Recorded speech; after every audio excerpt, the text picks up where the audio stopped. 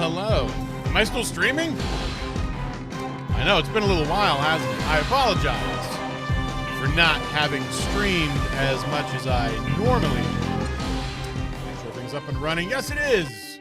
There it is. Hello. How are you? I'm doing well. My name's Adam Beaton. I am the Outreach Division Head for DISCON 3, the 79th World Science Fiction Convention, also known as Worldcon 2021, which is kind of how we've named all our social media as such. Hope everyone's having a fantastic day. I apologize, like I said, that we have not completed Phoenix Wright Ace Attorney. We probably should have sometime last week. However, as I indicated in the chat, if you're watching this after the fact, you probably have seen that you have the chat up right there to watch people talk. I had some personal stuff going on. Nothing bad, all good. I live here in Orlando, and my whole family came down. There's sort of a bittersweet reason for that. My sister was supposed to get married down here in Orlando at Disney World this year. Actually, she was supposed to get married about a week ago, right around Halloween. It's her favorite holiday. Fiance's as well. They were going to have a Halloween-themed. It's nothing like that. Not a Halloween-themed wedding, but anyway, because of the ongoing catastrophe going on in the entire world, and especially here in America, they decided to postpone the wedding. However, they couldn't get out of the hotel reservations and all the different reservations that they had made because they were at Disney World. They were going to do Disney World stuff, and for whatever reason, they couldn't get refunds for those. I mean, they could cancel if they want to, but then they would just have been like throwing money in the fireplace. It would have been the same thing. So like, all right, well, if we're not going to get married and we're not going to Ace Attorney again, yes, in fact, we are going to finish Ace Attorney tonight, guaranteed. You have my word. I have nothing else going on today. I don't care how long it's going to take. I actually don't know how long it's going to take because, like I said, I don't remember this case at all from the original time I played Ace Attorney. But yes, we're going to finish it today. Case 5, we're going to get it all done. I'm probably going to have to jog my memory as to what exactly is going on. But anyway, because my parents, my sister, fiance, they couldn't cancel all the hotel reservations that they made for themselves. They knew ahead of time not to tell everyone, okay, go ahead and get reservations and stuff. So everyone else was fine because they didn't, they didn't have a whole like big block of hotel rooms that they had booked up for a lot of people. It was going to be a very small wedding anyway. They decided, all right, well, since we can't get rid of them, we might as well just take advantage of it and actually go to Disney World. I have to say up front, I have not been to Disney World since the global catastrophe has been going on. And I just want to say that I think that they're doing the best job that they can do. Since Disney's reopened, there have been absolutely 0 cases of the you-know-what. And that's attributed to them being very vigilant on their part on making sure that people stay socially distanced, that people keep their masks on at all times. And I felt completely safe, I gotta be honest with you. So I was basically, I had to work during the day, but because of the global catastrophe, not a lot of people are going to Disney World, so the hours are only they're only open from like 9 a.m. to 5 p.m., that kind of thing. So even if I wanted to go and hang out with them at the parks, I couldn't do that because I had to work and everything. But I was able to go with them to several dinner reservations. And that was pretty much on the weekends, which is when you and I usually get together. So it was like, do I play Phoenix Wright with my friends and everyone in the Worldcon community? Or do I see my family that I've not seen in quite some time and also have very extravagant dinners paid for me? Because my parents and sister like to go to a lot of the fancier restaurants, and they're more than willing to pay for me, which is, I greatly appreciate it, especially my parents. So a free meal at a fancy restaurant, and I need to hang out with my family who I never see because they live up in Cleveland, Ohio, and I live down here in Orlando, Florida. Look, I love you guys. Don't misunderstand. But if I had to choose between one or the other, it's gonna be that. Anyway, let's get into the case 5. It's been like, I know it's only been like a week, but I cannot remember the name of the case now. But we're gonna see in just a second. So that is how long we have not streamed the Phoenix Wright Ace Attorney. And then after that, we're going to have to decide what we're going to do, because I'm still going to stream Cyberpunk 2077, the brand new AAA title that is coming out. Eventually, they've pushed it back so many times. They've pushed it back again to like December, blah, blah, blah, blah. I want to something like, first week or two in December. It was supposed to be right around Thanksgiving. Rise from the Ashes. Thank you, Lisa. Thank you. Yes, I knew it wasn't Turnabout something, even though in all the other cases in the entire Phoenix Wright series is always something Turnabout or Turnabout something. That's probably why I didn't remember it, because it's the odd one out. So we're gonna have to find something to fill that gap between finishing today and Cyberpunk 2077. So if you guys have any ideas, seeing as how you're here, feel free to make your voices heard. I have quite a few games. It's actually ridiculous. There are some newer games that are out that are that I do have that would fit the bill, at least for streaming on a science fiction convention website, like Star Wars Squadrons. I just picked up from it was called Origin, now it's called EA Games or something like that. I think is it still called Origins on my end? Yeah, I think it's still Origins on my end. There's a couple other ones we can take a look after we're done. I do have some like one-shot games as well that I could kind of throw in there as well. Valhalla is a really good game. Tacoma is really good. But anyway, let's just get right to her story. Her story is so good. I also did pick up Ghostbusters, the video game remastered. They were giving it away for free on the Epic Games site. So I was like, all right.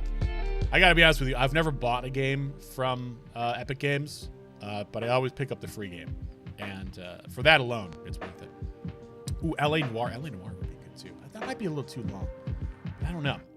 Anyway, let's switch over to Hatoful Boyfriend? Okay, I'll think about that. I don't own Hatoful Boyfriend, but I could definitely take a look.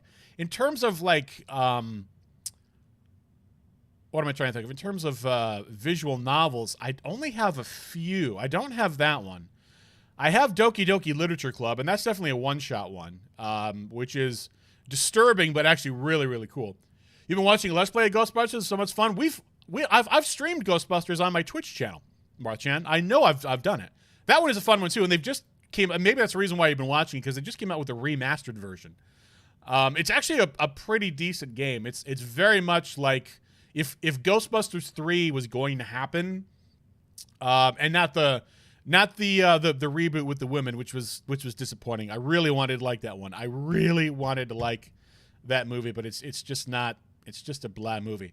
And not including that one, or including the one that's going to be coming out, the Finn Wolfhard Stranger Things Ghostbusters coming out.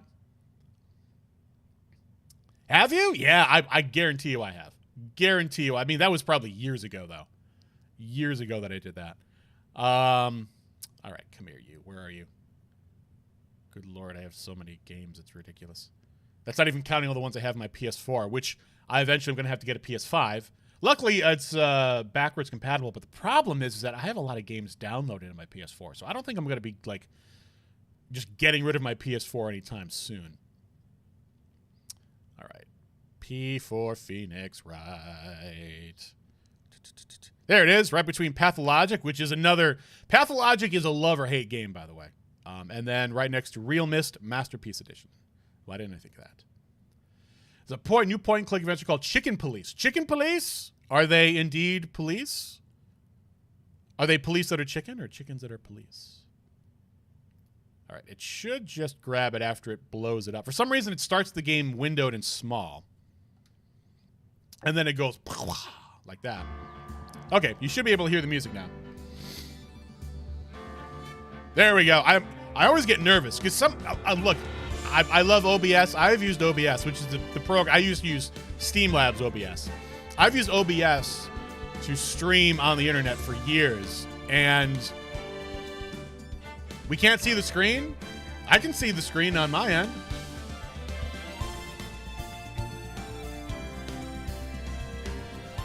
All right, now I gotta... Oh my gosh. Wow. I was about to pick up my phone to check that you guys can see the screen. Guess, oh my gosh, Alex Trebek, the authoritative, unflappable, and record-setting host of Jeopardy for the last 36 years, has died at age 80. Oh my gosh. Alex Trebek from Jeopardy just died.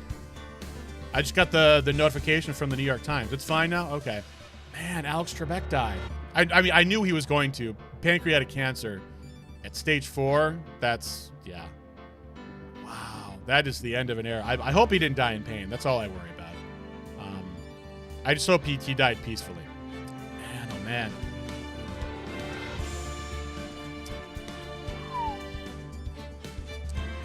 Ooh.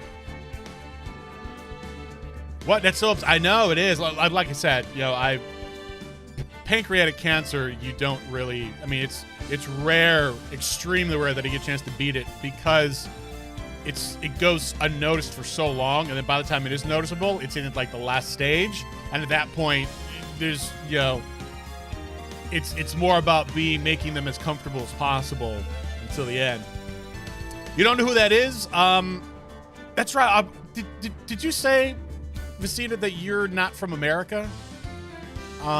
So in America, there's a game show that's been going on for decades and decades called Jeopardy, and it's like a trivia game where there'd be categories and you choose. You know, I'll take, and they have like different subjects. So I'll take geography and then there's like, different screens like for like 100, 200, 300, 400, 500. Liam, what's going on? Alex Trebek just died, Liam. Can you believe it? And then you would choose like, I'll take geography for $400. And then they would, the way that you would answer the question is a little bit backward. They would quote unquote give you the answer and you had to come up with the question. So it would like, geography for 100. And and then the host, which is Alex Trebek, would say, okay, and the answer is this country has Washington, D.C. as its capital. And then you would buzz in, and then instead of just saying the United States or America, you would have to give the answer in the form of a question. So you would say, what is America? Or where is that kind of thing. Can we just start the game already? My gosh, I was just trying to tell you what Jeopardy was. But anyway, Alex Trebek was the host of that game show since like 1984. So for a very long time, he was a staple on American television. And really nice guy. Very mild, very sweet guy. Just died of pancreatic cancer. So that's kind of a bummer. Kind of a bummer. There's also subject free SNL skits along with Sean Connery. Celebrity Jeopardy on SNL might be one of the greatest sketches of all time. Just that whole oeuvre of sketches. February 23rd, 9:34 a.m., District Court, Defendant Lobby number 2. We never get Defendant Lobby number 1. I wonder why. What's going on in Defendant Lobby number 1? That's what I want to know. What's going on over there? All right, I vaguely remember the case. It's the chief prosecutor. She's accused of murdering a policeman, I think a detective, and she admitted that she did it, but we're still going to try and defend her. We're still trying to find out what's going on. And instead of Maya, who is off being a spirit medium, we have Emma Skye. Now, Emma Skye I know from Apollo Justice, because she's one of the people in Apollo Justice that I've seen. But she's our, I hate to say sidekick, but she's, because it's so sexist, unfortunately. But sidekick is what it is, because, Phoenix is the attorney, and, she's helping out. And she is the sister of the chief prosecutor. So that's the reason why she wants to help out. Forget all the voices that I've done for this. So if you're watching this after the fact and you're just going right from the last time I streamed this to this, and you're like, why is the voice different? It's because my brain bone doesn't remember exactly. How did the investigation go yesterday, Mr. Wright? Frankly, there are still a lot of gray areas. Or rather, the whole thing is one big gray area. Don't worry about me, no matter what the outcome. I'm ready to accept my fate. Why does she have epaulets on? I believe in you, sis. Lana Sky supposedly murdered a detective in the garage by Edward's car. Yes, that's the part I remember. I'm trying to remember where. I'm going to probably have to go through the court record and look and see where the inconsistencies are. There was one thing with the phone. I remember there was a thing with the phone. Mr. Wright, let me offer you a word of advice. Yes? A defense attorney should never believe their client. The defendant is called to trial because they are suspected of wrongdoing. Never forget that. There's the wacky bento lady. Yes, I remember wacky bento lady who hates prosecutors, probably because she got accused of something. And then the cowboy. Yes, the cowboy detective who's an officer or whatever, but he got demoted. I remember him, yeah. Miss Sky, you remind me a lot of Mia. But there is one decisive difference between you and her. And that is, you're not a defense attorney. Bam! I believe it's almost time for the trial. Good luck, Mr. Wright. My first trial without a Fae helping me. No one's gonna bail me out this time. I'll be alone in there. Except with Emma, who is right next to you. So I've discovered the truth all by myself. All by myself. Jake Marshall? Yeah, Jake Marshall, yeah. Yeah, she last called Emma. Yeah, she last called Emma because we heard the phone ring. Let's do it, Mr. Wright. I'll be with you the whole way. All those glasses. That still looks like she's like what she looks like one of the doctors from Doctor Who. Like that looks like something like the Doctor would wear. Like in the 80s. Maybe a mix of like I don't know. Sixth Doctor and maybe the fourth one, I don't know. Mia appeared? I know, right? I'm sure she's gonna appear anyway. Court is now in session for the trial of Miss Lana Sky. The defense is ready, Your Honor. The prosecution has been ready for a while, Your Honor. Edgeworth. It's been 2 months, but I haven't been in a courtroom since his trial. I hope that personal feelings will not be a part of the proceedings today, Mr. Wright. I will choose a path I think is right, regardless of what those around me might say. The judgment to be made here is in our hands, not those of anyone else. Very well, Mr. Edgeworth. Your opening statement, please. Chief Prosecutor Lana Sky has committed an unpardonable crime. Not only this, but she was rash enough to commit it in the prosecutor's office lot. Wow, he's much more forceful in person. I suddenly feel like confessing to everything.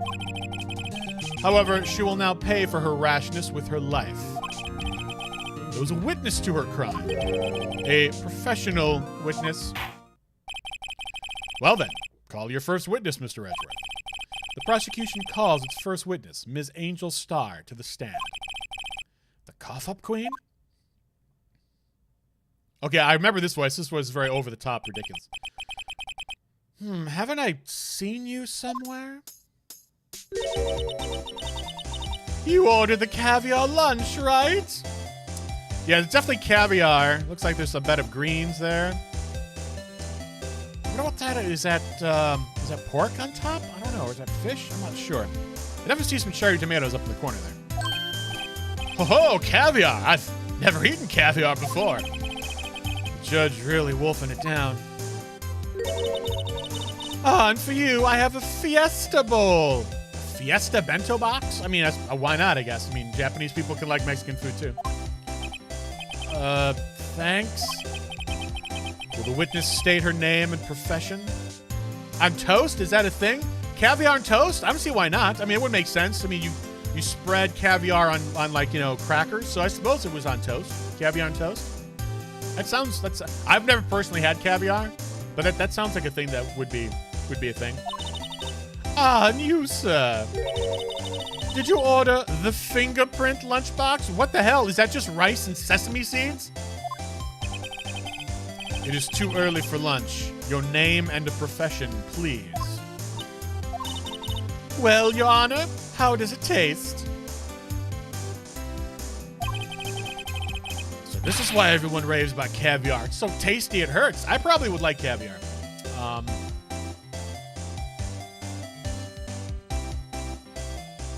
I like anchovies. I am that rarest of snowflakes that you'll find that actually does like anchovies on pizza. Also, my sister makes a homemade Caesar dressing and uses real anchovies and a lot of spices.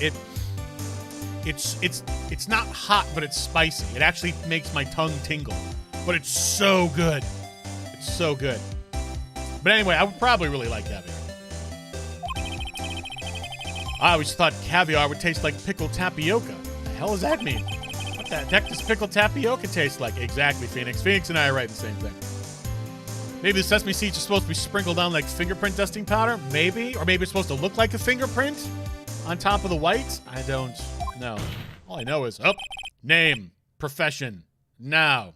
Well, Edgeworth's so ticked off, he's even stopped the music. Me, the name is Angel Star. Don't go forgetting it. I find myself running Lunchland these days. Anchovies are really required for Caesar dressing? Absolutely, yes. Absolutely, which is, why I probably would like caviar, because it's got that same salty, fishy taste, from what I understand. Is that what you wanted me to say, Mr. Edgeworth? Very well, witness. Please describe the incident to us. The prosecution will wait. I'm not finished eating. Hurry it up. Very well, Mr. Edgeworth. As you know, we usually call on the police to provide a description of the crime. Your Honor, as Mr. Edgeworth has said to the court, I am a professional. What exactly does that mean? Until 2 years ago, Ms. Angel Starr was a special investigator with the police. She was a first-rate homicide detective. What? Miss Starr was a detective? Aha! I know who you are. Cough up? Cough up, Queen Angel Star, Your Honor. Long time no see. Very well. You may continue with the description, Ms. Starr. Just who is this lady? If I might have the court's attention over here. All right. The parking lot at the prosecutor's office is divided into 2 blocks. A block is for the prosecutor office personnel. B block is for visitors and clients. A chain divider separates the 2 blocks. I suppose that's to keep visitors from taking up prosecutor spaces, yes? The crime took place by a car in the back of A block in the car's trunk. The killer stabbed the victim with this knife and went to drive the body out. Unfortunately for her, there was a witness and an arrest was made on the spot. And who was this valiant witness? Why, it was me, Your Honor. Parking lot floor plans. The parking lot with Edgeworth's car. All right, we've added to the court record. Witness, did you see the very moment of the crime? Of course, Your Honor. Immediately after that, I apprehended the chief prosecutor. It seems rather cut and dry, doesn't it? It does. Like, I'm even surprised we even went to trial with this. But apparently, there's some inconsistencies. And we're going to find them. Well, Mr. Wright, I can't agree on principle, Your Honor. It seems that some poor losers are unwilling to accept the truth, Your Honor.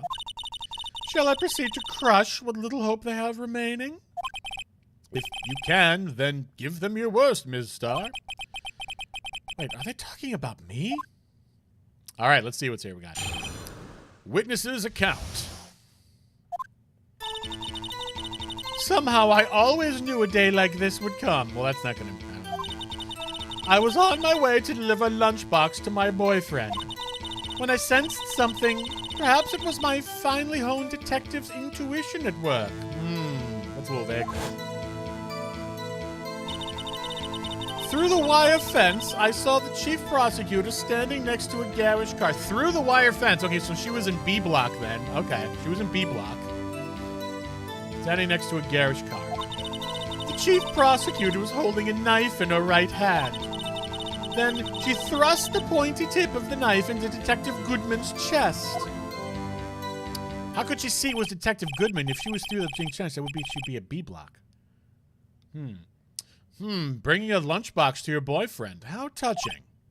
As you can see, there is no room for doubt. The key point of your testimony seems to be nothing other than the point of the knife, which you saw being stabbed into Detective Goodman. So, how does it feel to be so utterly crushed? I'm still thinking about that. It's merely a flesh wound, Mr. Wright. Very well, Mr. Wright. You may cross-examine the witness. All right. Let's do some pressing. What I probably want to do, let's look at what we got here first. Okay, so what do we have to work with here? The attorney's badge, Goodman's ID, investigative ID found at the prosecutor's office, ID number 5842189. I'm sure that's going to come into play at some point. They're going to be like, well, my ID is 734 blah-diddy-blue-diddy-blah-diddy-blue. And obviously the IDs are going to be wrong. King of Prosecutors trophy, which is broken for some reason. The murder weapon. Usually in Edgeworth's toolbox, traces of victim's blood, no prints. And nothing going on there. Just trying to remind myself of everything here. Parking stub. Miles Edgeworth parked at 1712, so 512. The Blue Badger panel, a work of art designed by the chief of detectives and created by Detective Gumshoe. Broken on the side there. There's a handprint, smudge right there. That's interesting. I wonder what that's all about. The autopsy report, death due to loss of blood, one knife wound, died within an hour and a half of 4 p.m. Is there anything else in there? Between 4 o'clock and 5:30. Date and time of death, February 21st. Okay, so got that. Assessment wound was caused by a 4.5-inch knife. A single stab wound was found. Okay, got it. Loss of blood from chest wound.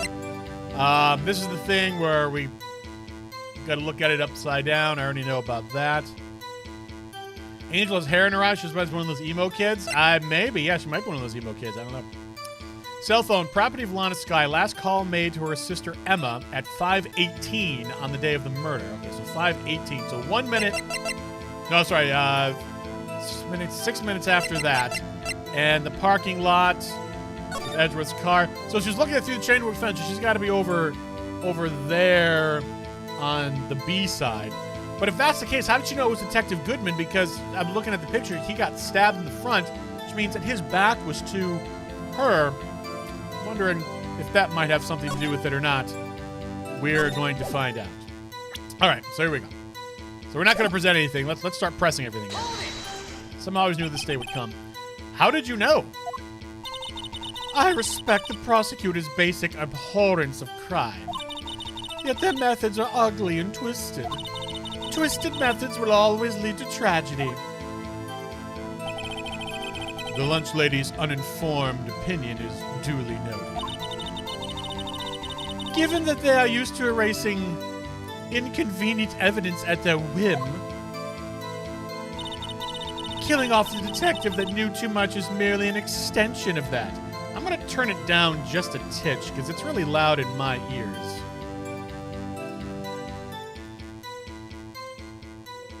There, that's a little bit better on my end there. Let me know if that's too quiet, but I don't think it is. Looks like everything is going well on our end there. Killing off the detective that knew too much is merely an extension of that.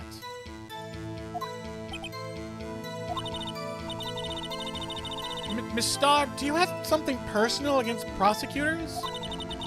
I felt that I had found my dream job when I became an investigator. And if I hadn't been laid off by those prosecutors over there, I'd still be one.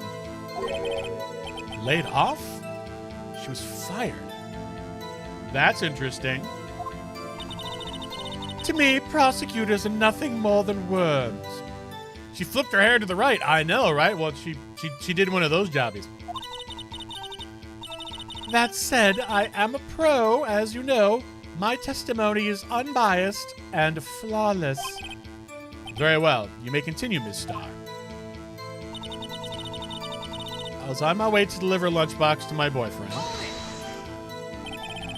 This boyfriend, he's the detective? Not that boyfriend, the security guard. Not that boyfriend? That boyfriend? You have several? I don't know. They're consenting adults. It's none of my business. Yes, this boyfriend, that boyfriend, and the other boyfriend. Nice. Care to join? Aha. The yet another boyfriend position is still open for applicants. I'll stick with the lunches, thanks. Note to self, the judge had to think before replying. The security guard room is in the lot in A block. Yeah, it's like above. It's up on the second level, so you can see everything from there. That would be the room with the security sign. Yes, but you said you saw through the chain link fence. That would mean you were in B block, not in security. Either that or what she witnessed happened in B block, not in A block. I have a feeling we found the inconsistency. Incidentally, did you bring your lunchboxes by car? Since I'm a visitor now, I parked in B block. So she was in B block when she witnessed the crime. Okay. Yeah, okay, so I think that's gonna be the problem there, because how could she see that it was the detective? Let's see. When I sense something, perhaps my finely honed detective's intuition at work. You sensed something? So you're saying you had a premonition of the murder? It felt like, how would you say? Oh, yes. It was like the feeling you get when you view a pumpkin chock full of seeds. I have no idea what that means. Speaking of a detective's intuition, wasn't the victim, Mr. Bruce Goodman, also a detective? Yes, well, he was like a young cheese. Young cheese? A pale white cheese, not yet tangy with experience on the streets. A greenhorn. Then I must be hard, yellowed, and sharp as a tack. Yeah, with the odor of an old cheese to match. In any case, there, in the lot, I felt something stirring in the back of my mind. Through the wire fence, I saw the chief prosecutor standing next to a garish car. By garish car, you mean Mr. Edgeworth's car, yes. Mr. Edgeworth's? Incidentally, the knife which with the... Let's try that again. Incidentally, the knife with which the victim was stabbed was also Mr. Edgeworth's. Wasn't it? Indeed it was. Hub, hub, hub. Triple gavel? Oh, no gavel on this one, huh? Just everyone shuts up on their own. What an odd case this is. And the person you saw, you are sure it was the defendant? I saw her from no further than 30 feet away. I am certain it was her. There's the hair flip again. If she's telling the truth, we're doomed. Let's just do what we can. Even if we don't have any proof, we can always nitpick. Witness, in your testimony, you clearly stated the following. Prosecutors are nothing more than worms. Ergo, you are a biased witness. You might want to keep those silly opinions to yourself in the future, rookie. Huh? Rookie? Unless you're willing to risk the consequences of doubting me. I'll fry you like a fritter. Crispy on the outside, chewy on the inside. That was inspiring. I believe I've heard that tagline elsewhere. You could cry plagiarism. I may be relegated to the lowly post of lunch lady, but my instincts are honed. A photograph? You took this? The moment I witnessed the crime, my reflexes took over and snap, I took a picture. In fact, one of my lunch boxes is rigged with a camera. What? Why not just have a camera? I suppose that's more exciting than just hanging it around your neck or having it on your phone. But again, I think this game did come out in 2001, so camera phones weren't quite what they were. In fact, I don't think really there were very many really good camera phones. Witness, why am I only seeing this photograph just now? You think I'd show it to you, a prosecutor? Think again. My boyfriend works in the photography division of criminal affairs. Well, this is most certainly the defendant. The moment of the crime is photographed by Angel Starr. Crime photo added to the court record. Okay, so there's got to be, is there something going on maybe with flip-flopping? Like with the left, she's closing it with her left hand and her right hand is covered up. Right arm is really covered up by a trench coat, but apparently has blood on it. It's in black and white, so we can't really serve. I guess we're assuming that it's blood because we don't want to assume anything, but okay. I don't see the body, though. Isn't the body hanging out, though? Oh, that is unmistakably Lana Skye. So, what was the defendant doing at the time? The chief prosecutor was holding a knife in her right hand. Was she? It didn't look like she was. Tell me more about this knife that the suspect was carrying. Well, I'd say the blade was about 4 inches long. Is that right, Mr. Edgeworth? It is your knife, after all. Ahem. Yes, that's about right. Prosecutors are by nature well-versed in the location of a man's vital organs. I'm sure it was easier than boiling an egg for my egg salad surprise set. You can't testify as to her ability to kill an egg. I mean a person. Perhaps a chicken salad set would have been a better metaphor? So, the defendant was holding a knife. What then? Then she thrust the pointy tip of the knife into Detective Goodman's chest. Tell the court why you didn't try to stop this crime. You did see her raise the knife to strike, no? The defense has a point. Unfortunately, by the time I realized what was going on, it was already too late. Too late? Yes, the next moment, the chief prosecutor brought down the murder weapon. Okay. I see. It's only a flesh wound, Mr. Wright. We can make it. You said that before. Anything else? Scientifically speaking, Miss Starr's testimony is flawless. Sounds pretty fatal to me. What do we do? Is this it?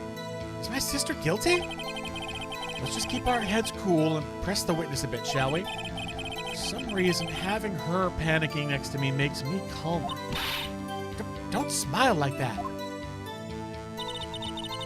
She'd have time to stop him, but she'd have time to take a photo. Well, I mean, after the fact, I suppose. All right, so is the photo the problem? So, I mean, this is clearly...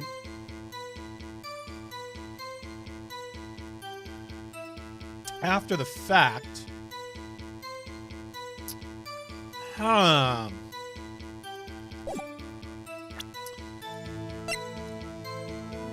Sometimes knew a day like this would come. I was on my way to deliver a lunchbox to my boyfriend. When I sensed something, perhaps it was my finely honed detective's intuition at work. Exactly. They're clearly massive problems. The trick is figuring out how to get them into the story. Exactly, yes. Through the wire fence, I saw the chief prosecutor standing next to a garish car.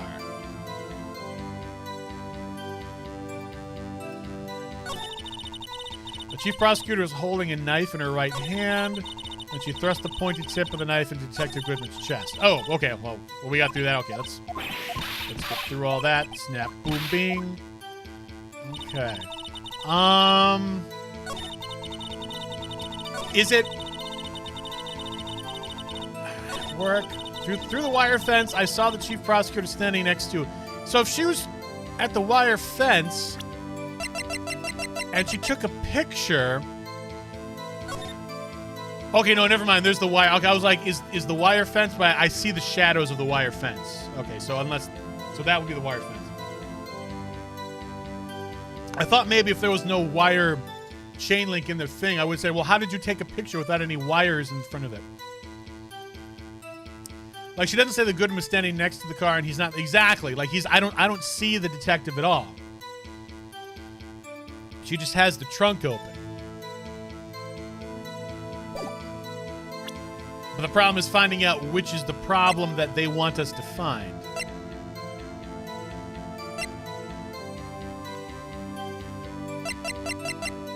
So 1712.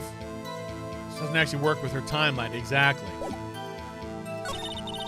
Chief prosecutor is holding a knife in her right hand.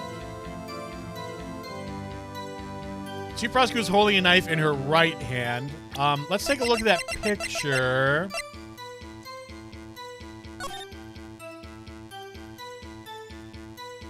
Okay, so that is her. Okay, so if she was knife in her right hand, is it the fact that she had something in her right hand? But the blood is on her right side, it looks like.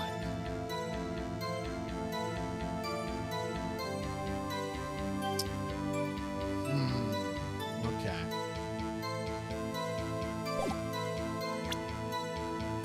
Let me press that one more time. Tell me more about the knife the suspect was carrying. Say the blade was about 4 inches long. Well, the autopsy report says 4.5. I don't know if that's... I mean, that is inconsistent, but it's not... I don't think it's inconsistent enough. Blade was about 4 inches long. Is that right? Yes, that's about right. Prosecutors, I'm sure it's easier than boiling an egg, and we're talking about killing an egg. She's not actually holding a knife. No, she's not holding a knife.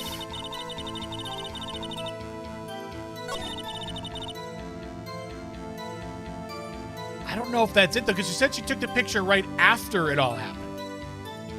We can try that. But does it say the moment of the crime? So let's see if this is it. Oh, that's it. We got it. Okay. And you witnessed this? You saw Miss Sky stab the victim with the knife. As I've already said, yes.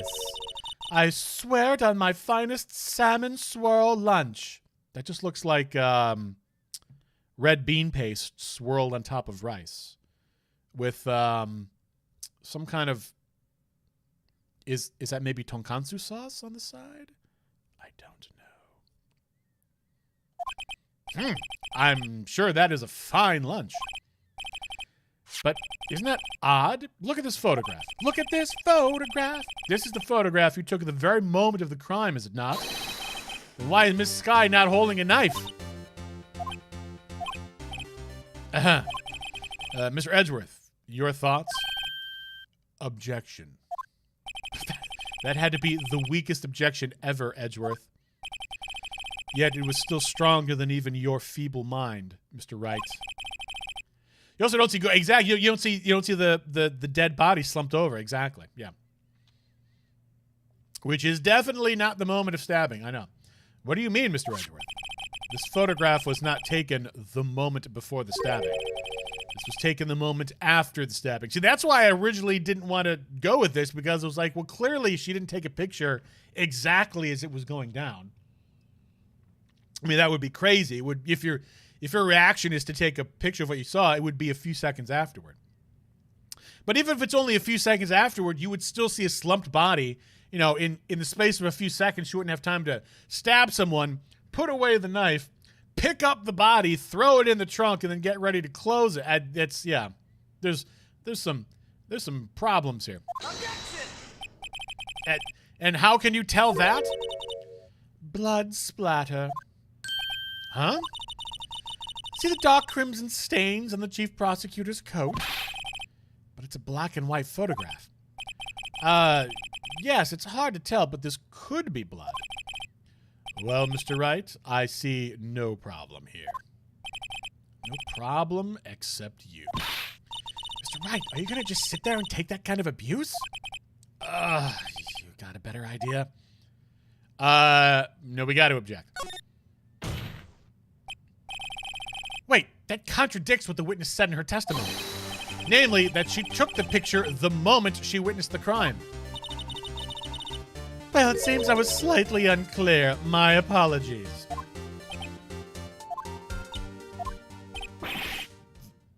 That's it? If you run out of lunch, you order seconds. Problem solved. If you don't like it, try ordering the jumbo-sized lunch from the get-go. Good advice. I'm not sure I understand it, but good advice. I didn't have time to stop her. Prosecutor Sky was cold, calculating, like a robot. She killed without pain or remorse. It was a premeditated murder. Premeditated? How do you know? Look at the chief prosecutor's hands in that photograph. Well, are those gloves? Surgical gloves made of thin rubber, most likely. Why would she have those on? If it was not premeditated, she would not be wearing those gloves. What, people are allowed to wear gloves? It's February. I mean, it's February in Los Angeles, but it's February. You can't wear gloves outside in February? Bah. These gloves do seem to tell a tale of premeditation. Premeditated murder, a serious offense. Witness, add this to your testimony. Aha, so that's where we have to, The murder was planned. The rubber gloves prove it.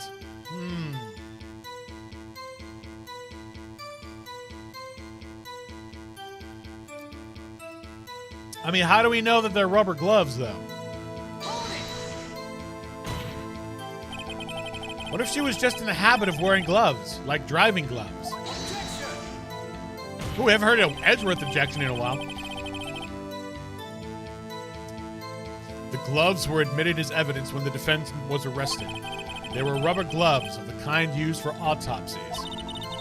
In other words, when the chief prosecutor came to the crime scene, she came to do murder. It's the only possible conclusion one can make. Everything was planned. It was a premeditated crime. Ugh. Impressive. I'm sorry they took you off the force, Miss Starr. This is bad. She's got them thinking this was all planned. If she can prove this claim, the trial's already over. Gotta think of a way to show that this wasn't premeditated. Plus, you can make it anything else, scientifically speaking. Zippity-doo-dah, zippity-zip. Okay. All right, so we've got to somehow... Okay, so what do we have that can prove this is not premeditated? Is it the fact that... Is it the fact that Edgeworth showed up at 5:12 and the murder took place at 5:18?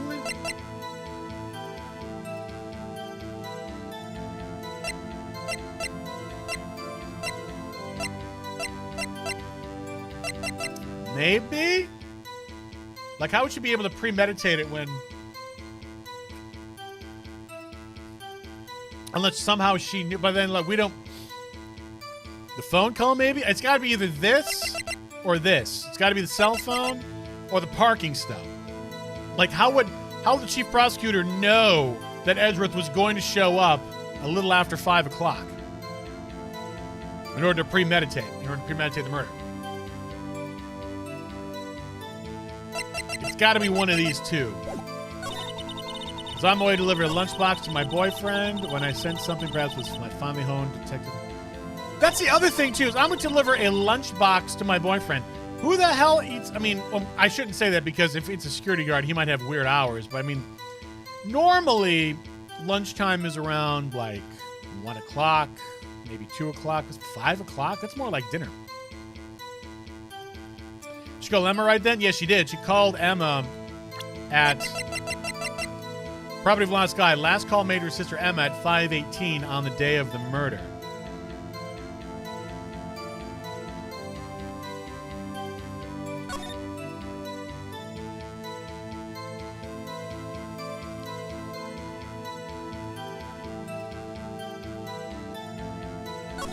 And that just opens it up, and there's just a big call button right there. Good Lord, a flip phone. Oh my gosh, that's ridiculous. There's no need to push this again. What's wrong? You look like I do during finals.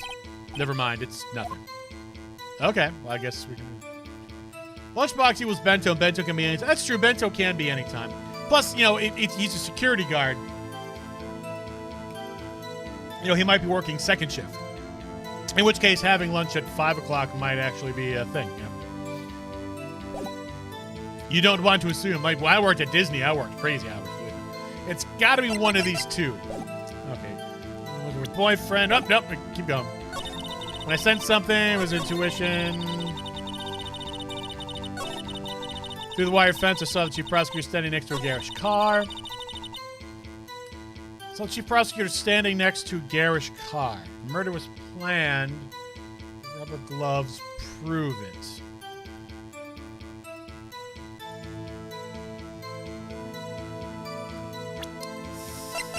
I'm gonna go for it. I don't think this is it. No, this is not it. That contradicts the evidence. It does. There's nothing contradictory. We screwed that one up.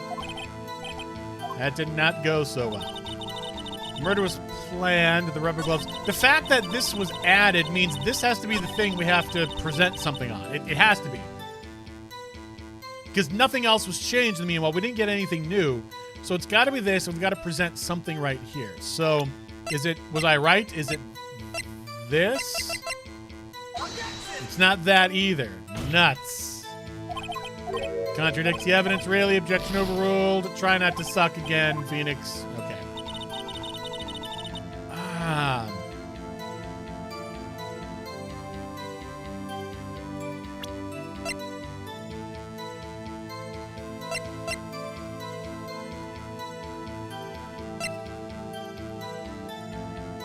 Can you press on something now that is contradicted by the gloves? Through the wire fence, I saw the chief prosecutor standing next to a garish car. When I sensed something, it's contradicted by the gloves. I saw the chief prosecutor standing next to a garish car.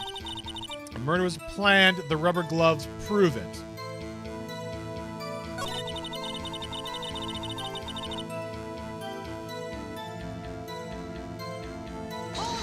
Let's try pressing there again. By garish car, you mean Mr. Edgeworth's car? Yes. Mr. Edgeworth's. Incidentally, the knife which was stabbed was also Mr. Edgeworth's, wasn't it? Edgeworth agrees. Everyone flips out. What an odd case this is. The person you're sure was the defendant saw her from no further than 30 feet away. I'm certain it was her. 30 feet away. Does the knife have fingerprints? No, because she's wearing gloves, remember? Remember where the rubber gloves prove it? So there would not be any fingerprints on the, And if there were fingerprints, it would probably be Edgeworth's because it's Edgeworth's knife. And I have a feeling Edgeworth did not actually commit this crime. But if you look at it, I actually did check it before. There are no fingerprints on this knife at all. This must be the victim's blood, right? Either that or Edgeworth cut himself peeling an apple. What's Edgeworth doing with a knife like this anyway? Hey, maybe he spends his weekends roughing it in the wild. Edgeworth? In the wild? I think my fruit peeling theory is more likely. Are you kidding? I always pictured him as an outdoorsman. Now there's a scary thought. Yeah, there's no fingerprints on there at all. Ixnay fingerprints fade.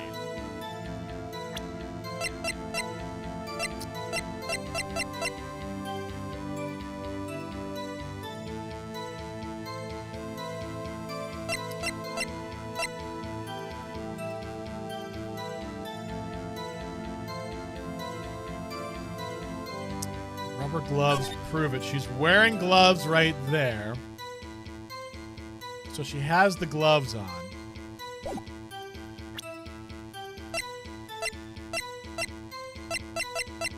Can I pull out the autopsy report? Sure.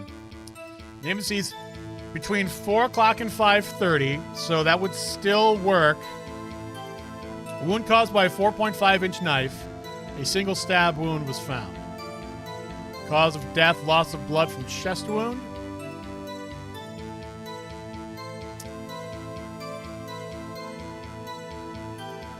I mean, they say it's about 4 inches, but they don't have that part of the testimony that I can then say, look, you say it's about 4, but it's actually 4.5. So we can't press on that. We can't do that. Time of death.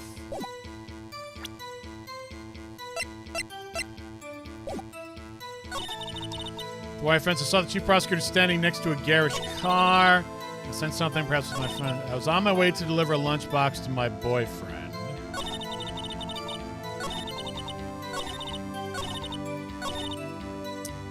It's right in front of me, but I can't see it.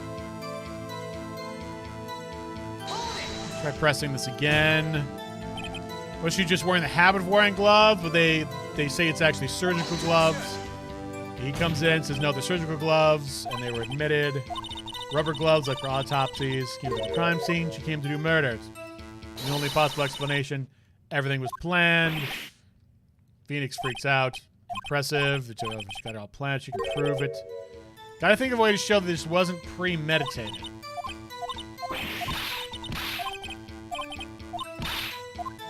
How do we prove that it's not premeditated?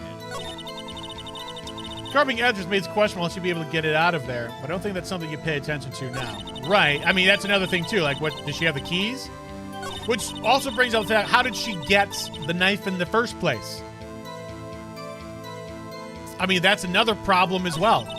If the knife is in the toolbox in Edgeworth's car, how did she get into the car?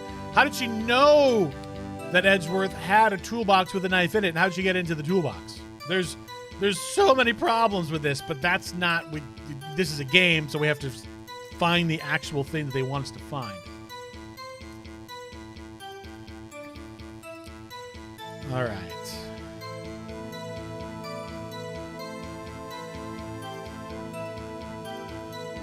Also, how'd she get, that's what I just said. How'd she get into the car? Yeah, how did she get into the car? She had the keys? Like, Edgeworth just showed up at 5:12, and apparently the murder took place at like 5:18. Blah, blah, blah, blah.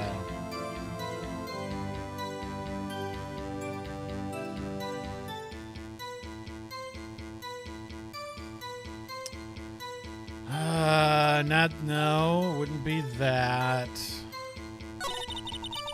Plan. Come on, Brainbone, you can do it. Let's see.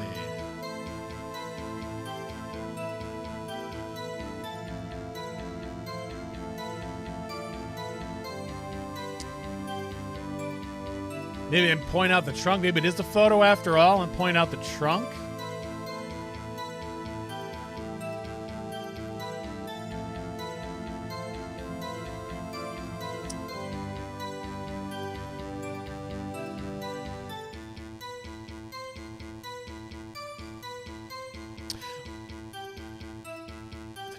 Wait a minute, we were just talking about...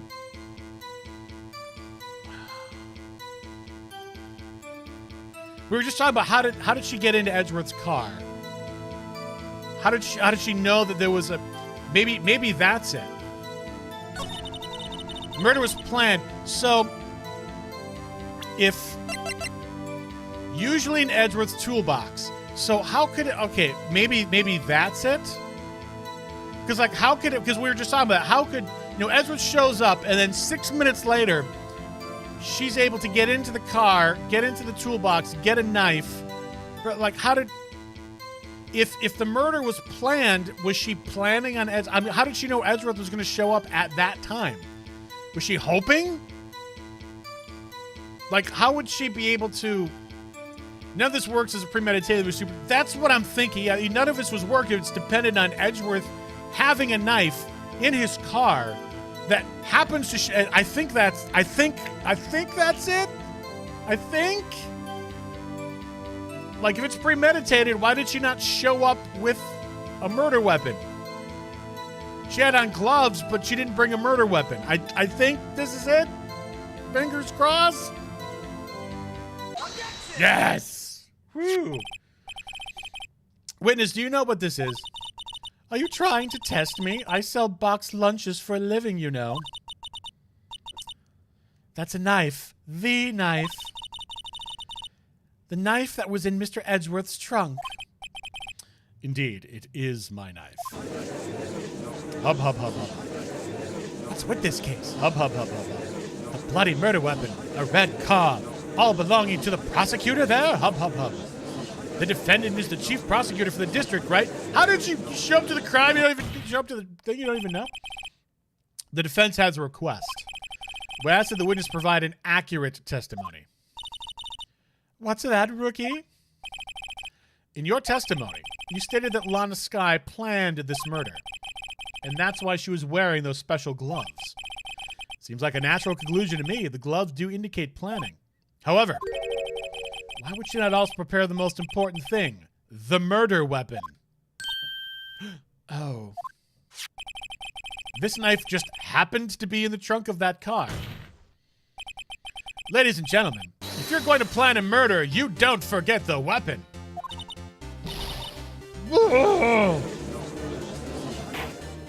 Order! Order! Oh, a triple order on that one. Great. Now the tide is turning in our favor. Great show, Mr. Wright. My sister's as good as free. I mean, she could have also, like, you know, putting himself in the prosecutor's position. She could have been like, I was going to strangle him, but then the knife was there, so I was like, I'll use the knife instead. I believe the next lunch you'll be eating is humble pie. What? I hope you weren't deluding yourself into thinking that the tide has turned. Not over such a trifling detail. But this shoots a hole in the whole premeditated theory. Bah. The prosecution could care less if it was premeditated or not. The only one who seems to care is that lunch lady over there. The defendant, Lana Skye, murdered a detective with a knife. That is the only thing the prosecution needs to prove. Nothing else. Very good, Mr. Prosecutor. I suppose you think you're clever now. But you know as well as I do that she planned on killing him. It was planned. If it wasn't, why would she have been wearing... I believe I'd like to hear your testimony again. Witness, please tell us only what you saw, not what you thought. How dare you? My powers of deduction are not to be underestimated. Really now. Angel's deduction. All right, let's see here. Lana Skye intended to murder Detective Goodman. That's why she called the victim all the way to the prosecutor's office. I'm sure the chief prosecutor had a grudge against the victim. Nothing else could drive that human machine to plunge the knife in again and again. Oh, there you go. We already got the contradiction. Autopsy report says it was only one knife wound. We got it. I don't even have to press. The victim was summoned from the police department to the prosecutor's office. It does sound a lot like premeditation, doesn't it? So if I ordered a pizza, does that mean I'm planning to kill the delivery boy? In any case, the defense may now cross-examine the witness. Let's go right to it! Last guy intended it, that's why she called it. No, not that one. It's not going to be that one. I'm sure the key prosecutor had nip. Boom! Too easy!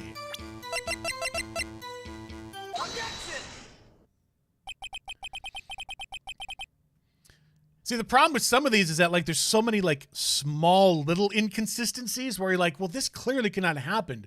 But the game doesn't want you to find, you know, that inconsistency. It wants you to find this inconsistency. And sometimes I think that's where you can get tripped up. Like this was cut and dry, easy. You know, if you read everything and remember it, then it's, you know.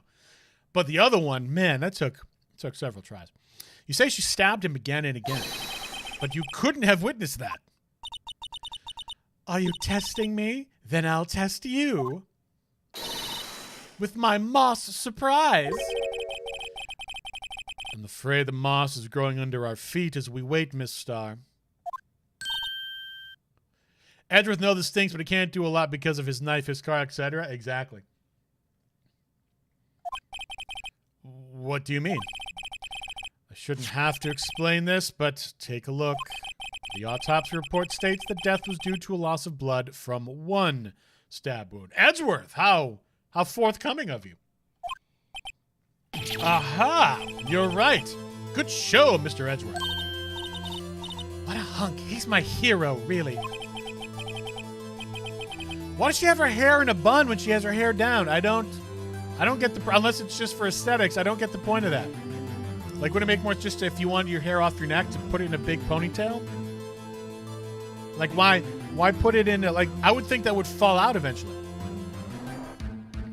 Boom, boom, boom, boom, boom, boom. Objection to your hair, Lana.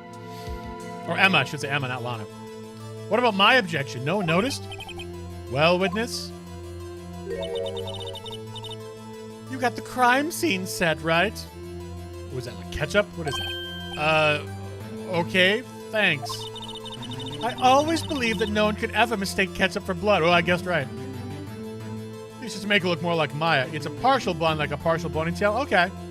Not having that problem. I speak from a place of ignorance. I have no idea. But now I realize that such mistakes are possible. So you could pull it off with my hair? I could pull it off with my hair either. So, you're saying you mistook something for blood? When she lifted her knife, I thought I saw blood at her breast. Splattered blood from her victim. That's why I thought she must have stabbed him at least twice. Then tell us what you saw that you thought was blood. Testify. Okay. Her red muffler looked like blood to me. That's how ghastly the whole scene was. Muffler? What muffler? Objection! She wasn't wearing a muffler in that I didn't even have to look at it. Whoa, I didn't realize it was going that fast. The witness is clearly not suited for detective work. Anyway, the photograph that she took right at the moment, she's not wearing a scarf or a muffler. She's wearing a trench coat. There's no muffler. The witness is clearly not suited for detective work. Well, what? The suspect was not wearing a scarf or muffler of any kind when she stabbed the victim. Yeah, I was going to show you, but I realized I had presented instead of showing you, so I apologize for leaping to it. But that one was completely obvious. And you've proved it yourself. See the photograph? See, she's wearing a trench coat. She's not wearing a scarf.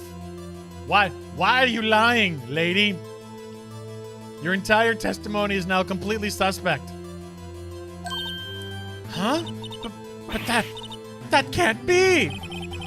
Only a professional lunch lady could be so utterly clueless. Congratulations. Perhaps you finally found your true calling in life. Huh. Harsh words, but good. In the end, Mr. Edgeworth prevails.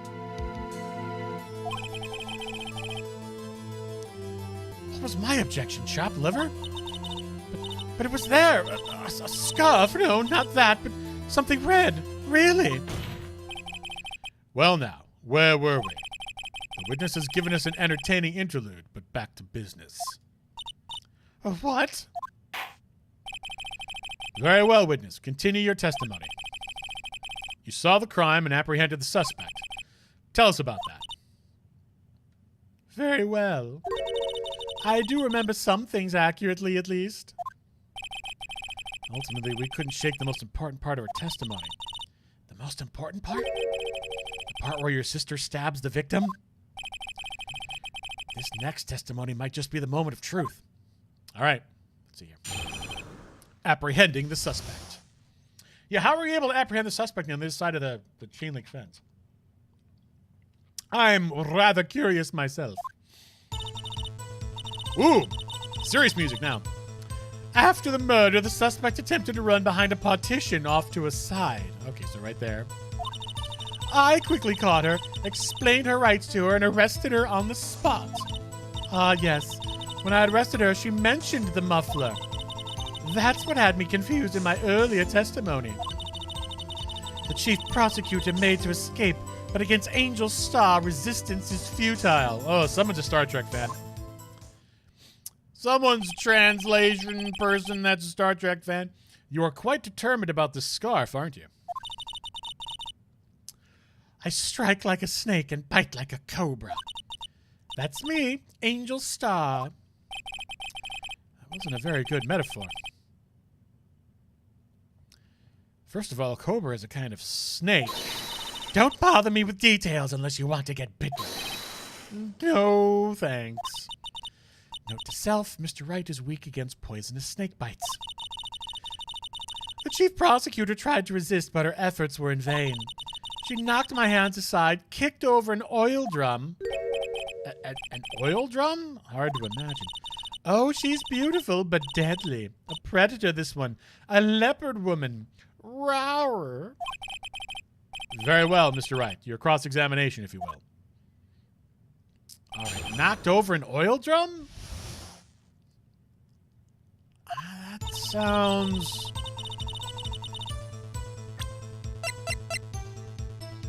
Boop, bop, beep, bop, boop, beep, beep, boop, boop. I don't think we have anything right here. We're going to have to start pressing and getting some stuff in. Suspect attempted to run behind a partition off to her side. So where is this partition on the floor plans? I'm sure she means this wall next to the car. Yeah, why is that wall there in the first place anyway? That's right. There was a wall there, about 6 feet high. And there is a knocked over oil drum right there. She was obviously trying to hide herself. Quite a natural thing for a criminal to do. Also, if you're not teleport, yeah, I would love to know, how did you get through the fence? I've had that question since we started this thing.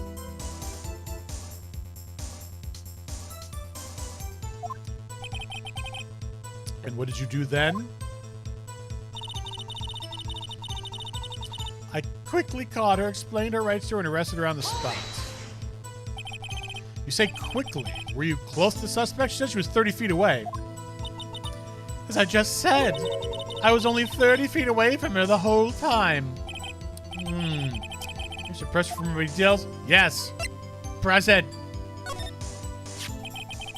I'd like to see this on the floor plans just to be safe. I think we found the problem. No, there's no... Look, you can look at it right there. Where's the gap? How do you get through? Zoe, what's up, Zoe? I hope you have a great weekend. I had a pretty good weekend, to be honest with you. I had a really good weekend. If I may quickly say something so controversial yet so brave, I think everyone in America had a pretty good weekend. But I'll just leave it at that. This isn't my channel. This is the WorldCon 2021 channel. So I'll leave such things to your imagination and figure that out as you will. Anyway, the lunch line car was... She was a visitor, thus she was parked in B block. So you witnessed the murder from here. That would make it about 30 feet from the car, yes. Is that correct, Miss Starr? Yes, that's right. But she seems a little unsure of herself right there. But there was a chain link fence in front of you? Yes, let's address this, shall we? I went over it, of course. Amazing. The cough-up queen, lunch lady athlete indeed. She jumped the fence? It would have taken her a little time to climb over the fence. So she couldn't have gotten to my sister that fast. Yeah, that fence was about 9... Yeah, so there is a gap. You can see the gap right up there. There is a gap. So she climbed over the fence.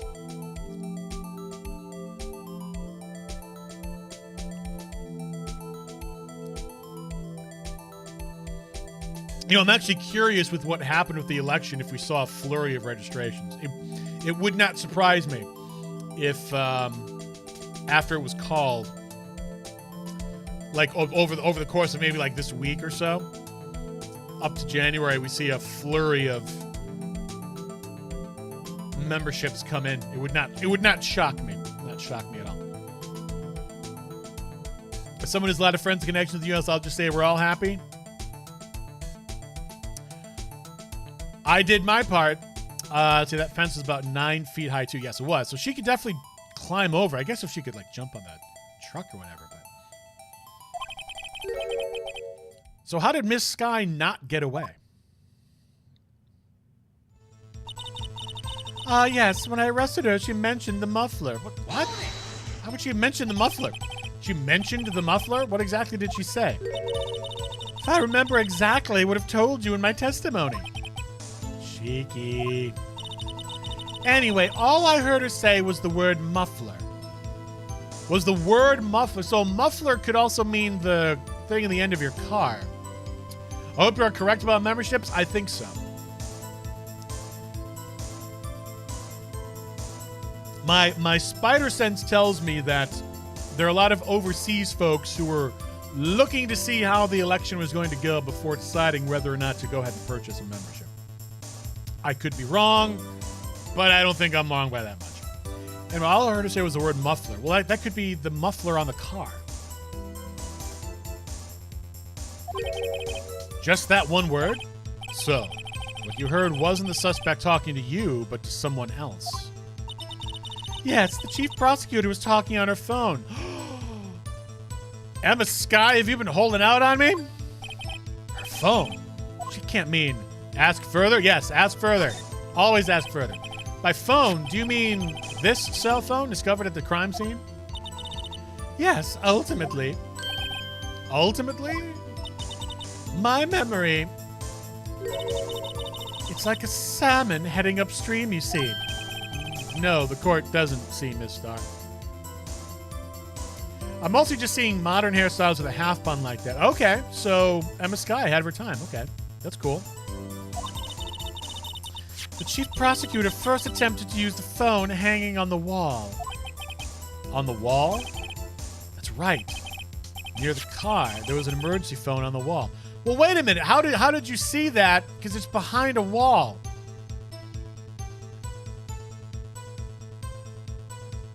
I got mine back in March or April, thinking there'd be no world problems by August next year. I'm hoping there's no world problems. I got mine. Actually, I think I got mine even before I joined up on staff. I got mine when I got my Con Zealand one. I got them both at the same time. I just went like, it's Worldcon Day, and I just swooped in and got them both. So that would have been, I don't know, a long time ago. That's right, near the car, there's an emergency phone on the wall. Yeah, but how do you see that she's trying to call? There's a giant wall in front of you. How did you see that? So she had time. So between the time that you saw her on the other side of the wall, grab the phone, try to call, realize it's not working, grab her cell phone, call someone, we know who it was, say muffler, and then you apprehended her? There's some problems there. Apparently it was out of order, and so she used her cell phone. Indeed, the emergency phone was out of order that day. Good witnessing, witness. Good witnessing? Whatever happened to good testifying? You should, of course, add this to your testimony. Aha! This is where we press. Things I do to please this rookie defense attorney.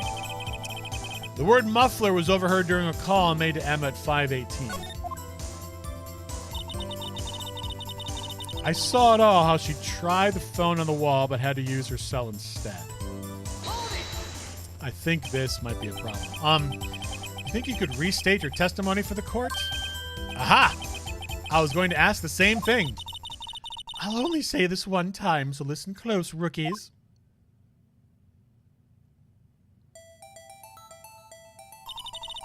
The chief prosecutor stabbed the victim and ran behind the partition. Then she picked up the emergency phone on the wall, but it was out of order. How did you see that? She's behind a wall. So she pulled her own cell phone out of her pocket. Again, according to this, she's behind the wall. How are you witnessing all of this? And during that time, you climbed over the chain link fence. Then, when I boldly grabbed her arm, the chief prosecutor hung up her phone. And you saw her doing this? Yeah, I think Phoenix and I are on the right track here. What is it, Mr. Wright?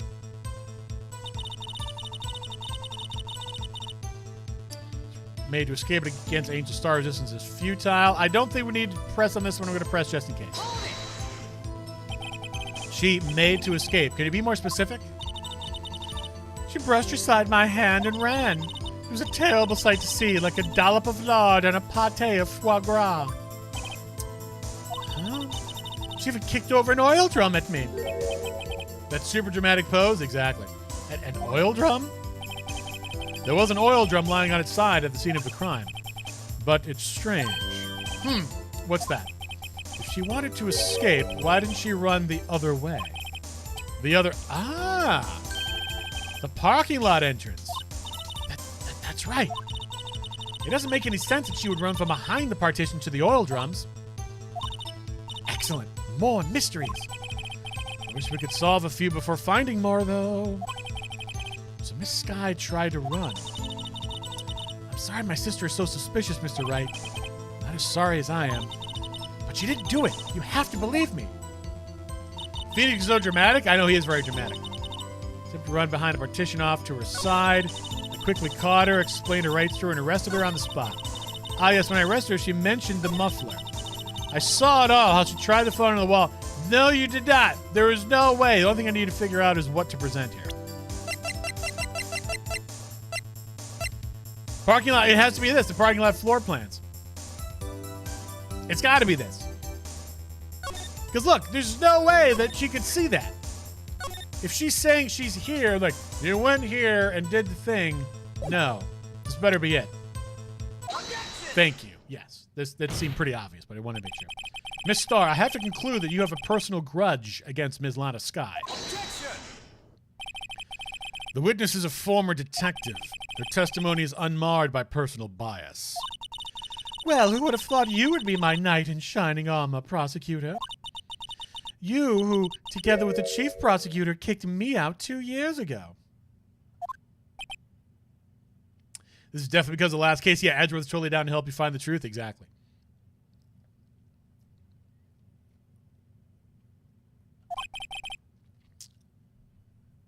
Well, Miss Starr, this is a fatal contradiction with your testimony. How do you explain this? I don't know what you're talking about. Mess with me, and I'll make you cough it all up. Let's look at the floor plans. You said you witnessed the crime from this point. However, if that's true, you couldn't possibly have seen Miss Sky making that phone call. I believe you see what I'm getting at. That emergency phone was on the back side of this partition. If indeed you were in B block, you couldn't have seen it. Oh, snap. I always love the part where they're like, got her. They got him. Order, order. What is the meaning of this? It's simple, Your Honor. She's not coughing up lunch. She's coughing up lies. She sits on a throne of lies. That's quite a claim, Mr. Wright. Perhaps you will allow me a question? Tell us exactly what lie this witness has told the court. Here's where the counterattack begins. I can't afford to get this wrong. The witness lied about... what did the witness lie about? Where she saw it? What she saw, or the order of events. That's interesting. Okay. Let's think about this. I was just trying to get this right the first time. So what did she lie about? So she says that she saw... If she's claiming that she saw all that go down, went to the emergency phone, not working, went to the cell phone, which corroborates with Edgeworth's testimony that the emergency phone was not working, it means that she's lying about where she saw it. It wouldn't be the order of events. Why would she try the emergency phone and then, murder someone? I'd say this. Miss Sky tried to use the emergency phone, but it was out of order. What is significant about this fact? Nothing. Therefore, it would be pointless for Miss Starr to lie about it. Pointless to lie, I see. But say the witness did actually see Miss Sky using the emergency phone. It would mean Miss Starr witnessed the crime from a different location. Edgeworth will say, who cares? A different location. Now that's a pointless lie if I ever heard one. Before you call my lie pointless, at least let me tell it. Let me ask a question to our clever wordsmith, Mr. Wright. Just where was the witness when she saw the crime? All the testimony we've heard until now points in one direction. The place from where Miss Sky witnessed the crime was here. Okay, so it's got to be, it can't be here. Oh, wait a minute, the security room is higher.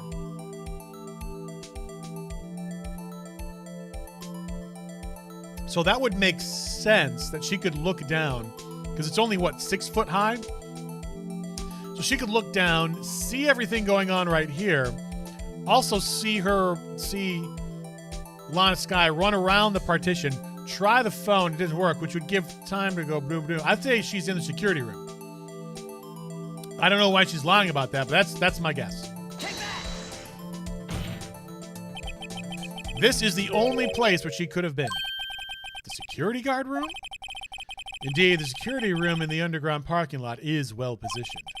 It's built on the second floor, so you can see the entire lot. She would have been able to see the emergency phone from there. But why there? There are many other places where she could have seen the phone. Not in this case, Your Honor. The witness, not being part of the prosecutor's office, couldn't park in A block. Exactly, so she would have no reason to be in A block. The only place where she should have seen the crime and the back of the partition is here. I remember in your testimony you said you brought a lunch to your boyfriend in the security guard room, yes? Well, Ms. Starr, how many years have I been getting the better of men? To think that the tables could be turned. Today a man has gotten the better of Angel Starr.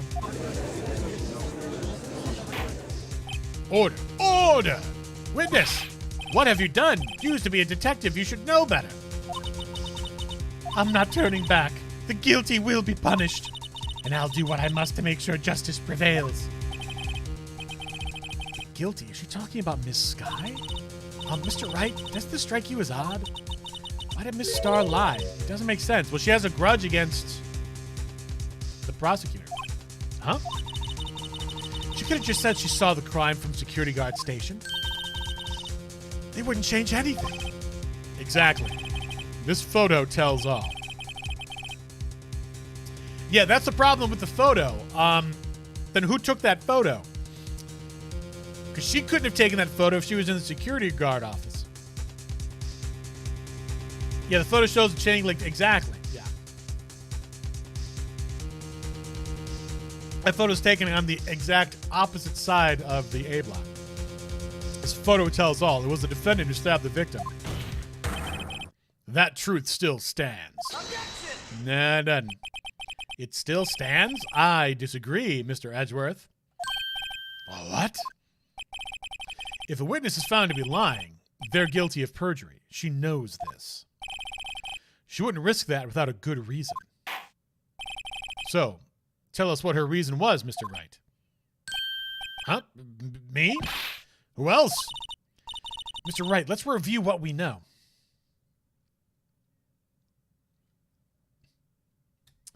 She had to be looking through the fence first, then run around to the security office, missing a lot of what happened, then run out of the security office and down the stairs to catch Lana. That's true. I think you're probably correct on that.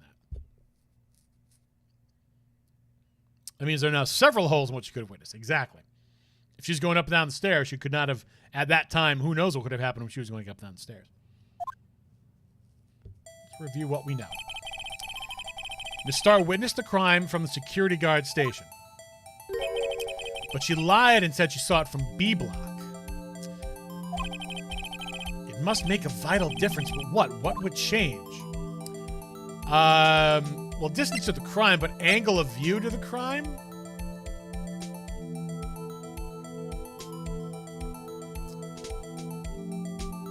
Difference in lighting. That's clearly what it is. That's what it is. Angle of view. I mean, angle of view to the crime does change. Difference in lighting? No, difference in lighting is not. It's not difference in lighting. I will guarantee you all the money in my pocket that it's either distance to the crime or angle of view. Both of which are true, but which is the bigger difference? Which is the bigger difference maker? Distance to the crime.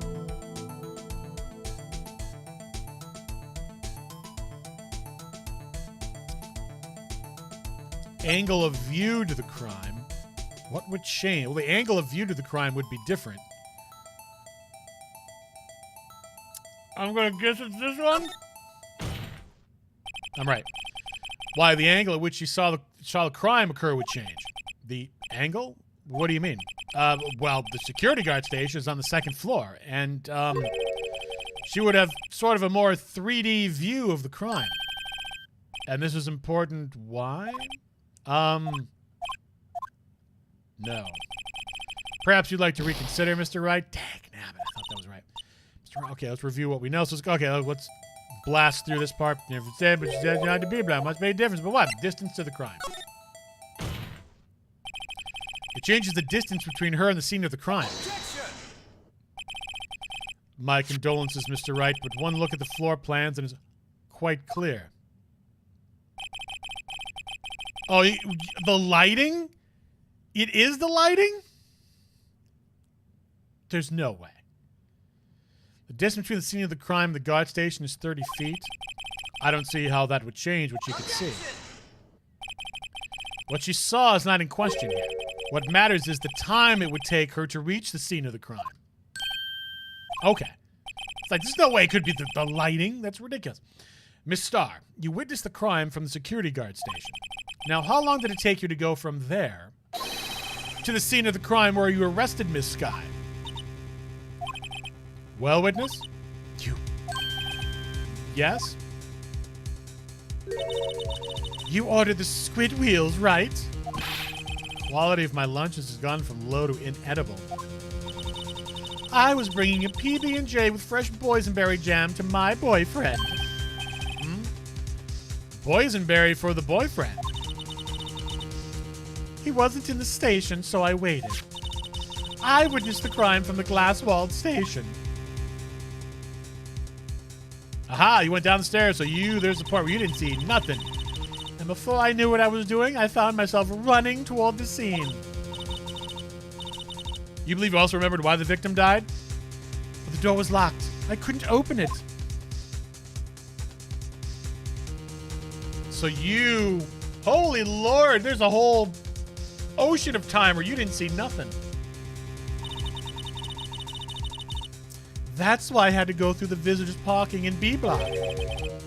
That's quite a detour. Yeah, you were out of sight from the defendant. So at least 5 minutes to get to the scene. Okay, so 5 minutes. At least 5 minutes. So Edgeworth parked at 5:12 and the phone call happened at 5:18. That's 6 minutes. It took me at least 5 minutes to get to the scene of the crime. For 5 minutes? This changes things considerably. But it was that woman over there in the defendant's chair who stabbed him. So now she can take a photo. Yeah, so that proves why she can take a photo, but by then, you know, who knows what could have happened. I know it. I have photographic evidence. I swear it. I swear it on my finest plastic spork. You have a point. And the spork is a wonderful invention. Would you like another caviar lunch? Absolutely. Uh-oh.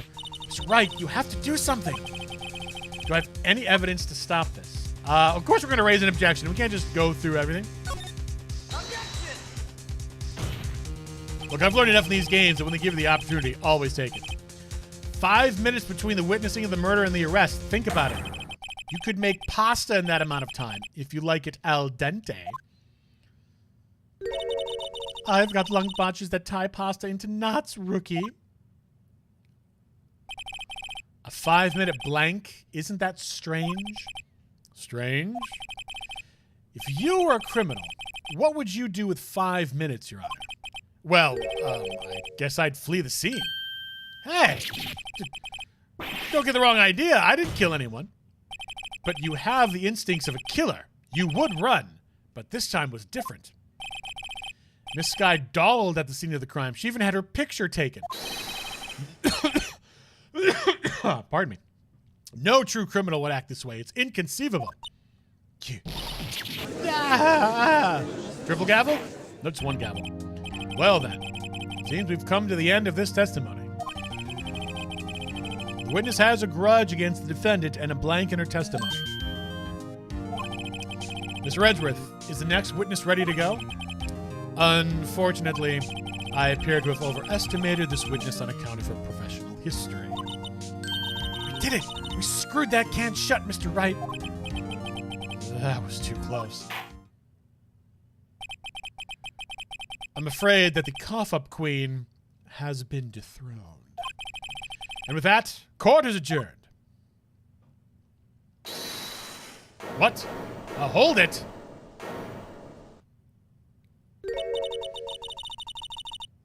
Mr. Edgeworth, you ordered the squid wheels, right?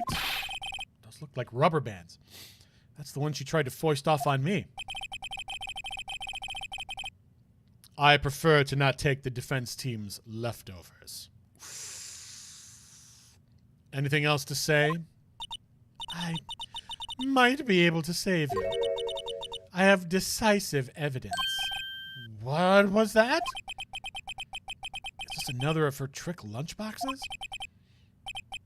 My apologies, but we have no further questions to ask of you, Miss Starr.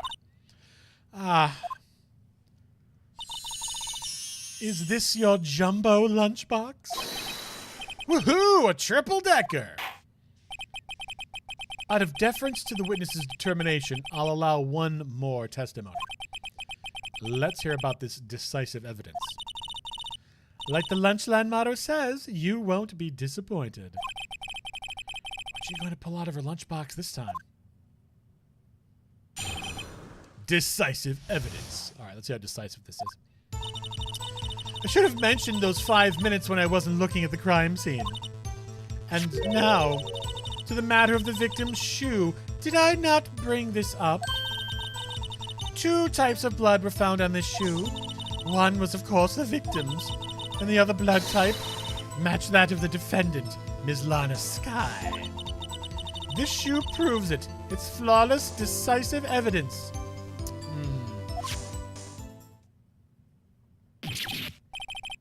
What? There was blood found on that shoe? Try Lunchland for all your lunch and decisive evidence needs. Witness, what's the meaning of this? Why is this the first time I've heard of this evidence? Simple, as I've already said. I don't trust you with evidence, Mr. Edgeworth. That's why I took the liberty of investigating this myself. And you had blood tests performed? Didn't I mention? I have 3 boyfriends in forensics. In any case, Your Honor, I can't accept this as evidence. What? You must know the 2 rules of evidence law. Rule number 1, no evidence shall be shown without the approval of the police department. In other words, this shoe is illegal evidence, at least for the time being. Is that right, Mr. Wright? It seems so. Edgeworth sure is celebrating. Not so fast, Mr. Edgeworth. Don't forget, I used to be a detective, as I mentioned previously. This shoe has already been tested by a member of the forensics department. As you can see, it was approved by the police department as of today. Even the general public can produce official evidence, Mr. Edgeworth. Is that right, Mr. Wright? Seems so. Edgeworth is looking pretty sullen. Could at least study some evidence law, really.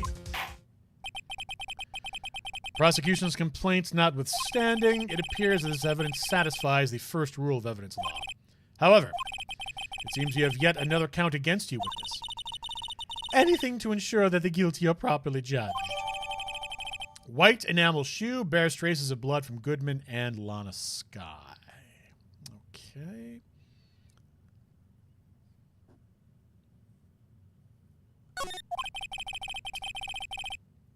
Very well. Mr. Wright, you may cross-examine the witness.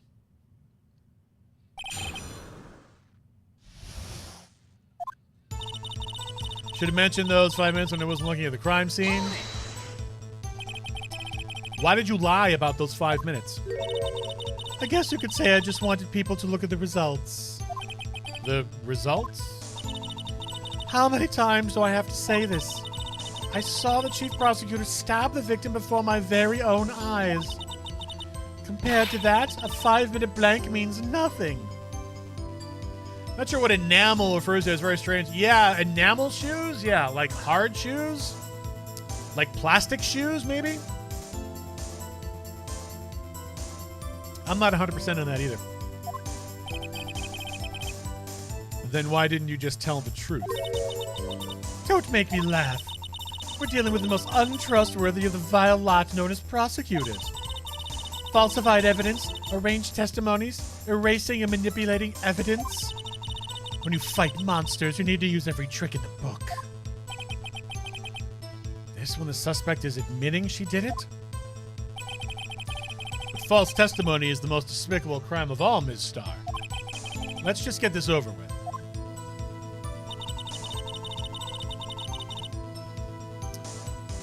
And now to the mail the victim's shoe. They're not really actually, hold on, real quick. Let's see if we can take a look at the shoe.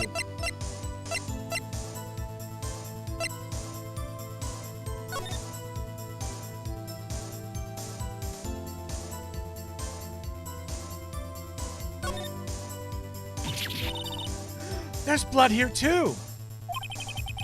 On the sole of the shoe? It's got to be the victim's. He must have stepped in a puddle of his own blood. Oh, this blood, it's horrible. This blood might be an important clue.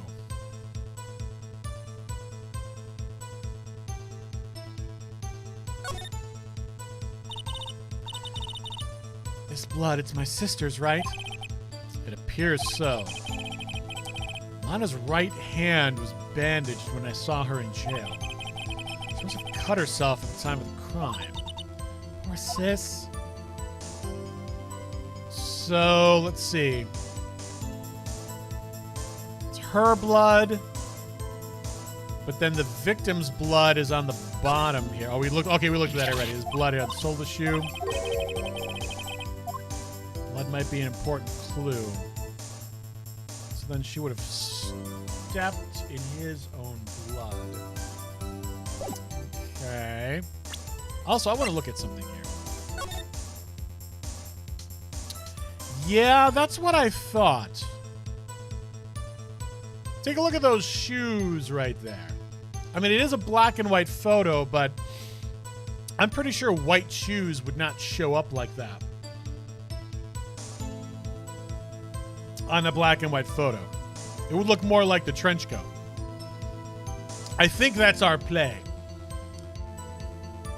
She done be wearing the wrong shoes. But the only problem is I'm not quite sure where to bring it up. Let's see. Did I not bring this up? 2 types of blood are found on the shoe, and the other blood type. Shoe proves flawless, decisive evidence. That must be it. They're definitely not white exactly. So I think this is where we do it. It's flawless, decisive evidence of your BS. The only thing is, do I show the crime photo or do I show the shoe? Crime photo is what I show, I think. Yeah, there we go.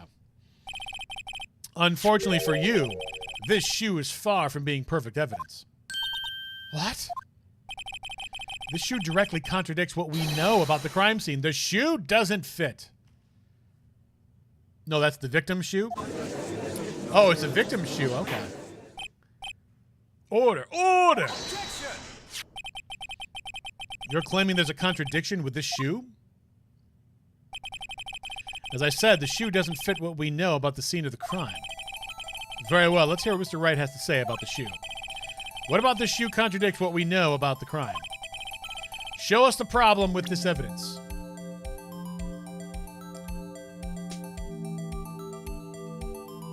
Take that! The problem lies in the footprint. Right, because there was no pool of blood at the crime scene, if I remember correctly. The footprint? Note that the bottom of the victim's shoe is covered in blood. Then, isn't it strange? Why were there any bloody footprints found by the scene of the crime? Aha! As you can see, there were no traces of any such footprints at the scene of the crime. That contradicts your claim about this shoe. This picture only shows part of the floor, so there could have been bloody footprints. Then where are they, Mr. Edgeworth? Because we checked the scene and found nothing of the sort. Triple gavel. Order! Order! Order! Well, witness? What? Huh? Great going, Mr. Wright, but it's true that the lack of a footprint is a contradiction. Then we have to ask why there wasn't a footprint. Oh, that's true. There has to be a reason why there wasn't a footprint. Think, Mr. Wright, think. Hey, I don't know why it's not there. I'm just good at finding contradictions. What?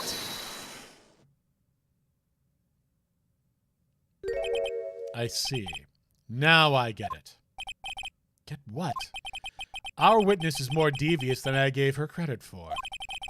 We were hoodwinked to the very end. But she slipped. There is one vital hint to the truth in her testimony. What are you talking about? Think back to when she told us about apprehending the suspect.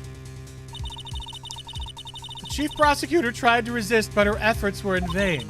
She knocked my hands aside, kicked over an oil drum. Oh, she's beautiful but deadly. A predator, this one. A leopard woman. Rower. So bad. Sometimes he just stumbles into things, I swear. Better lucky than good, I guess.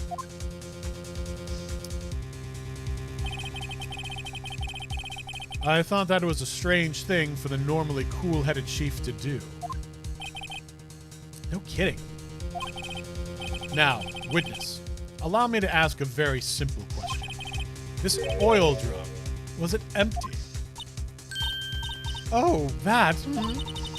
I'm not sure I like your attitude, Mr. Edgeworth. Though apparently you're not the slowest conveyor belt in the lunchbox factory. Witness, well, was the oil drum empty? The oil drum kicked over by the chief prosecutor was brimming with water. Water? What does that mean? What, that it flushed away the blood? Still don't get it, Mr. Wright? Do you want to know the reason she knocked it over? The real reason? Aha! You don't mean... Yes, the suspect knocked over that oil drum for one reason and one reason alone. To erase the blood stains that would become evidence against her. Bah! That ties things up quite nicely. The bloodstains left on the victim's shoe tie her quite clearly to this murder. Then, after the deed was done, she knocked over the oil drum to erase the telltale signs. Why, that's a prosecutor's specialty, erasing evidence. I have serious doubts as to how someone manages to kick over an oil drum filled with water. Those are heavy? Yes, very much so. Also, was there water all over the floor? I don't recall anybody saying that the floor was all wet. That reminds me, Miss Sky's right hand was hurt. Didn't you say she cut herself when she stabbed him? So that's when my sister's blood got on the shoe. Well, I see no reason to prolong this trial. Mr. Wright, do something, please. What? What can I do? Your sister has confessed to the crime and she tried to conceal it. But... Enough. There's no need for further debate. The verdict, Your Honor. You think somewhere would remember a giant bloody puddle. I know, right? Very well. But Angel Starr is on the prosecution's side. She could have been lying about the water. This court finds the defendant, Miss Lana Sky. Oh, at the last moment! Little girl, what did you just say? Huh? Me? Did you just say that I, Angel Starr, was on the prosecution's side? Well, yeah, you are. You're saying my sister hid evidence by erasing the bloody footprints. Well, I thought you'd had your fill, but here you are demanding a second helping. Another lunchbox. A lunchbox called evidence. That looks like...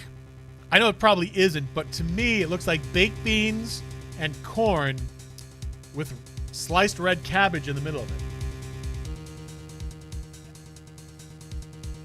What it actually is? I mean, could it be fermented beans? It could be natto, and I don't know what the yellow stuff could be. I still think could be pickled bean. I think it's pickled red cabbage on top. Could be wrong. Oh, wait, just don't tell me you have something else. The time for deliberations is past. Any further comments and you will be held in contempt of court.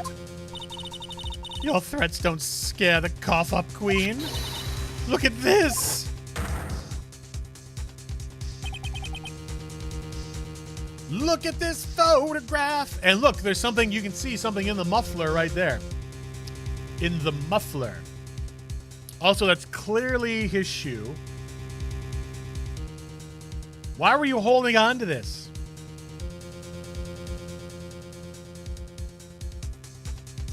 Pickled ginger? It could be pickled ginger. Yeah, it could be pickled ginger.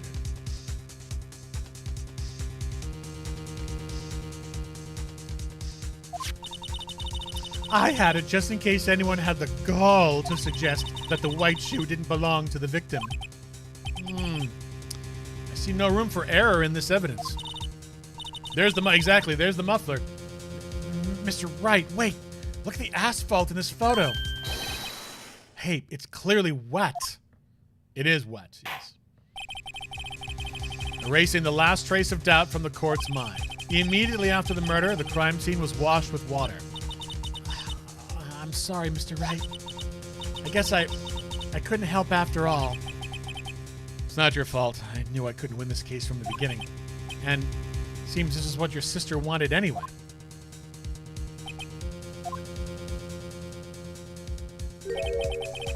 Sorry, Mia. Right, wet or not, don't be so quick to throw in the towel. From beyond the grave.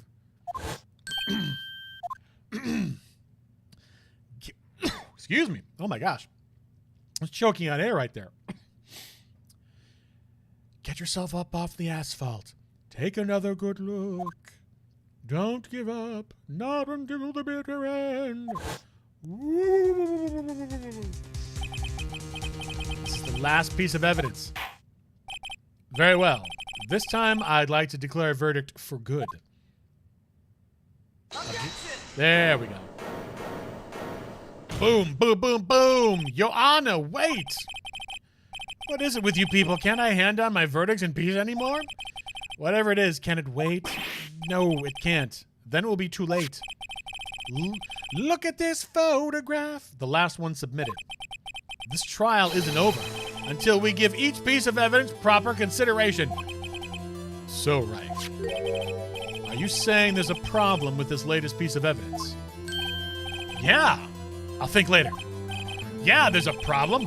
Right or wrong, I've got to go ahead with this. I suppose since we've come this far, we should give every claim a fair shake. Those hot pink shoes on Angel? I know, right?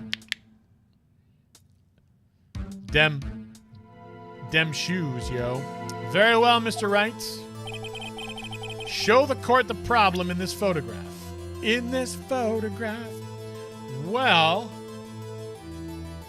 I mean, for one thing, this is moved over, so wouldn't the blood have been washed off? Let's take a look at some things here. I mean,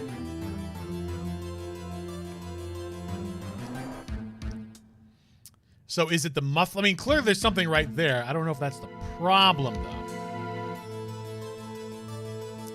There's the kniffy.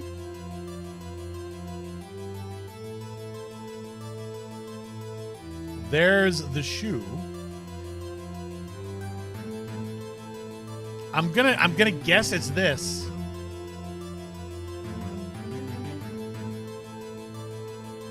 Take that! Problem this photograph is here. What's this? What's this? There's something everywhere. There's something poking out of the car's muffler. Wait, just a moment, Mr. Resworth. Your Honor, you just said muffler. However, I see no trace of a muffler or scarf of any kind in this photograph. Judge, are you... How did you become a judge? A muffler is also a part on a car or motorcycle, Your Honor. Just think of it as part of the exhaust system, a pipe. I see, and I see. What's that suspicious-looking cloth sticking out of the car's muffler? So what if there is something sticking out of the muffler? What does that have to do with this case? Nothing. Absolutely nothing. Objection! Sorry, Miss Starr, but it's not going to be that easy. In fact, you've already told us why this is important to the case. You said as much in your testimony. What? Let's hear what Mr. Wright has on his mind. Tell us why you think this piece of cloth and the muffler is related to the case.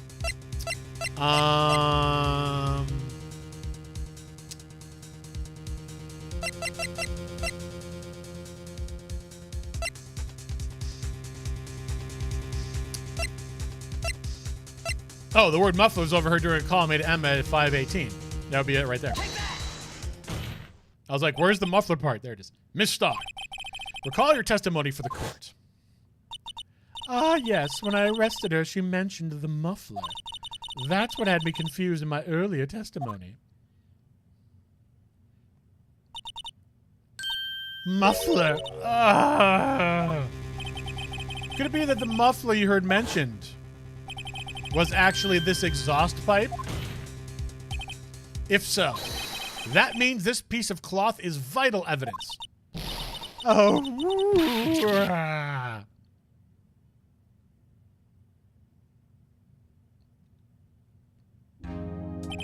Well, seems we will have to suspend the proceedings.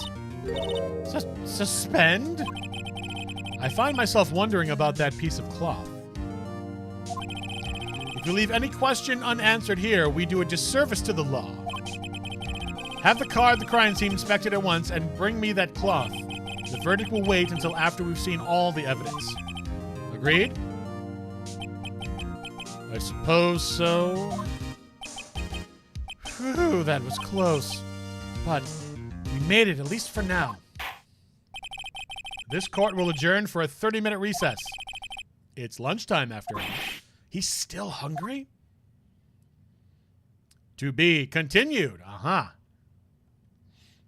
Well, we should definitely continue on with this, I suppose. Deep beep ba beep boop beep boop beep boo. Save your progress? Why not?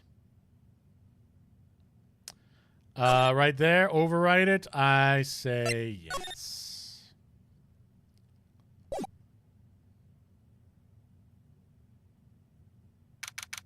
February 23rd, 11:56 a.m. District Court, Defendant Lobby, number 2.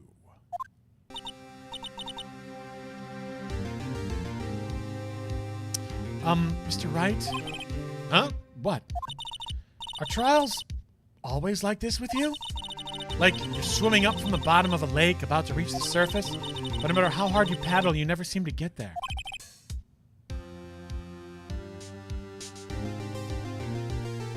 Pretty much.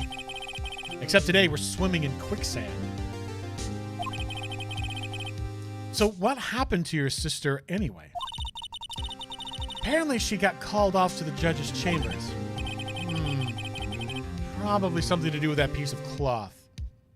Is this case 6? There's only 5 cases on Phoenix Wright Ace Attorney, so this is the last case, but it's case 5. So this is where we turn the trial around, right? Our only weapon, a tiny, insignificant piece of cloth. I'm the one who's starting to feel tiny and insignificant, to tell the truth. I'm going to guess this is the Marshall dudes. We're like, hola, partner. Yep, I'm right. They say you show a red cloth to a bull, it'll fire up its temper. That's what they told me when I was a youngin', at least. Officer Marshall. Thought I'd come take a look-see at how the trial's going. Looks like I'm late. They've got the home ranch locked down tighter than a fort in enemy territory. That hard to slip out, huh? What is going on over there anyway? All the police I've seen these last 2 days have really been on edge. Don't you got enough on your plate without worrying about other people, compadre? You could be worrying about the chief prosecutor's taste in mufflers, for example. Officer Marshall? The whole muffler thing didn't have anything to do with scarves. She wasn't even wearing a scarf. You don't say. Now don't that just beat all? I've seen the red breeze blow at her slender neck many a time. I saw it that day, too. She was wearing a red muffler. Oh, look at that.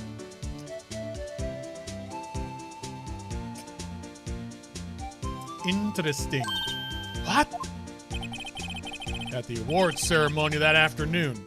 Edgeworth seen it too, I'd reckon. What does that mean? Did she stuff the muffler in the muffler? In the photograph taken at the crime scene, she wasn't wearing a scarf. So, Miss Starr wasn't mistaken. Well, it's about time.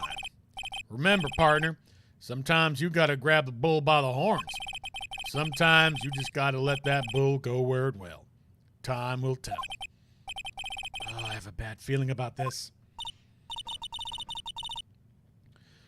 So, what are we swimming in now, Mr. Wright? If it's steak sauce, I can hook you up with some fine ribs. Ooh-wee. I don't think it's steak sauce. February 23rd, 12:32 p.m. District Court, courtroom number 9. Number 9? We were in courtroom number 9?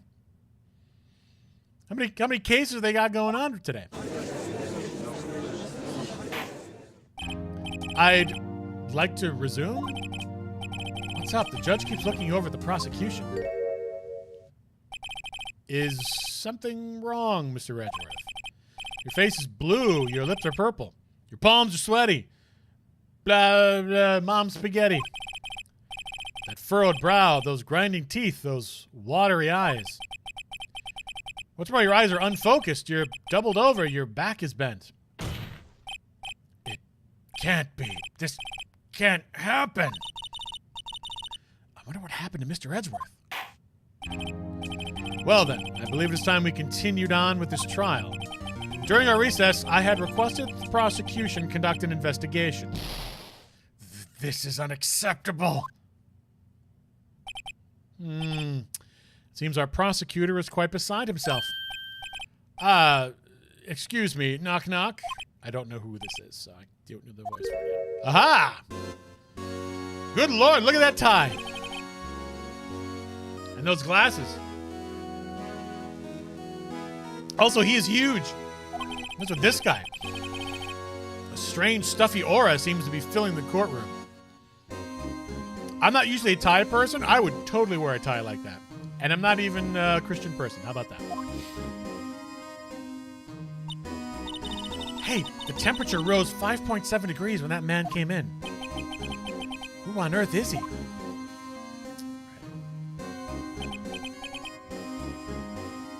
Ah, it's you.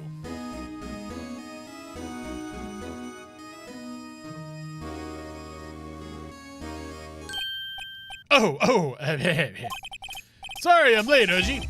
The roads were packed. It's just me. Long time no see, Udgy. How you been? Swim much these days? Hello. No, I've been so busy. Busy smidgy, Udgy, my boy. You had to make time to relax. Yes, indeed. Udgy seems to be his nickname for the judge. I'm afraid you're right. Very afraid. Sorry, but who are you? Aha, so you're Righto, the attorney. I've heard good things about you, son. Thanks. So sorry about our little worthy giving you all that trouble, eh? You know, we should all go swimming together sometime. Jolly.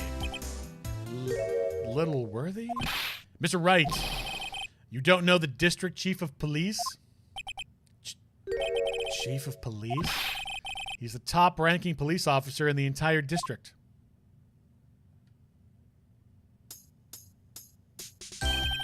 Name's Gant, Damon Gant. Pleased to meet you, everyone. So, to what do we owe this honor today? It's been over 2 years since you last came to this courtroom, hasn't it? Well, it's Worthy here. Look at the poor fellow. I just thought I'd help out by bringing this. Hey, that's my sister's muffler. So Miss Starr wasn't just seeing things.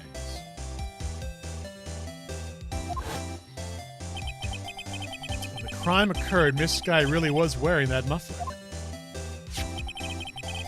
Please tell me he's Gumshoe's uncle or something. I don't know. I don't think so. Although I do see the family resemblance with the hair and the big giant, you know. But to think that it was stuffed into that exhaust pipe. On Little Worthy's car, no less.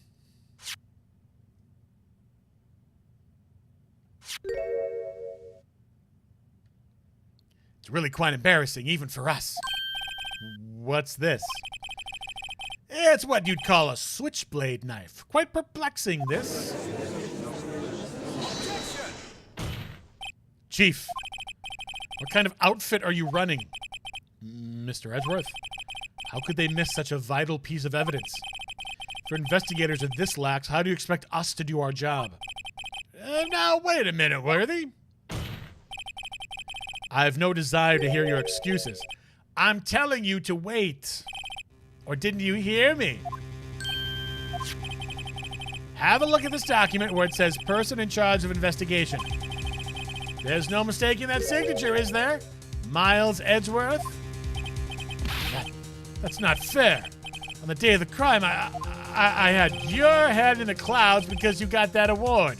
I know how you feel. But you're the person in charge. I'll expect a written apology. What? Are you serious? Don't be too upset. We'll find a way to clean up this mess that you made.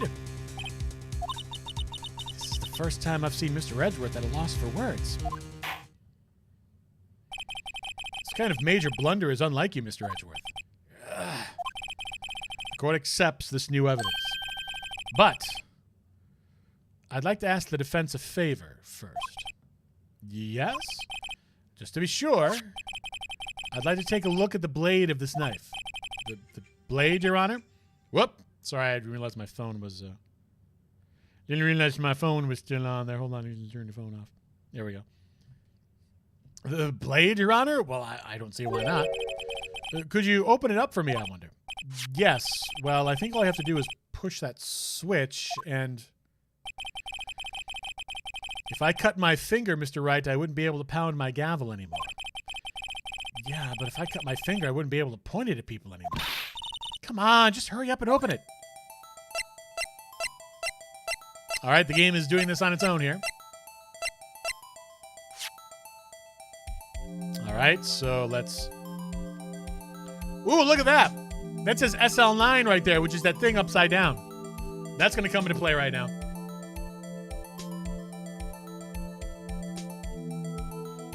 Also, if the other knife is a murder weapon, what is this nonsense? There's a small tag on this knife. It seems to say SL92. What does that mean? Well, I've heard something similar. DL6 of DL6 incident fame. But it's strange. Huh? What is? I'm not certain, but I get the feeling I've seen this somewhere before. You have. Letters like this. Or letters that looked a lot like this somehow. All right.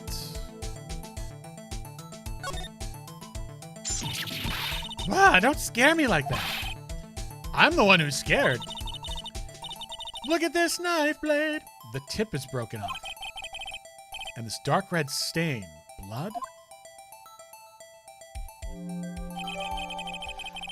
Found at the crime scene, wrapped in the defendant's muffler. Small tag attached. Okay, so this can't be the murder weapon because we've already established what the murder weapon is. So this must have to do with something else. This does not excuse the actions of the police department. I would like to hear an explanation from the chief of police himself. I'm terribly sorry, but could I ask you to testify for us about the split between the prosecutors and the police and this knife? Sure thing. Not a problem. Not even a little one, really. Department in disorder. This knife is special, but I can't say how here. Unless there's evidence to prove a connection between this knife and Goodman. Well, then why did you bring it then? That was a bad day for the department. We weren't in any shape to do an investigation. The detective was killed at the police department, see? What a mess. Time of the crime, 5:15. Scary coincidence, eh? It's not officially linked to this here case, so I can't talk much about it. There was a murder at the police department? A detective? That's hush-hush information, Udgy. We haven't exactly announced it yet. Wait a second. You said 5:15. That's the exact time that Detective Goodman was killed at the prosecutor's office. Triple gavel. Order. Order. Order! Anyway, we at the department are all flustered, as you might well assume. We're in the middle of a top secret investigation. Don't tell anyone, okay? I think we understand the police department situation. Well, Mr. Wright? 2 detectives killed at the same time in 2 different places. Chances of that are really slim, scientifically speaking, of course. I'd like to exercise my right to cross-examine the witness. Very well. However, keep your questions focused on the case at hand. This is awfully suspicious. There's a lot of, I can't talk about it right now. There's a lot of really suspicious kind of stuff. Let's see here. So, this knife is special, but I can't say how. Why can you not say how? Oh, come on. I want you. There we go. Controller was sticking. Excuse me. Special? Hard to come by this particular knife anywhere else. Might that special thing be this little tag? Oh, sorry, Righto, but I can't say that now. Not that. We've established that the knife in Goodman's chest was this knife. Now, why was there another knife at the scene of the crime? That's quite a mystery. Like a mystery, it's wrapped in something. A muffler. Unless there's evidence to prove a connection between this knife and Goodman.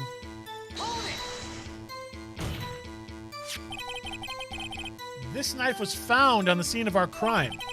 I think that makes it connected to the case, don't you? See, there's a lot of things that go on at the department I can't explain. It's delicate, okay? Sorry, Righto. There's something about the knife that will give us a clue. Let's examine that knife all we can, Righto. Evidence that links this knife to Detective Goodman. I think perhaps the pieces are falling into place. Let's try presenting the piece of evidence that has me stumped this whole time. So, how are things down to the department? Yeah, it's clear. It's got to be some kind of giant tie pin. Yeah.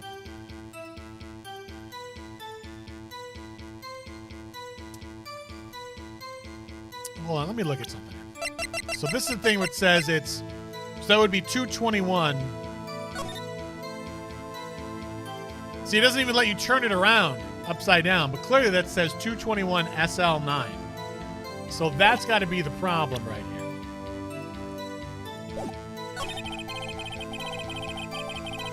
I think that's just it. I think we just present this and be like, there we go. Boom.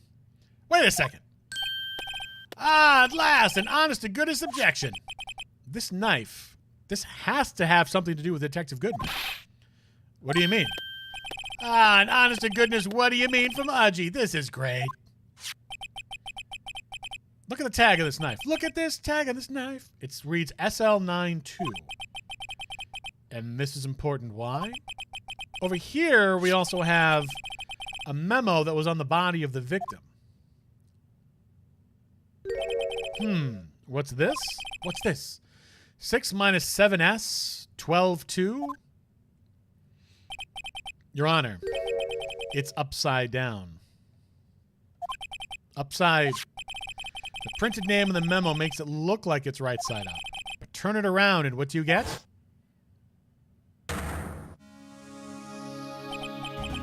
Aha!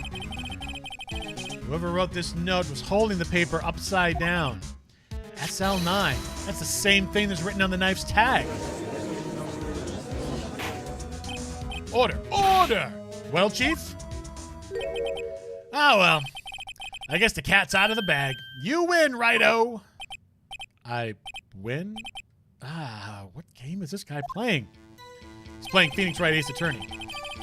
This knife was evidence in a case. It was stolen from the department evidence room. Really? Hold it. So this knife was stolen. Yes, but on the day of the murder. It was evidence, you say. Was it in fact a murder weapon? Nice, nice, nice. Good show, Little Worthy. It was a murder weapon, as it happens. It was evidence from a case long since solved. So this knife was stolen on the day of the murder. And it was found in the exhaust pipe of Edgeworth's car. How do you think there isn't a connection there?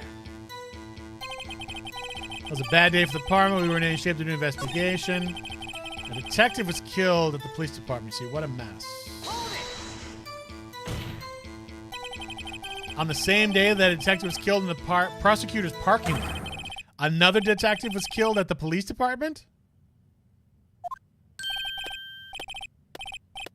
That's a fact. Surprising, isn't it, Udgy? I'm at a loss for words. And the perpetrator? Do you have a suspect? Well, there was a suspect. Just arrested him, in fact. Just arrested. That was quick.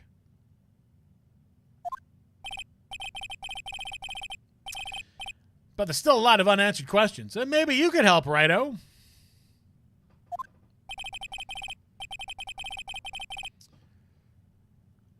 I suppose I could help if you help me by giving me data on your case. Ooh, good one. This kid's sharp. Okay, here's the deal. I'll tell you one thing and one thing only.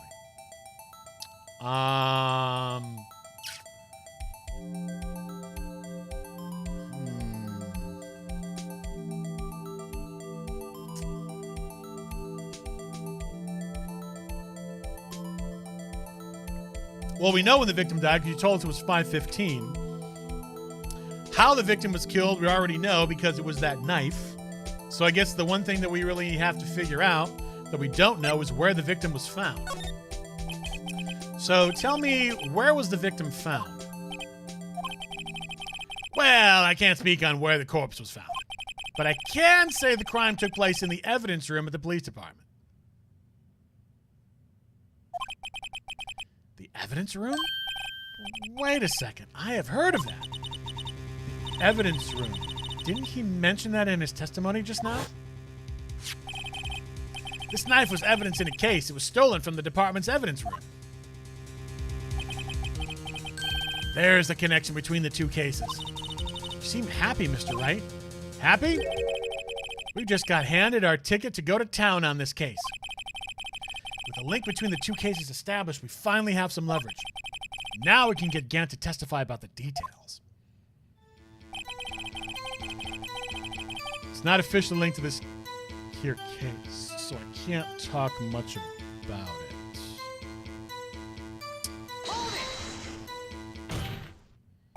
Chief, the defense's position is simply this. The connection between these two cases has already been proven. Yeah, you don't say. Well, out with it, Righto. What's your connection? Yes, out with it, Mr. Wright. The connection is a place mentioned in the testimony we just heard. The knife found in the lot was stolen from the police department's evidence room. Not to mention the victim had on him the case number on the knife's evidence bag. And we also know that the detective murdered at the police department was killed in that very same evidence room. Indeed. There do seem to be too many connections for it to be a coincidence.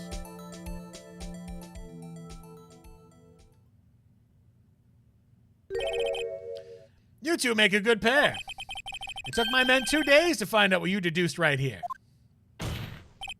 Chief, I request that you release your information on the victim at the police department. See, that's the tricky part. It hasn't been announced yet and all. Can we get the information unofficially?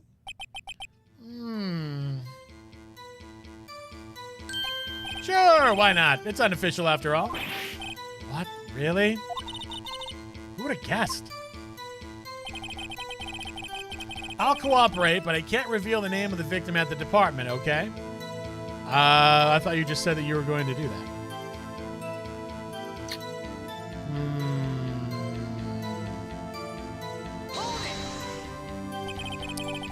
If you're going to tell us a little, why not tell us everything? Ah, well, case information is sticky stuff. You have to do everything properly. Oh, well, I guess I might as well try to get what I can out of him.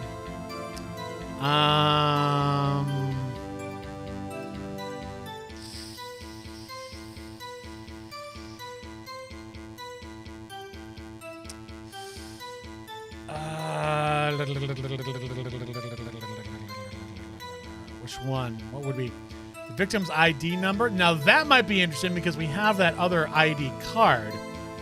That might be where we get to use the ID.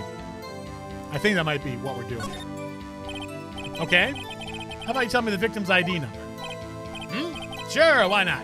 Sound like you'll be able to tell who it is from that? Of course not. You won't tell me their name after all.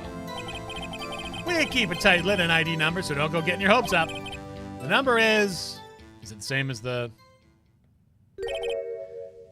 584-2189? 584-2189. It's Goodman's ID. How about that? I knew the ID number was going to come into play eventually.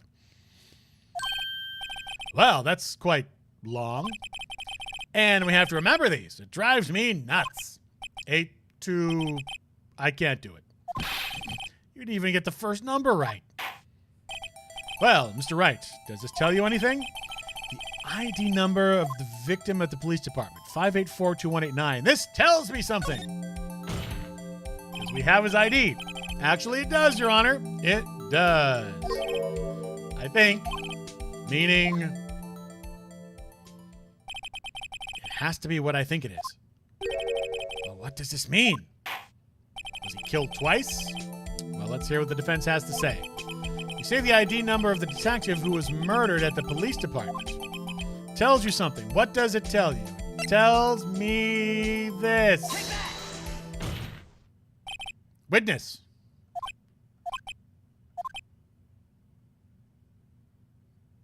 But no one seems to think there's maybe a problem with charging two people for the murder of the same person in two locations. Yeah, you know about that.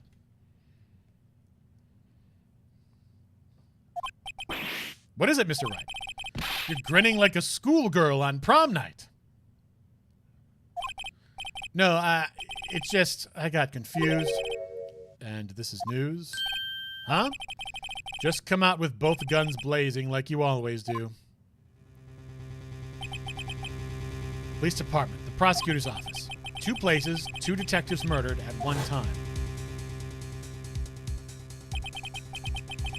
Actually, I happen to have a police ID number here. Oh-ho! Is it yours? No, Your Honor. I'm a defense attorney, remember? This is the ID number of our victim, Detective Goodman. Shame on you, Righto. Personal IDs are top secret. Detective Goodman's ID number is 584-2189.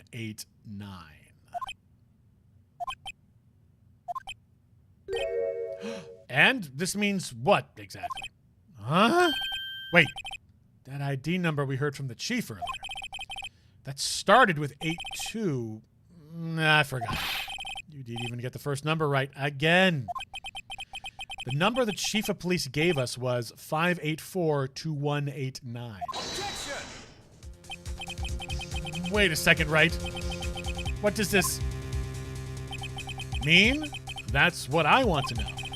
The two ID numbers are identical. In other words, the detective killed in the police department's evidence room was Bruce Goodman. What does our witness think about that? Oh, sharp as a tack, Righto, sharp as a tack. But wait, Detective Goodman is our victim. He was killed at 5:15 in the underground parking lot. Yet a Detective Bruce Goodman was also killed at the police department in the evidence room at the exact same time.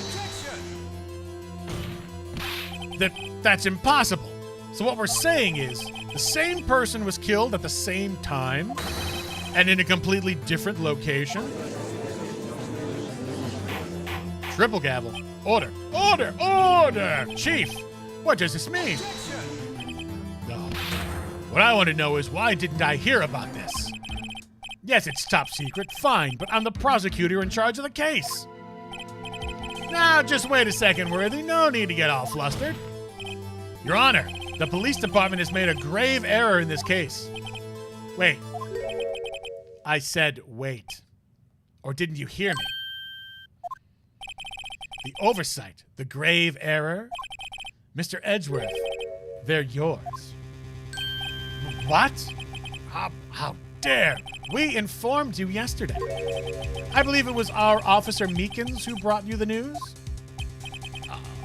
Officer Meekins? Mr. Wright, where have we heard that name before? When we were in his office and we met Officer Meekins. Wait, aha! This is like, yes, sir. Sir, no, sir. Yep, there's a... Excuse me, but is Mr. Edgeworth anywhere on the premises? I'm here, sir, at the request of the chief, sir. I've got your report, sir. You don't mean him? According to Meekins, you didn't accept the report. Hard to believe, but your officer, he told me. He said that report had nothing to do with the Lana Sky incident. Detective Bruce Goodman murdered in the police department evidence room. Mr. Edgeworth, the victim's name is written right on top of the report. Ah! Why didn't your officer tell me? Yep, Edgeworth screwed up. Honestly, I'm not sure if that officer was capable of making the connection. He did seem challenged. In any case, this is a serious error, a gross negligence of duty on your part, Worthy. But sir, you could have submitted that report this morning to the court as evidence. Then I...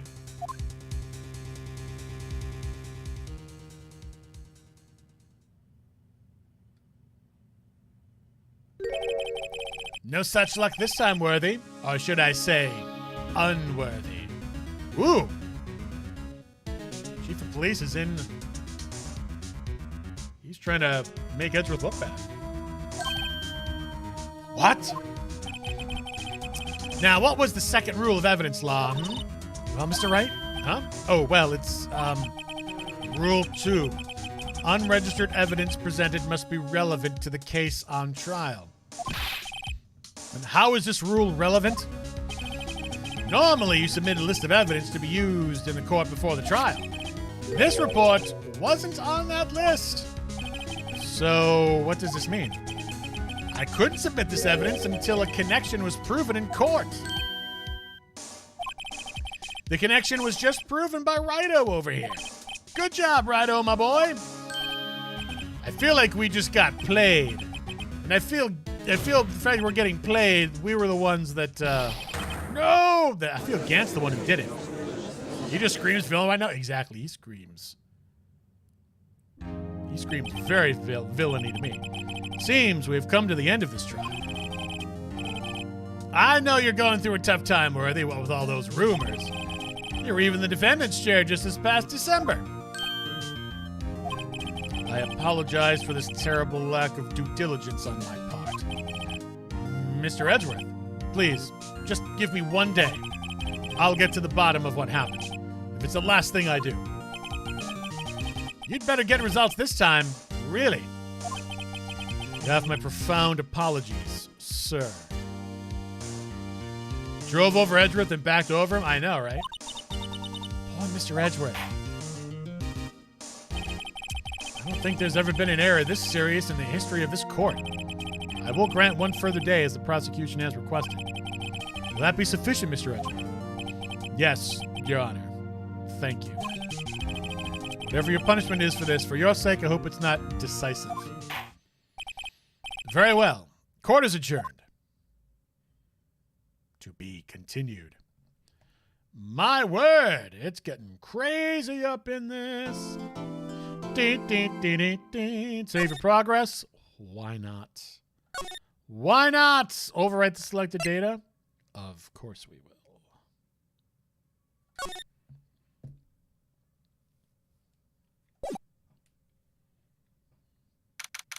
February 23rd, 2:15 p.m., Wright and Company Law Offices. Mr. Wright, so what's going on with the case anyway? I'm a little confused. Huh? Well, let's see. What is going on? The Victim, Detective Bruce Goodman, was stabbed to death after 5 p.m. on the 21st. He died in the prosecutor's parking lot and the police department's evidence room. What's this and the evidence room part? Were you not in the court? Did you not see that? The prosecutor's office and the police department are 30 minutes apart by car. Well, that's what we're going to find out. Or try to, at least. All right, let's do it. Glad she's in such good spirits, but I'm not sure she's going to be much help with this. Don't be so sure, Mr. Wright. Huh? Look, we're in this together, right? I'll prove that these thick-rimmed glasses of mine aren't just for show. Let's go. Science awaits us. February 23rd, prosecutor's office, underground parking lot. You know, I really don't think we should worry about the police department murder. There wasn't even a body found there. Who cares? Yeah, it was only our victim who was killed in the evidence room. No biggie. Besides, my sister would never do such a thing. I know it. That oil drum, was it empty? The oil drum, kicked over by the chief prosecutor, was brimming with water. My sister erasing evidence at the crime scene. Never. Even though she says they don't get along, Emma really likes her sister. That's not it at all. It's just, we're both professionals in what we do, and I trust her. Big words for a high school student. Well, whether there was blood on the floor or not, the water in that oil drum washed it all away. Ignore the strength of my science at your own peril, Mr. Wright. Huh? What's that grin for? This situation calls for one thing, and that is luminol testing fluid. Luminol? Blood is sticky stuff, you know. You can't just wash it away with a little water. Even if you can't see it, it's still there. But wouldn't the police have already done those tests? Never trust anyone's eyes but your own, Mr. Wright. Just give it a try. Me? Why do I have to do it? I'm a minor. I can't even drink yet. We're testing bloodstains with this stuff, not drinking it? Here, look. I'll lend you these glasses. Huh? You get an extra pair of those things? Ooh, look at this. To test for a blood reaction, just spray the luminol on it. Like this, see? Press enter to spray, and I guess it's going to be A button because I'm using my controller.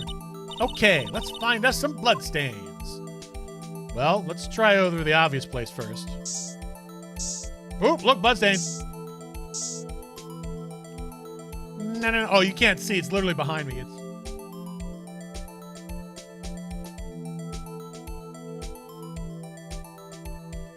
The bloodstains. Let's examine them. Zooming in. I can see your eyes shining behind those glasses. So is this a bloodstain? It's so... Emma, you're shaking. It's just... This is my first time seeing real blood. Scientific investigation in action. Okay, well, we definitely know this is a bloodstain. But doesn't something strike you as odd? Scientifically speaking, of course. What's odd about this, scientifically? The amount of blood? Shouldn't there be more?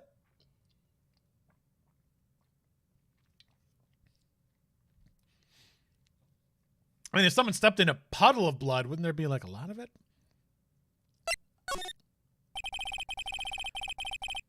The perpetrator and Detective Goodman fought here, right? Don't you think there'd be a little more blood? I definitely think so.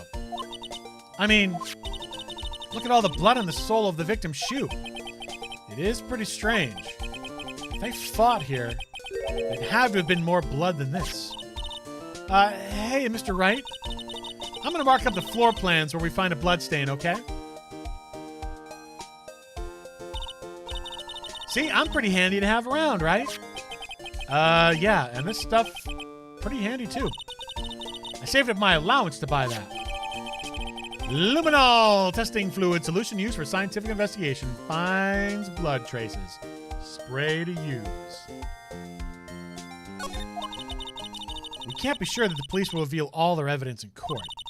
Sometimes they fail to mention evidence that doesn't fit with their view of the case. And let's drag that hidden evidence out into the light of day. Yeah!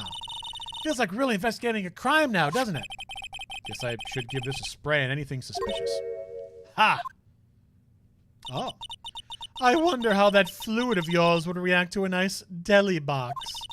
Miss Star. You only trust your own eyes, hmm? Not bad, you two. This day-old deli box is on the house. Sorry, it's just that kind of lead-in doesn't really get my mouth watering. Talk to you now. Today. Trial. You certainly put me in a tight... Oh, sorry, try again. You certainly put me in a tight spot today. My apologies, Miss Star, but... No, it's okay. It was my fault. Oh, we know. I witnessed everything from that security room right there. But I was afraid that it wouldn't sound convincing enough, you see.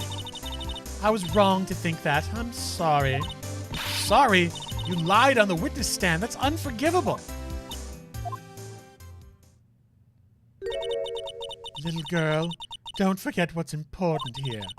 Even if the place I witnessed the evidence from was different, I still saw what I saw. I saw Chief Prosecutor Sky stab a man in cold blood, and that testimony still stands. I swear it on my honor as a detective. She stabbed Goodman. Did she stab a dead body? Was Goodman already dead? I know this photograph has something important to tell us, but what?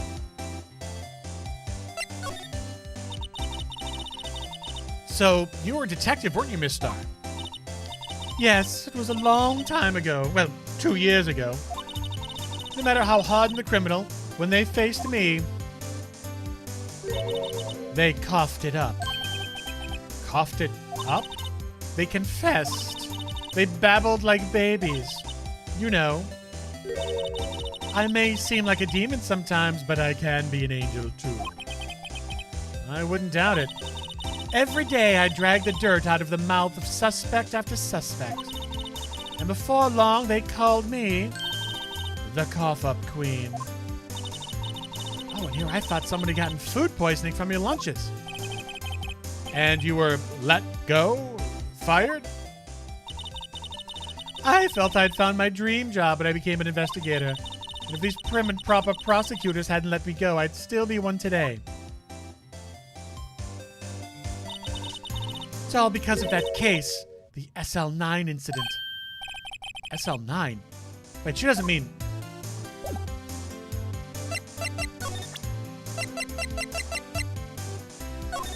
Did I present the memo?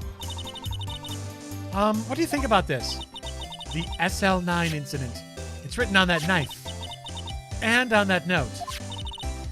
Goodman was the head detective on that case, you know. Really? That knife was evidence from that case, the murder weapon. It was due for transferal the very day that Goodman was killed. As I suspected, SL9 isn't over. Not yet. Do you think you could tell us more about the SL9 incident? Oh, I guess not.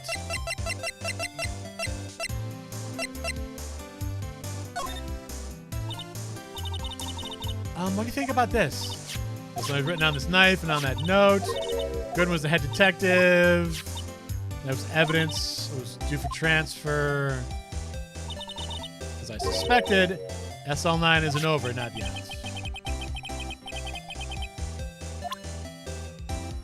You could tell us more. Well, you're not going to tell us more about it, but I want to know.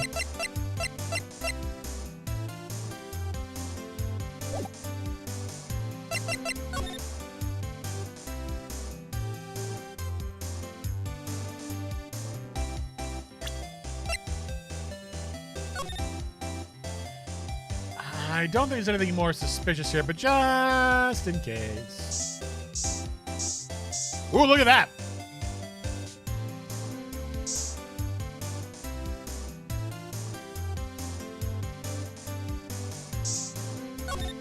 Slide to the left. Slide to the right.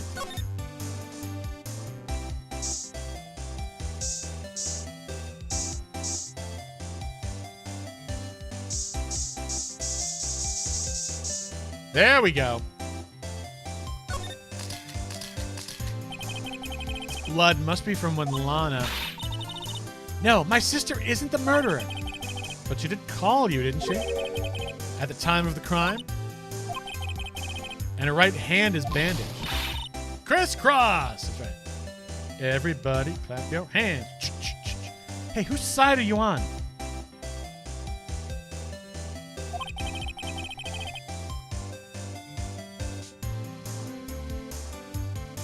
There's nothing to do with taking sides.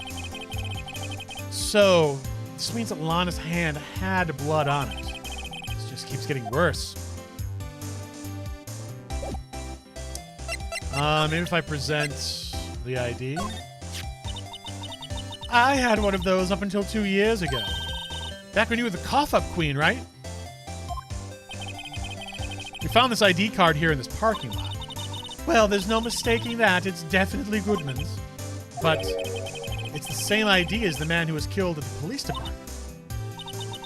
That's impossible. I wish I could be so sure. Will you talk to us about the DL9 incident now?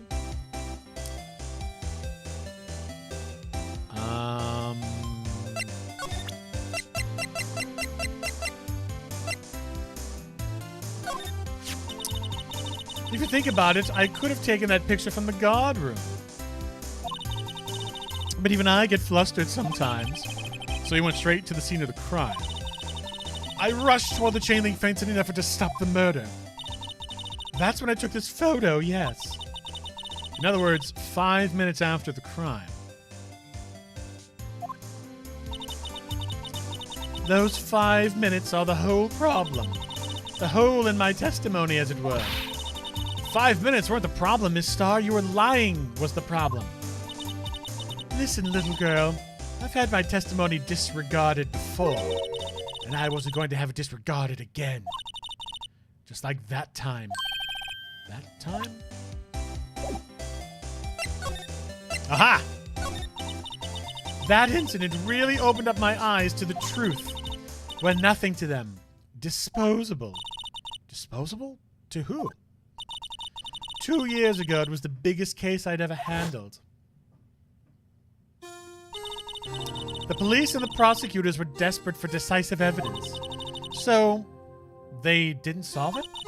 On the contrary, it was solved quite cleanly. The criminal was caught and executed. Executed? Yes, the criminal got what was coming to him. It doesn't get any cleaner than that. The only problem was they never did find decisive evidence. Not a shred. What? But the criminal was executed, right? On the basis of evidence of a sort, made up evidence. What? You mean they executed someone with fabricated evidence? That's pretty serious. The best part came several months after the trial. Every detective involved in the case was dealt with. Some were demoted to patrolmen, others found themselves out of a job. And you were one of those? Myself and one other person you know well. Wait, could it be? Exactly. Detective Jake Marshall. Oops, I mean Police Department Security Detail Officer Jake Marshall. As professional detectives, we investigated that case from every angle.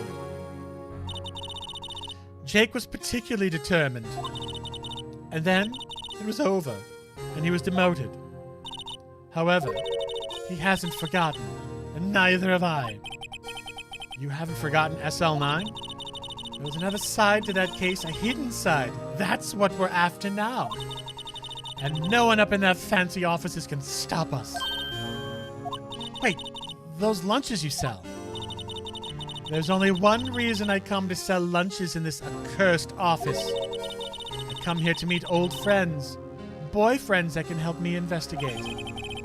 Star's old boyfriends, how many does she have anyway? So all the detectives on SL9 have disappeared. We find new evidence. There has to be a connection. So, Rookie. What? It seems like you're serious about investigating this case. Yes.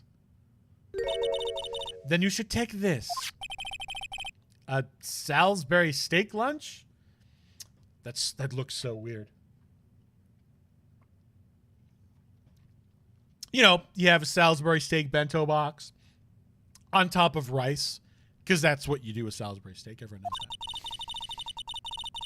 I know a certain guy who might help you if you tempt him with this treat. Excellent for putting Officer Marshall in a good mood. Ah, so we gotta find Officer Marshall. Miss Starr? Officer Marshall, is he your, are you going out? Why do you want to know? I was just wondering what happened to him.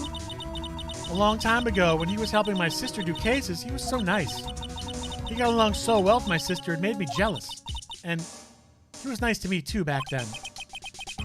This would be when Officer Marshall was a detective. But now be so cold. Jake and I are merely cooperating on this investigation. We're putting the past to rest, as it were. Nothing more than that. I see. Thank you. Officer Jake Marshall. All right, well, I think we've seen everything we can see. Let me just make sure. Yeah, we've done this. Well, actually, let me just do some more blooding around here. Anything on the fence? Anything up here? Anything in the trunk? There should be blood in the trunk. Why is there no blood in the trunk? I call shenanigans. Okay. Well, let's go to the police department entrance then. Oh, is this our favorite part of the game? February 23rd, police department entrance. It's even busier here today than it was yesterday. The detectives are running around so fast they're blurring. I suppose it makes sense. The detective did get killed here after all.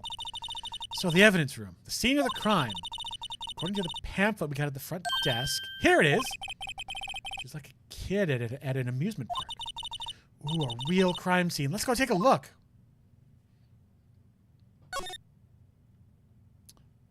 There's no... The blue badge are still writhing around today.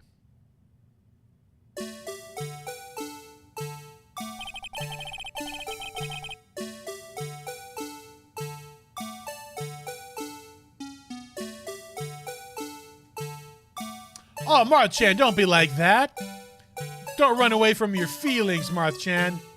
Look at this. Look at this blue badger. It's completely... Look, it's completely gender-free. You know, that badger could be a male or a female, or it could be non-binary.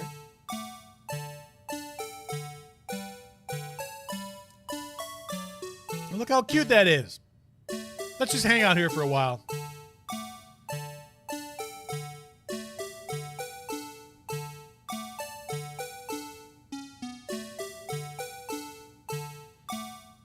Every time I hear that, I need to run out the door to get to the ice cream truck. Let's give him the benefit of the doubt and say he's dancing. Speaking of dancing, the whole police department has been dancing around like crazy since yesterday. That thing can sink to the bottom of the lake. Marth-chan! Harsh words coming from Marth-chan. Woo! Marth-chan planting her flag in the sand. Yeah, it's very cute. See, Zoe knows what's up. Zoe knows what's up. Can I take out his batteries? I just can't help but feel he's going to do something naughty. Can I talk to, Look, that patrolman is saluting the other guy. That other guy. He must be a detective. You idiot! What were you thinking? Where's your head? Sir, it's right here, sir. I guess he wasn't saluting. He was showing the detective where his head was. Vengeance? Wow, vengeance. Jeez. They make a good pair. Martian, what do you mean by vengeance? Do you mean vengeance on this thing right here? Is this what you're talking about? Is this what you mean by vengeance?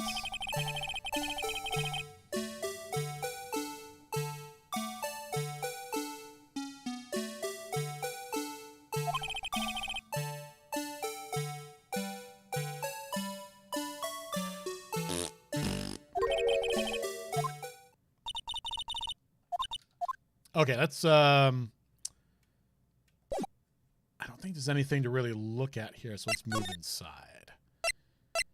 To the Criminal Affairs Department. Oh, the guards? Oh, yeah, let's check out. We haven't gone to the guard station yet. Let's check out the guard station. Oh, snap. Like, apparently this is where Jake Marshall hangs out. Look at this. Look at this fine American Western motif going on.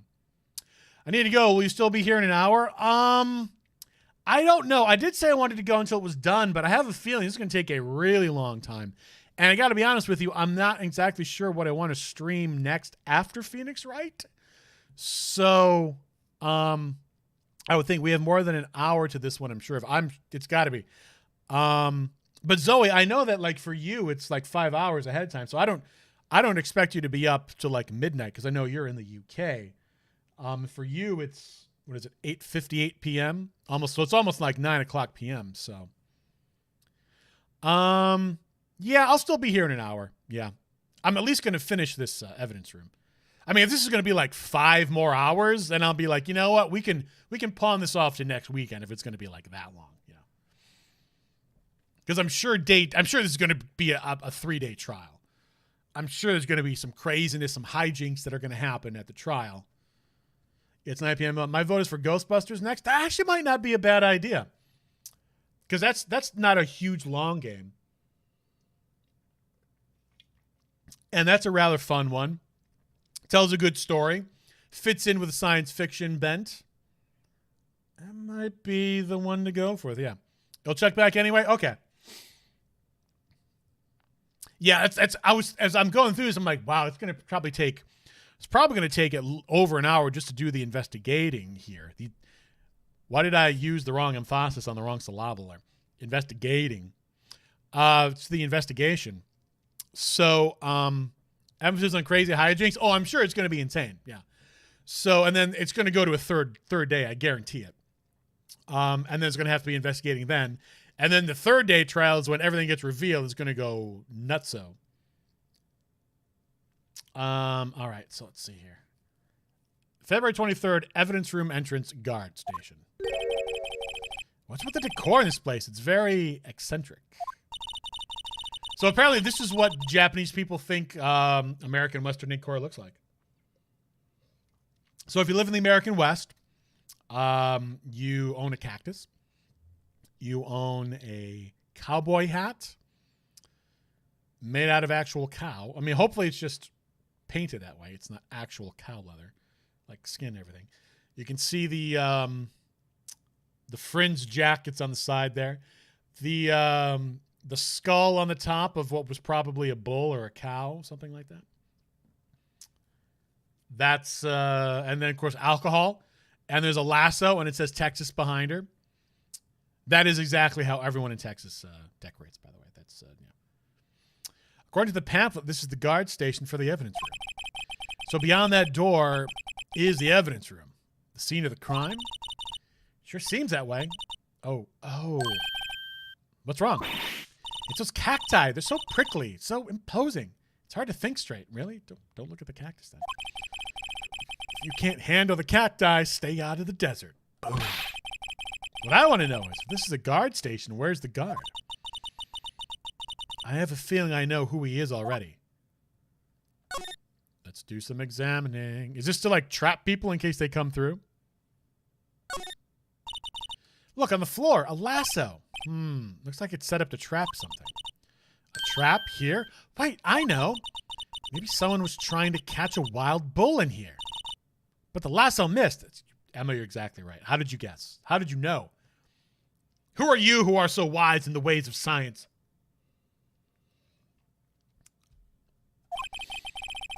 Sure have an active imagination.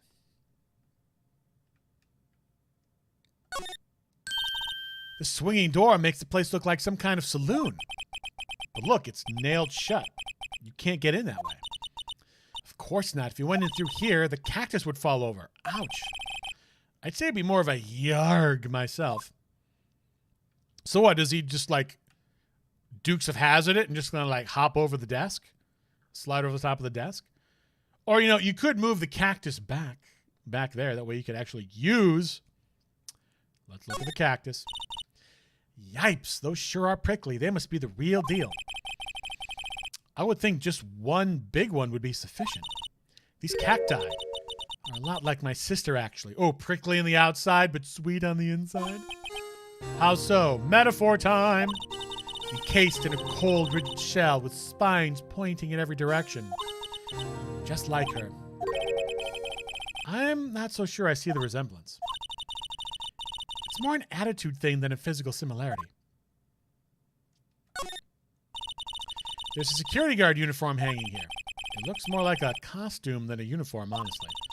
I mean, a uniform is a costume in some kind of way when you think about it. A leather jacket, leather pants, a leather... What was that called again? A punchy? A pounchy? A poncho. A poochie. Yeah, it's a poochie. From here on out, all ponchos will be called poochies. Excuse me, madam, do you have your poochie on you? I'm afraid I can't let you leave this room unless you have your poochie on. It's just science. Wait. Maybe that wasn't it. It's a poncho, but I think I'll keep that information to myself for the time being. Cow hats? Can we look at this stuff here? It looks like there's a video feed from the evidence room here. There's a light blinking below the monitor. It says recording. I bet we could use this computer to check on who went in and out of there.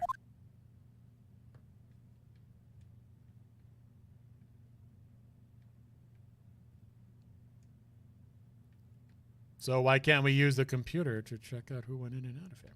Oh, do I have to look at this first? The evidence room is beyond that door. Let's just walk in. It won't open. You thought it'd be open? I think we need someone's permission to go in there first. Wait a minute. Don't I have an ID card? Hold on. Oh, it doesn't let us use, because that would make perfect sense. We could just swipe it and be like, we in, fam. But I guess it doesn't work that way. Okay.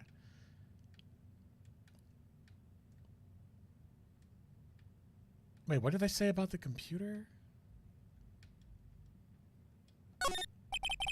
So there's a video feed, a light below that says recording. But we could use this computer to check on who went in and out of there. Okay, well, let's use the computer then to check on who went in and out of there. Why for we cannot do that? I've checked everything in the room now. No one cares about the alcohol. No one cares about these. Is something going to happen when I try to leave? Is that what's going to happen? Texas. There's no place to slide. Nothing here.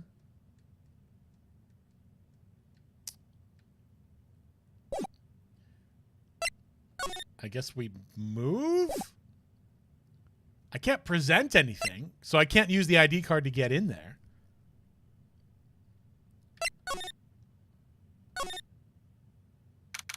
February 23rd, Police Department entrance.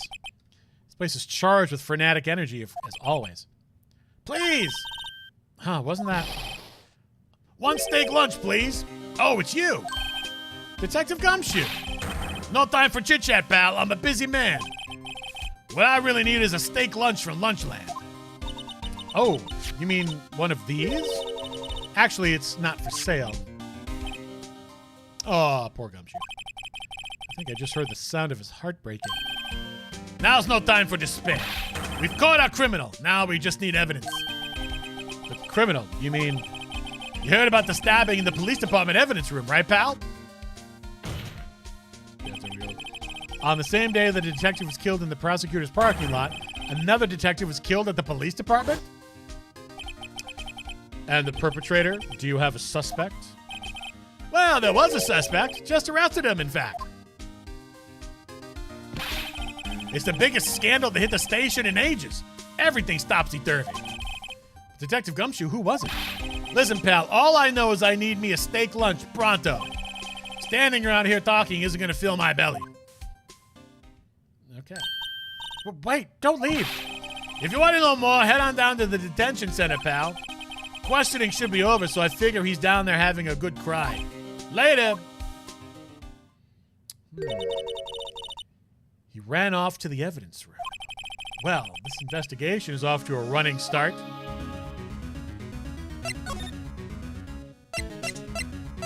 Now, let's go to criminal affairs first. February 23rd, police station. Criminal Affairs Department. Wow, everyone looks deadly serious here. Well, there was a vicious murder of a detective down at the police department. Yes, but the same detective was also killed at the same time in the prosecutor's lot. It makes my head hurt. Well, first things first. Let's go check out the police department crime scene. Yes, you sound dead set on investigating. But don't mess up or we could wind up dead. I doubt anyone wants more mysteries or dead bodies around here right now. But it doesn't look like anyone's going to help us much either. Look at your favorite person in the whole wide world. Look at that.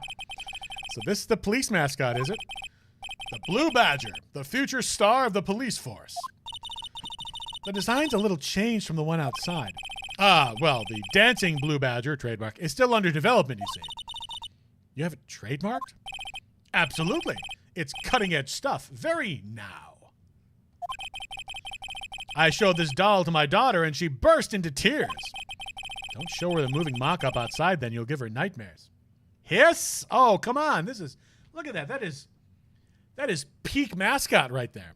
That is a #1 mascot material. Look at that. Look, he's got the hands out. He wants to give you a hug, Marchand. Of course, I did assume he. It could be,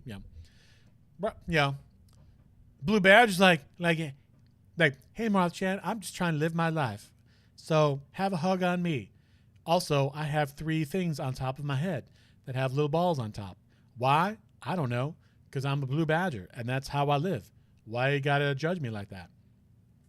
So, look at that. Look at that. Don't you just want to give that Blue Badger a hug, Marchand? You're leaving the Blue Badger hanging. How could you do that? It's quiet in here.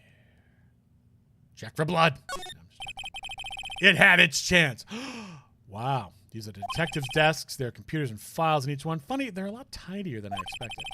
I guess the detectives don't spend a lot of time at the desks. Okay. Talk to the chief. That must be the chief of detectives. He's glued to his computer screen. What? Detective killed in the evidence room. Tell no one outside the police department. No, I told that old lady at the restaurant everything. Someone's getting a demotion. Never. But look at that. Look at that jaunty smirk that it's got right there. Look at that. Look at that. It's like, Marchand, why you gotta be like that? I'm just trying to be awesome, trying to live my life, and you're all like, F you. Well, you know what? Blue Badger loves you anyway, Marchand.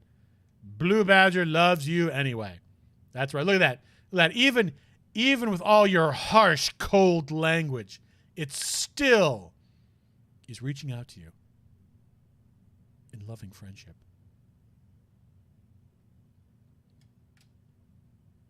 Let it in, Marchand. Let it in. Let's see here. I think we've seen everything there is to really see. There's really not much in here to look at. So we're going to talk to this guy, maybe just in case. That must be one of the detectives. He's mumbling something to himself. I know. The killer used dry ice. If we put it between the latch and the door, the room could be sealed shut. This is good. I'll win a writer's award for sure. He's not writing a report. He's writing a novel. He can land among the stars. Whew, it's so harsh. So harsh. I guess we'll go to the detention center. In the cold void? Oh my gosh. February 23rd, detention center. Visitor's room. Among Us? Among Us would be a good one to play, I'm not going to lie. Like, if that was the case, I would want to see if we get, like, the guests of honor to come play. Because, honestly, no one's going to watch, like, me play Among Us. But if we had the guests of honor all play Among Us along with some other people, that might be cool. That might be cool. Something to think about. Something to think about. If it worked for AOC, it worked for anybody. All right, who are we talking to here? Still, I do feel better about things, a little. I mean, they caught the person who stabbed Detective Goodman, didn't they? Yeah, I guess they did. Best not to go too far down that road right now. Things will just get confusing. Ow. What was that? Sounds like a microphone feedback. Sir, that's what I'm saying. Me, a perpetrator? Oh, are they saying Officer Meeks did it? I'd say I was the perpetrated against, sir. That's what I'd say. Oh my gosh, what? Hi, greetings, sir. Wait, I know who you are.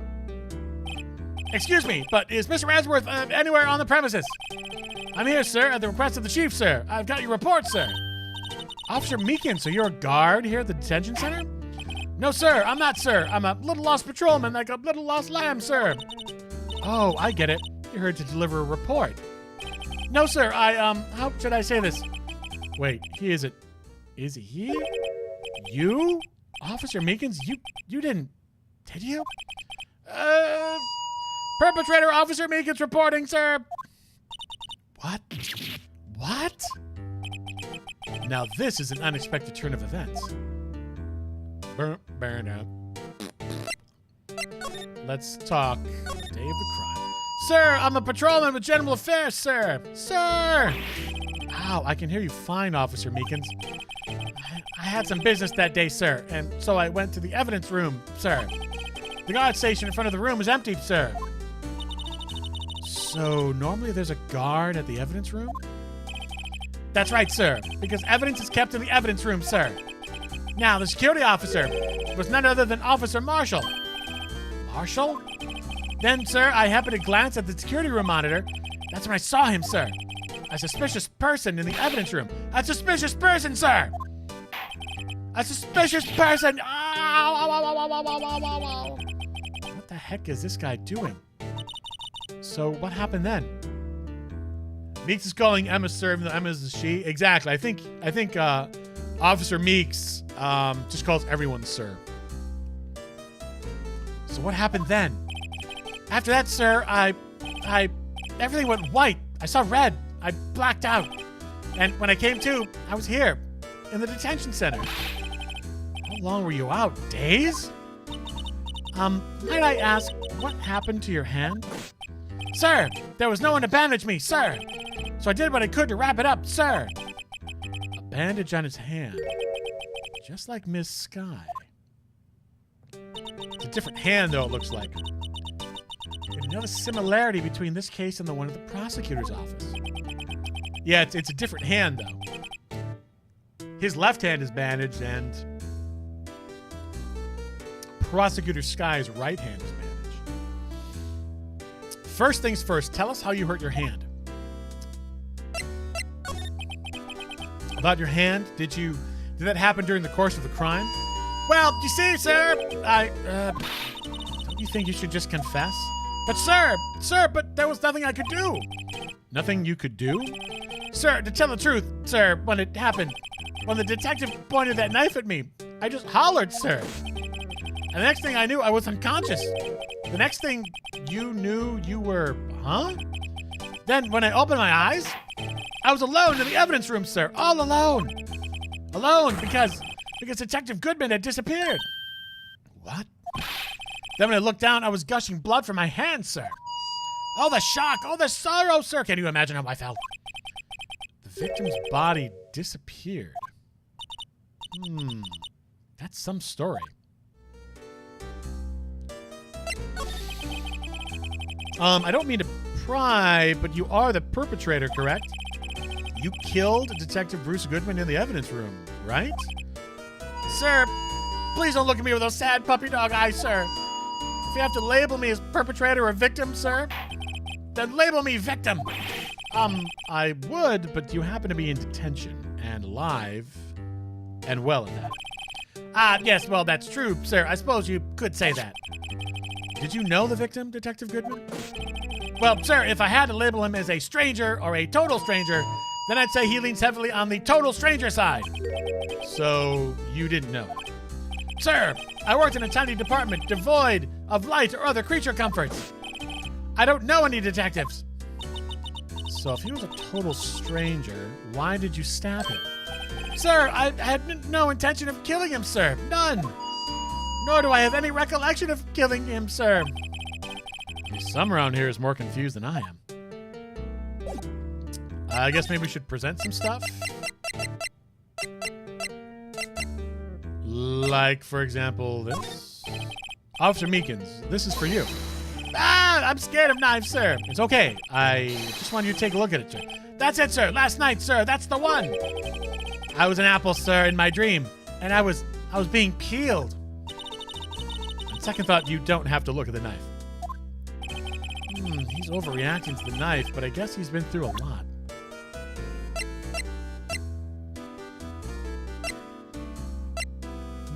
Does he know anything about this? Could you take a look at this? I'm sorry, sir. Really sorry, but I have no idea what that is. Maybe you should ask Mr. Edgeworth, sir? He's passing the buck, Mr. Wright. It takes a special kind of man to pass the buck to Edgeworth.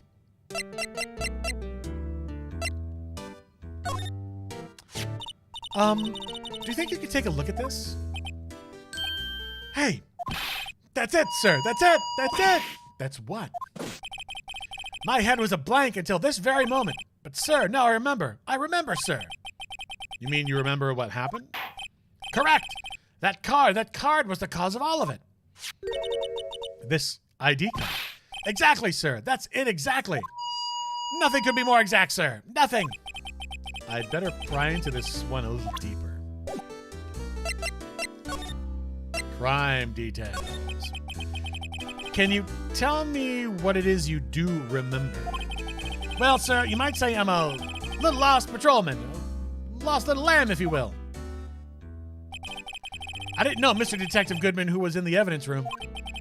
And that's why you thought he looked suspicious. Sir, I entered the evidence room and asked him... Okay, so I've noticed every time you see Goodman, he's got like a hat on, and he's got a trench coat on, and he's covered up. I'm wondering if...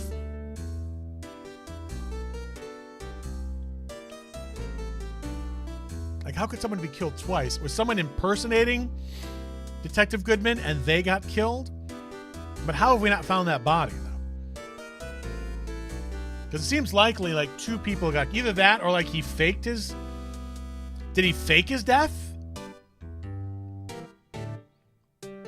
I don't know. I'm genuinely confused.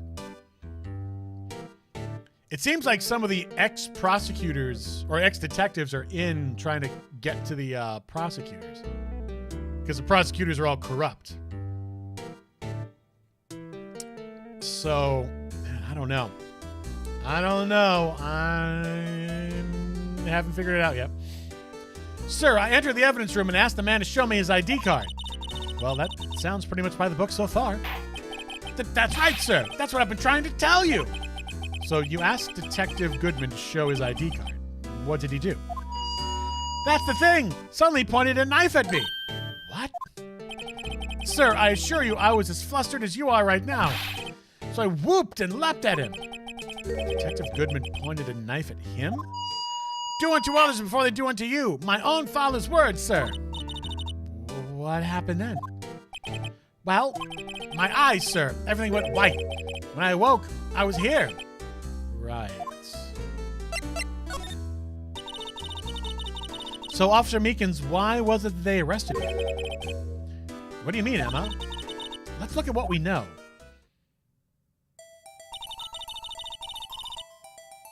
Now, Officer Meekins didn't know Detective Goodman.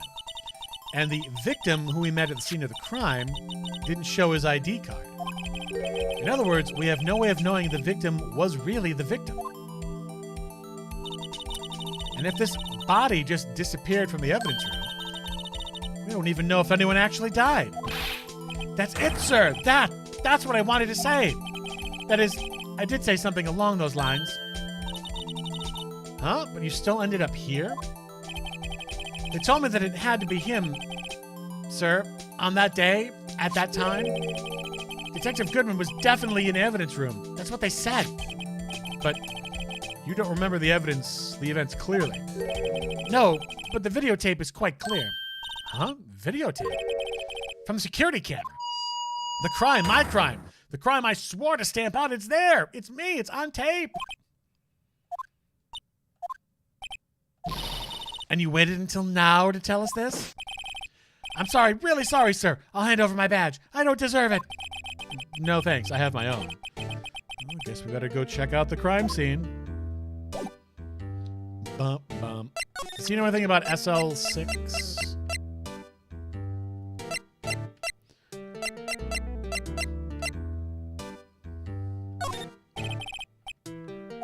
Oh, that's right. He doesn't like knives. We did that one already. That's right.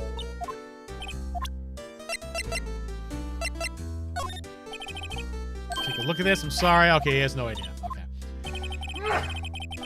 As I sneeze. So let's, I guess we're going to move and go to the...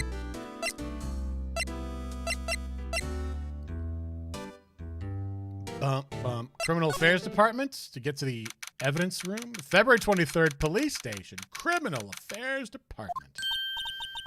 Hey, Mr. Wright, look who's standing at the Chief of Detectives' desk. It's Police Chief Gant. And you're sure this is all, You know what it means if there's anything missing. Sir, I'm sure it's most likely totally perfect. We checked all of his drawers, lockers, garbage cans, under his seat cushion, behind his computer monitor, inside his personal coffee machine. I see. Well, if anything does come up, you call me right away. Deal? Yes, sir. We'll scour the place again, sir. The Chief of Detectives looks a little flustered. Ah, righto, my boy. How you been? Swim much? Oh, ho, ho. Chief Gant reporting for duty, sir. Why are you saluting him, Mr. Wright?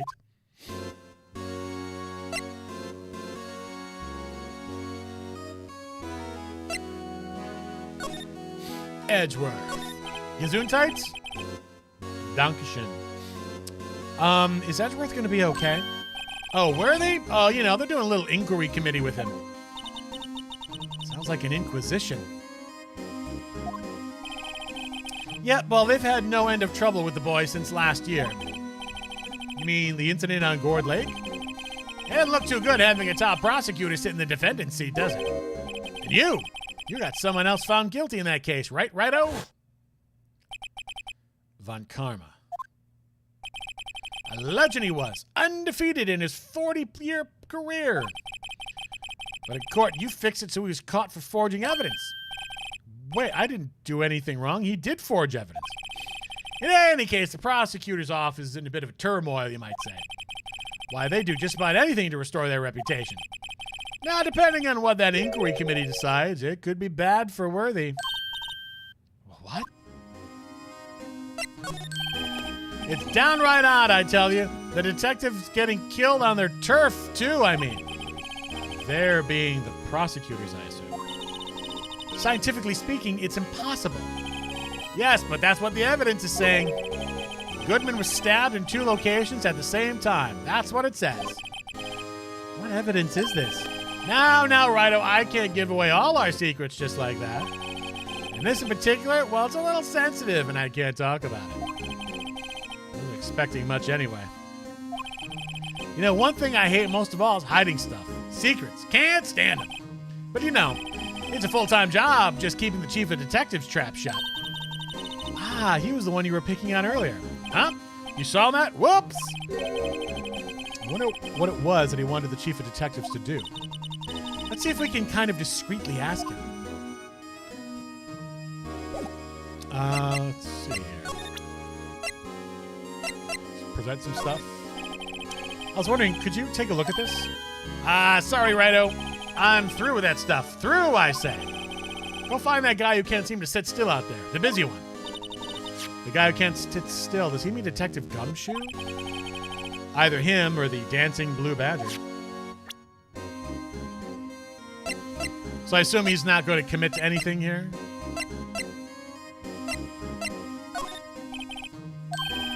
Yeah. Whoop, go back. Let's see if he says anything about the blue badger. Nope. Well, he has nothing to say about anything. How about this? Nope, he doesn't want to talk about anything. Okay, fine. Fine.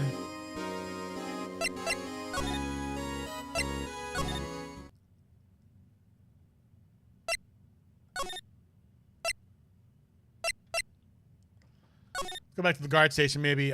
He's still not back yet. All right, so where have we not gone yet?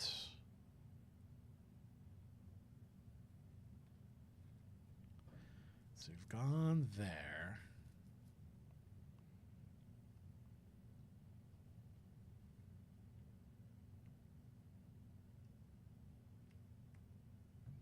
Oh, maybe we need to go, because it said talk to the chief of police about something. The chief of detectives. Maybe that's what we need to do. Let's go back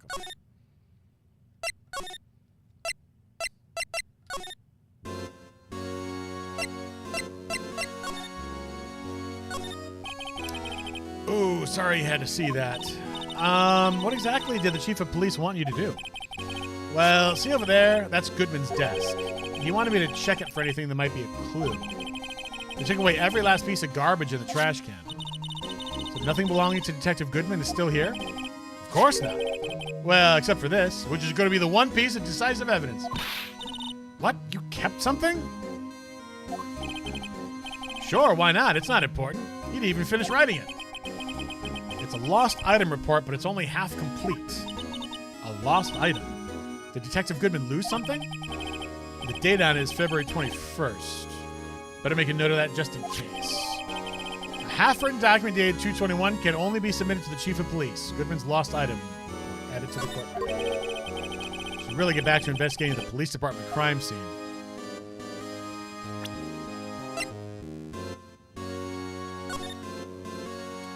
.221 ID 5, and then he had a 9, but he crossed out the 9.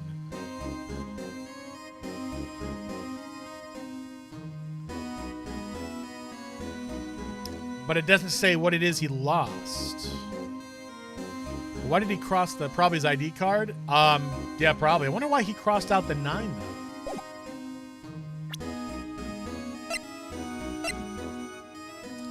Now that's weird. Look at that. Like, notice his ID starts 5-8. But look at this. Starts off 5-9 and he crossed it out. Does he not know his own ID? That's got to play into something.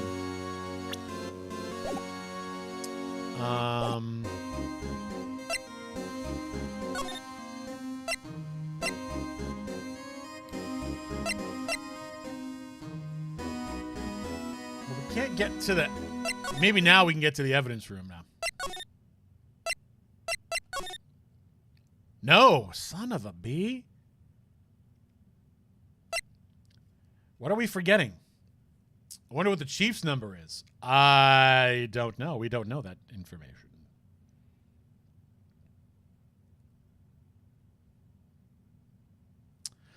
Do we have to talk to Gant maybe? Don't know. Aha! Permission to enter. There we go. Cool. Actually, I was wondering if I could ask you a favor.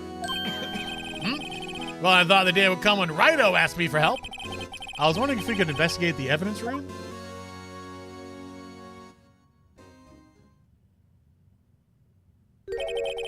Now, Righto. Actually, I'm sorry. I don't need to investigate after all. Righto, please. Do I look like a selfish man? Huh? Heck, if anyone asked me, sir, can I borrow $50? I'd give him $50. No problem. So go ahead. Investigate that room to your heart's content. Knock yourself out. Just goes to show you never know until you ask. And for you here, you can borrow this. Huh? Hey, this is a detective's ID card, isn't it? That's a special card for guests, so don't lose it. Yes, sir. It's an honor. You just run along now and do your best now. Later, folks. Looks pretty cool in my lapel, doesn't it? Just think, a real ID. You seem happy.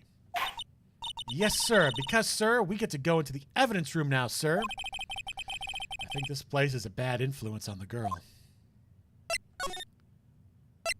Now we should be able to get it.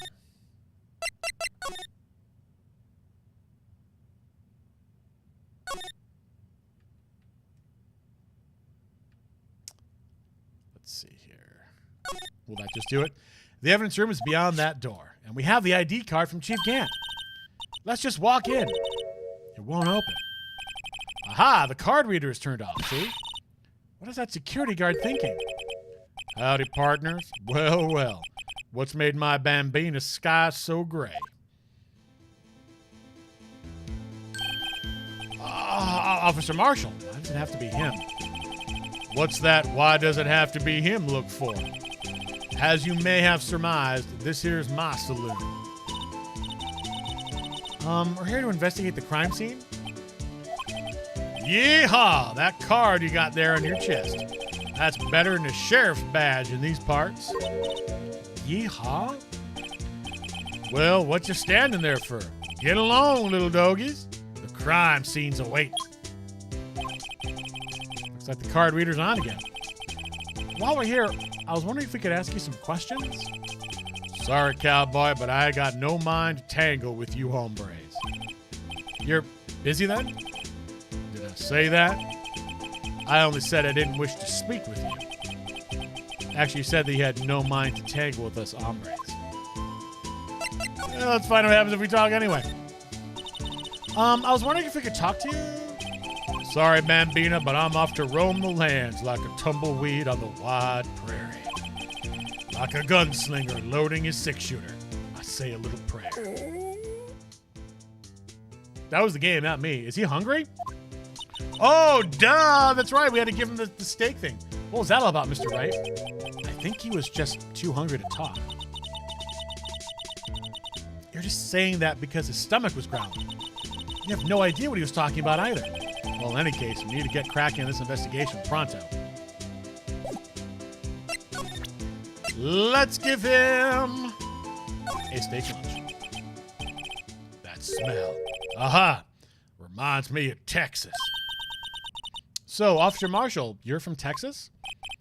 No, I just saw a special on television the other day. Is this from my baby? Yeah, Miss Starr. Well, what's this? What? What's wrong? A filet steak lunch? I see. I see. I don't see. I wonder what it means. Steak lunch given to Officer Marshall. All right, Bambina, you win. Ask me for anything, smack. Finally, it seems like he's willing to talk. Officer Marshall, you're in charge of security for the evidence room, right? You got good eyes, partner. It's an easy job, and I'm grateful for it. Actually, Officer Meekins at the detention center told us. Oh, that poor little doggy. Poor guy. I keep getting his name wrong and calling him Meekly. He told us something. He said that when the stabbing occurred, you weren't at your station. Well, maybe I shouldn't be telling you this. But since I got demoted from detective 2 years ago, well, I might not look it, but I lost my fire for the job, you know? So, what were you doing around 5:15 when the murder took place? Well, I reckon I was galloping down the highway on the back of my steed, Zippy. Note, he was riding down the highway on his horse named Zippy. I don't think it's a horse. There's no need for people here anyhow. These newfangled machines do a bang-up job of keeping an eye on the place. You mean the security camera system? I don't take to machines much. Kind of like that stewed broccoli they sneak in next to your steak, you know? Miss Starr told us something. She said that you were a detective until 2 years ago. It was always my dream to be a rawhide wrangler on the scene of the crime. That's all gone now, like a drinking hole in a prairie fire.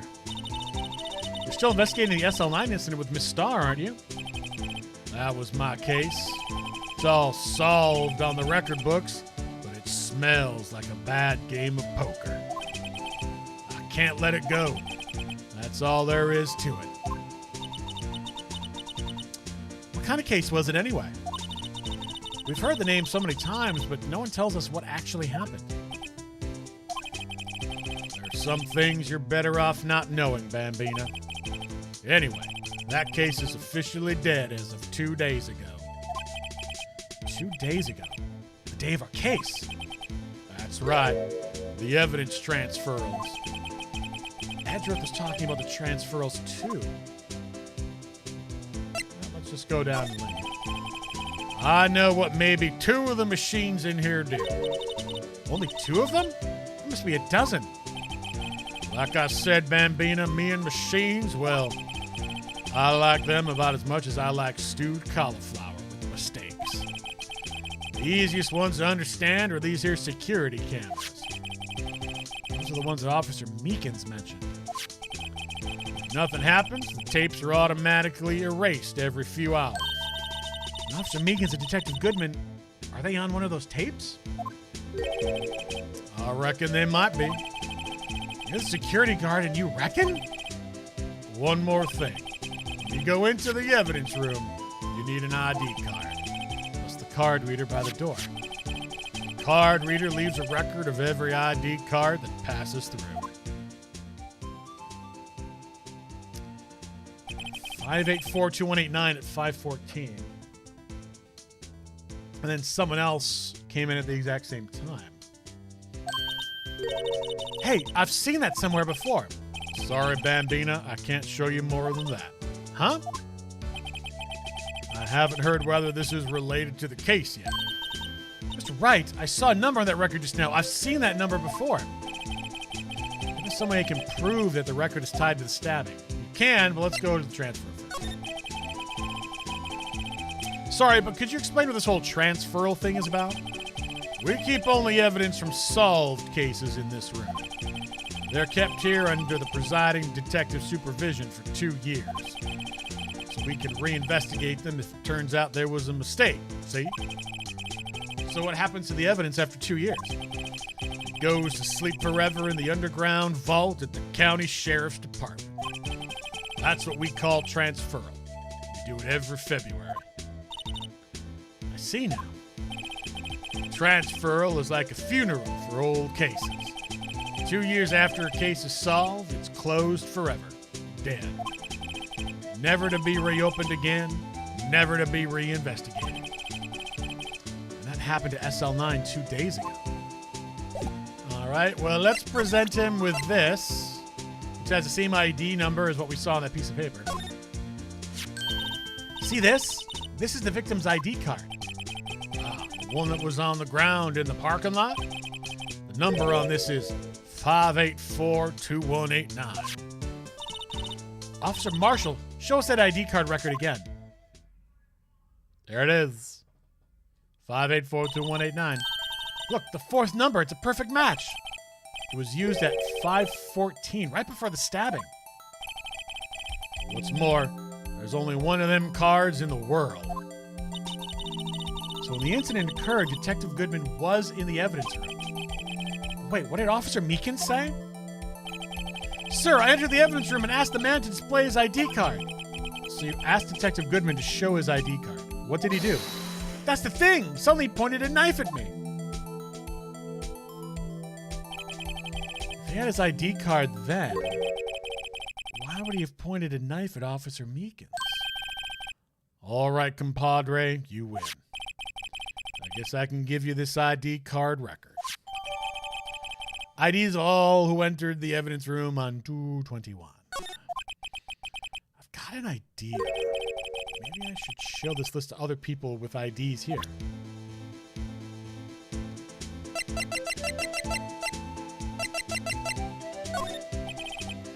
Sheriffs back in the Wild West didn't place much faith in evidence. The only thing they trusted was their shooting hand. This is neither wild nor west here. Aha! But that and this, they're two different things entirely. I guess so? Huh? I'm lost. Looks like we need some evidence to get anywhere with this guy. Let's go to the evidence room. February 23rd, evidence room, Sector 3. It's quiet. The investigation must be over here. So this is the evidence room. It really is kind of like a graveyard. Graveyards are supposed to have grass and trees. This feels more like a morgue. Nice try, Mr. Wright. You can't scare me. Ah! Whoa!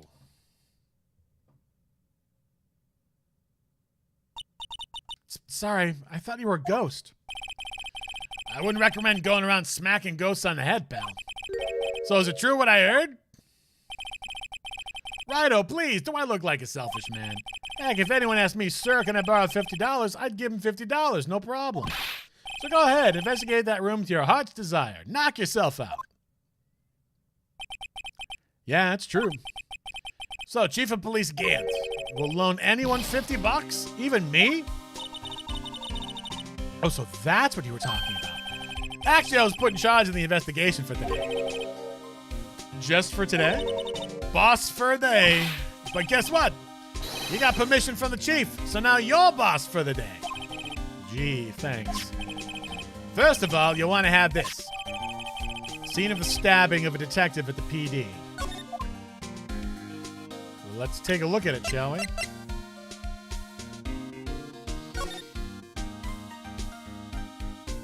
This doesn't show anything.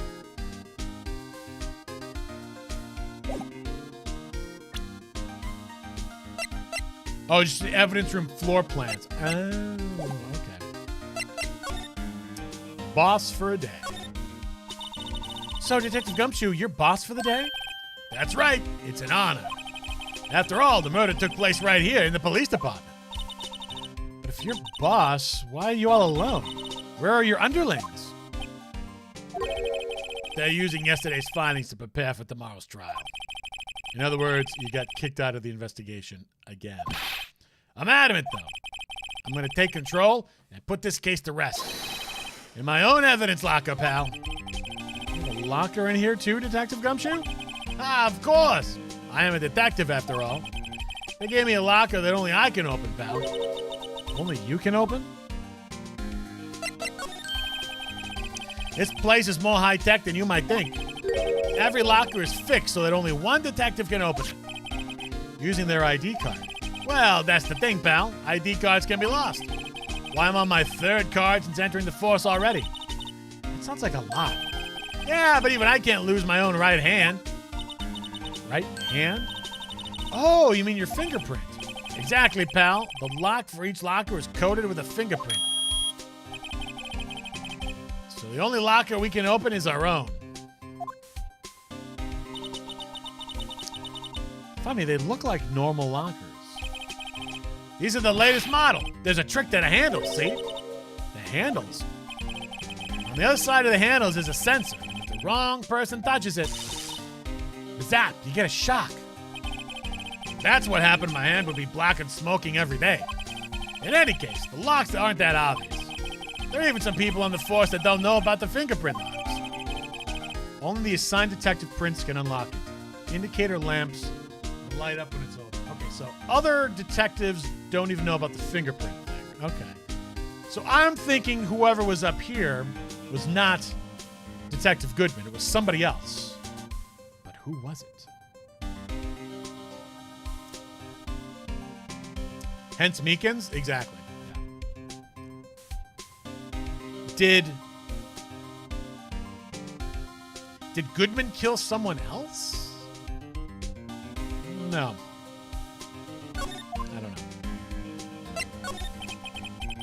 I'll always believe in Mr. Edgeworth, no matter what happens. So, Mr. Edgeworth is with the inquiry committee right now? They're trying to figure out who's responsible for the mess up in court today. Let's see. I guess this is what you call fate. Mr. Edgeworth just can't get away from that case. That case? Yeah, that case. The SL9 incident, of course. That was the beginning of the end for Mr. Edgeworth. Maybe we can get him to tell us more about the case.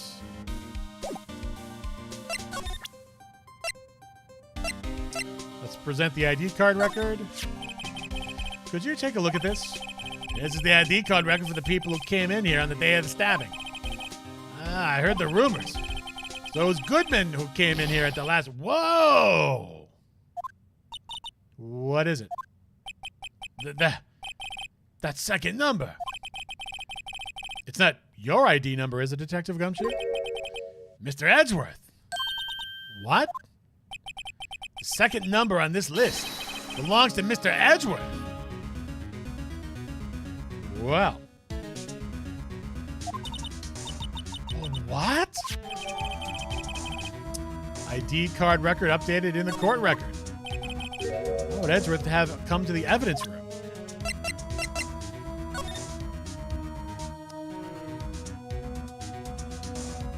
Well, that was at, okay, so that was at 4:40, not at the same time. Okay.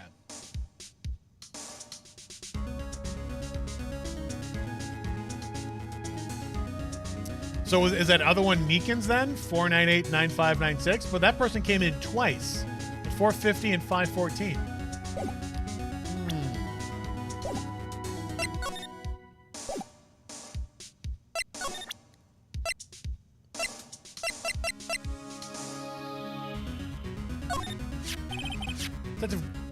Detective Goodman's note and that switchblade knife. I bet Edgeworth was the most surprised of anyone because of the SL9 connection. That was Mr. Edgeworth's first big case, 2 years ago. That was the first time the world knew Edgeworth was a man to be feared. But why would evidence from that case turn up now? I guess it's not over, pal. Maybe they have some loose ends left on that case.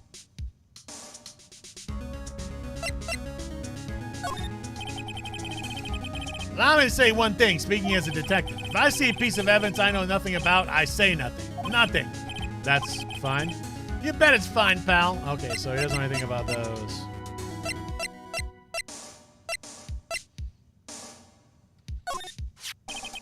This is my crowning achievement, my masterpiece, you might say. But art is always misunderstood, pal. Art? He was dancing proudly on the day of the awards ceremony. There were a lot of people coming and going after the ceremony. So I took the Blue Badger away for a while. Really? Why? Oh, they said it was shameful or something like that. Shameful? I toiled night and day.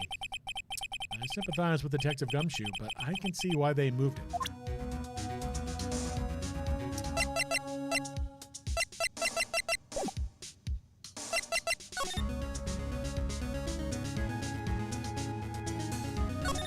All right. Something sticking out of here. There is. Looks like a shirt. This must be evidence for some case. I wonder if Detective Gumshoe put this here. There you go, pal. Making me out to be some kind of slob. I'm not responsible for the evidence here. That said, I bet that evidence locker was opened recently. How do you know? If you leave things hanging out like that, the evidence gets dirty or ripped. The guard checks on that kind of stuff and notifies the detective responsible. How many times have I had him breathing down my neck about some silly evidence? Sounds like Detective Gumshoe leaves evidence hanging out a lot, too. I bet he doesn't tuck in his shirt under that trench coat, either. If you're gonna talk behind someone's back, don't do it right in front of them, pal. Wow, look at this big pile of junk in the corner. That looks like a car door. There's a pair of handcuffs attached to the frame. Maybe the guy they caught was some sort of escape artist and he got away. Hey, that's one of those human profile for range testing. He's been shot square in the forehead. Better him than us.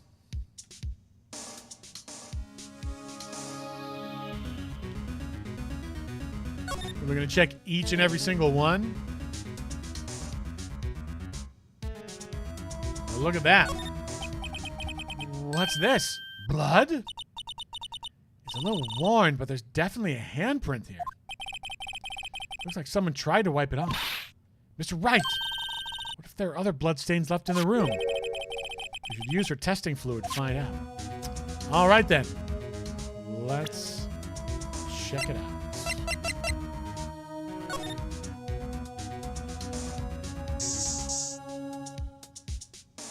Let's get the obvious one out of the way. I knew it. This is someone's right handprint. What? What's the matter, detective? This locker. It's mine. It's yours? Please, you have to help me. When they come to take me away, promise you'll testify that I wouldn't harm a fly. You'll do that for me, won't you, pals? This is an important clue. I'm jotting it down on the floor plans. I'm counting on you guys. Believe me, you can't trust the police. What? But you're a detective.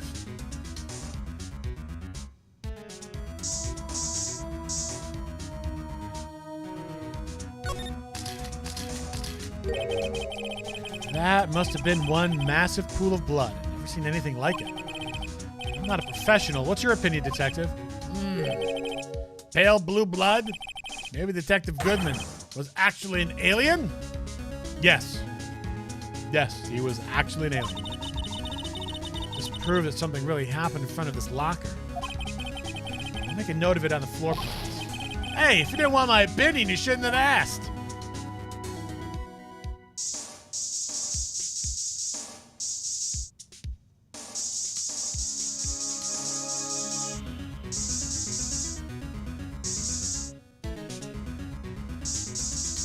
There. Nothing there.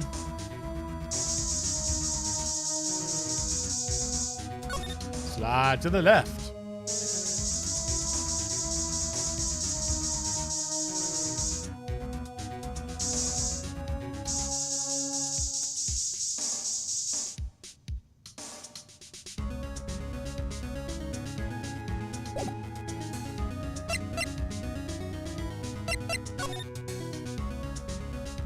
So are we going to search each and every single one? It's like stuff with evidence, stuffed with dreams. I'm not so sure about the dreams. It won't open. Did you really think it would? Hey, pal, security system is high-tech around here. Okay, that took care of that. Some sort of bulky equipment is gathering dust here. What a sorry-looking fishing pole that is. Ah, that's my personal pole. Never did get around to using it. Wait, I've seen that somewhere before. Right, pal, that's that metal detector. The one that led to solving that case out on Gold Lake, remember? Oh, right. Wow, that feels like it was ages ago. And I don't think I've seen this one before. Oh, that's a bug sweeper. I'm sure it'll come in handy in solving some case sooner or later. That cheap-looking box? You can't judge a person or a machine by the cover. You gotta look at their heart.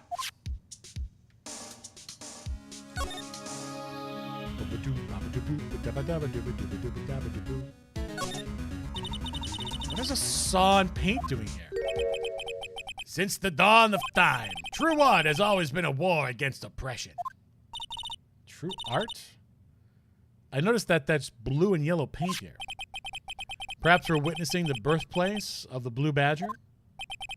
Well, you might say this is my studio. Here? In the evidence room? Yeah, what if you spill paint on the evidence and you've ruined it? Look, this one's open, and the red indicator light above the door is lit. That locker is coated with Detective Goodman's fingerprint. Detective Goodman's locker? Are you sure it's okay to leave it open like that? Well, it'd be hard to get it open again if we closed it. It's empty. Must have taken the contents elsewhere.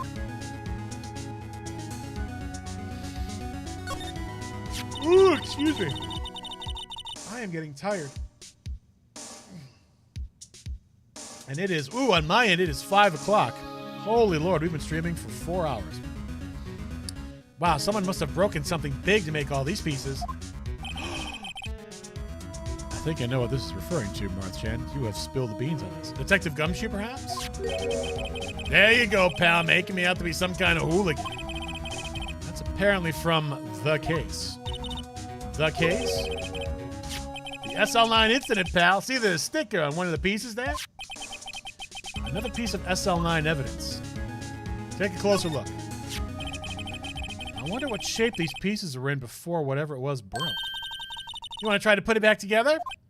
Ah, good luck, pal. That's no job for amateurs. Why, I spent a good 3 hours on that before I had to give up. I even tried to give it to my good friend Marth-chan, and she couldn't even do it either. That's why I always carry around a tube of glue. Well, this piece looks like the bottom. Let's try putting the rest in place. All right. It's go time. Can Highlander succeed where Marth-chan failed?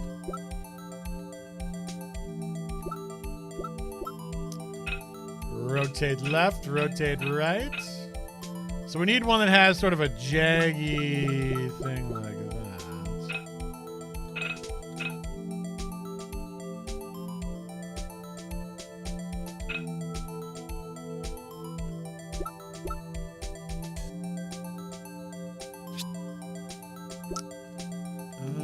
Okay. Which one's got the most jagged bottom to it? That's probably the first one we'll need to go. Ooh, this looks promising.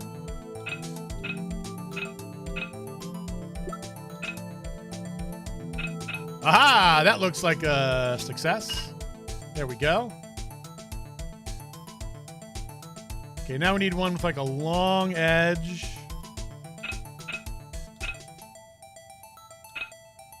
not that one, no. Could be this one. No, that's clearly the top.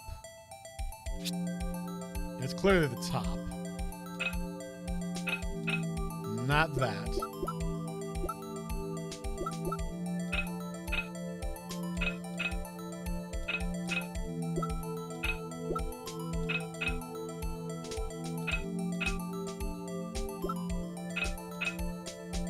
There's the piece.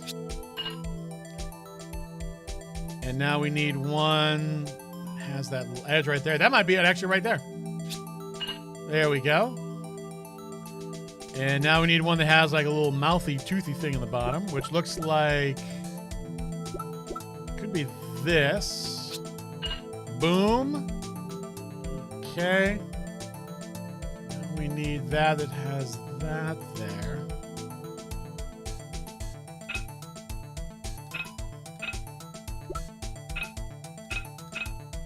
Not that one.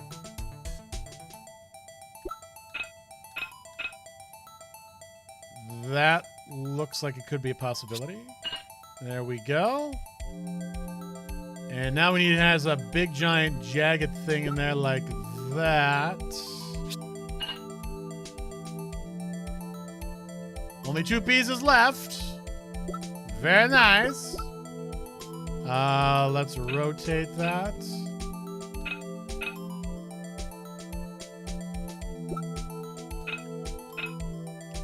Has like a rounded edge to it. I don't think that's it. Oh, that is it. Okay, there we go. And then last but not least.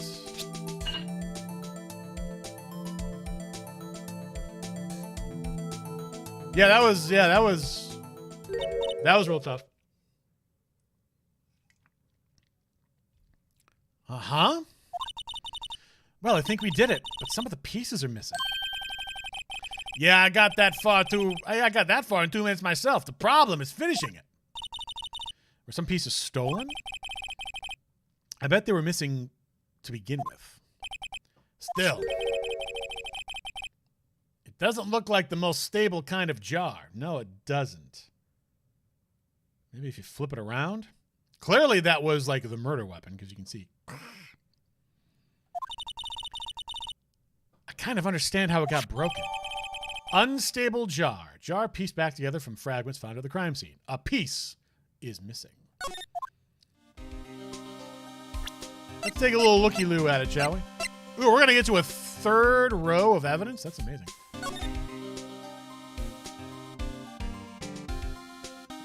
Rotate it so if it was like this, it'd be more sturdy.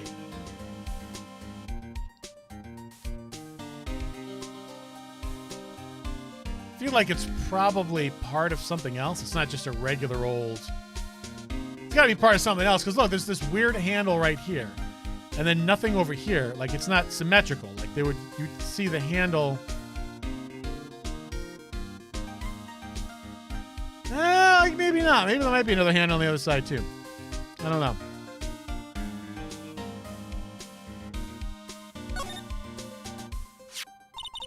Hey, look. Hard to make out, but there's some dark red stains here. Looks like blood. Think Detective Goodman's blood somehow got on this when he was stabbed? Not likely. This blood looks like it's been here for months, maybe longer. Like perhaps 2 years? This jar was evidence in the SL9 incident. That might be when the blood got on it.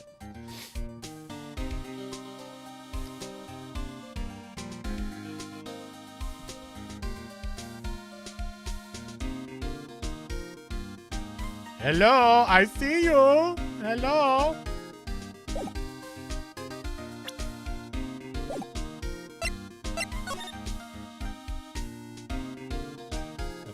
Discovered everything. There's the gloves. Someone left a glove here, but only one. Detective Gumshoe, maybe? No, it's got a tag on there from SL9. There you go, pal, making me out to be some kind of absent-minded detective. That's evidence from the case, you know. You mean SL9. Have a tag on it. Rubber glove added to the court record.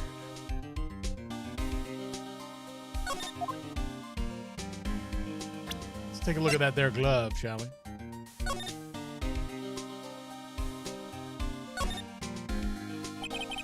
The tag says SL911. I guess this is another piece of evidence from that case. You know, I never did care for the word tag. It's confusing. Huh? What's so confusing about that? Do you know how many other words sound like it? Bag, gag, nag, lag, zag. Zag? Zag? Is that a word? Do you challenge me? What? Are we playing a word game now?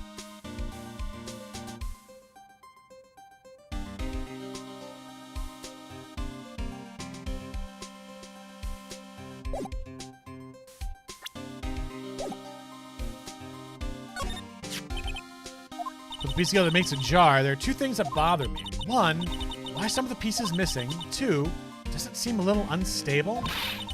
No wonder it broke. I'll make sure to remember that next time I make a jar.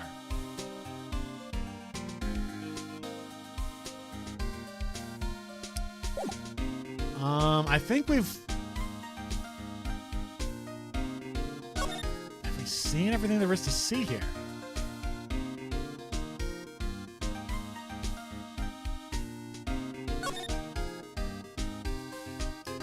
I think so.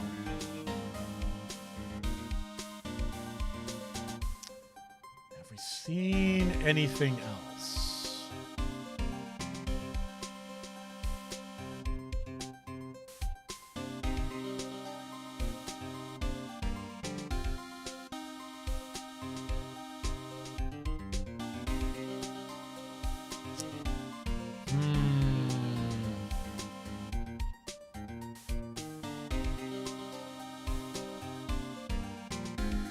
I think that's everything. I don't think we've trying to think. I don't think we've seen that, done that. Yeah, I don't think there's anything else to see in here.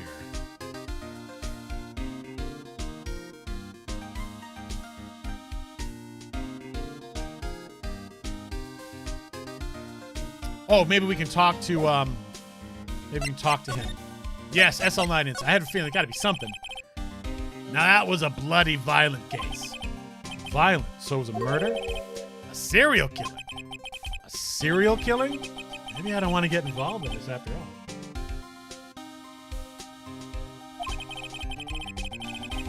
But the killer made a mistake and Mr. Edgeworth built his case around that to nab him. And this was 2 years ago? That put Mr. Edgeworth right in the spotlight and started the rumor mill. Rumors about forged evidence? It's supposed to be all cleaned up with the transferal the other day. It was the last job he ever did. Detective Goodman, that is. Huh? What do you mean? Detective Goodman was the detective in charge of the SL9 incident, see? So that switchblade knife. The victim took the knife out of the evidence. The victim took the knife out of the evidence locker himself?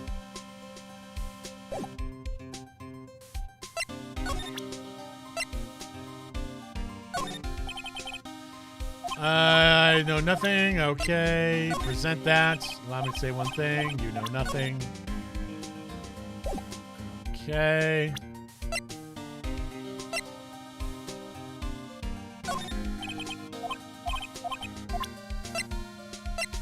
IDs of everyone.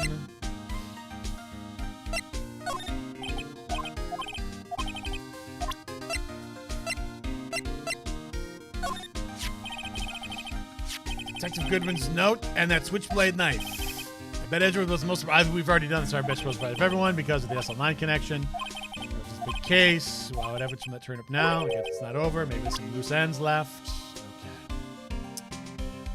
What am I forgetting here?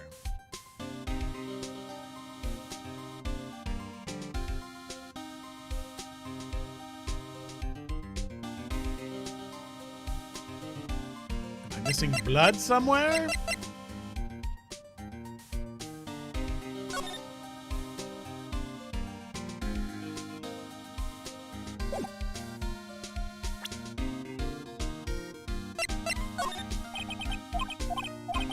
Oh, because I'm still talking to him. Okay, hold on. Let me see here.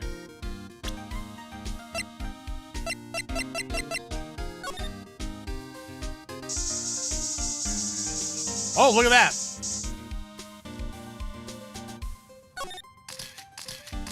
Another handprint. Why am I getting a reaction here? There's no reason for the murderer to touch this spot if he fled out the door. This just might be something significant.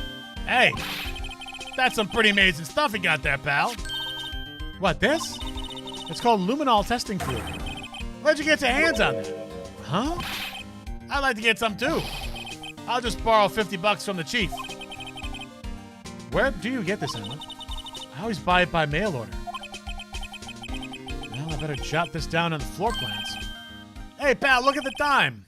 Was there something you needed to be going to? It's just that Mr. Edgeworth's inquiry committee should be letting out soon. I'm going to go give him my report for the day. And apparently order some Indian food as well. It might help, you know. Report? You mean the note written on the back of that flyer? The one that says nothing but no problems? Hey, it's Mr. Edgeworth we're talking about. I'm sure he could use a report like this. I believe in him. Who needs enemies when you got friends like Detective Gumshoe? I'm off, pal. Later. Should probably see what Edgeworth has to say, too. I think you are correct.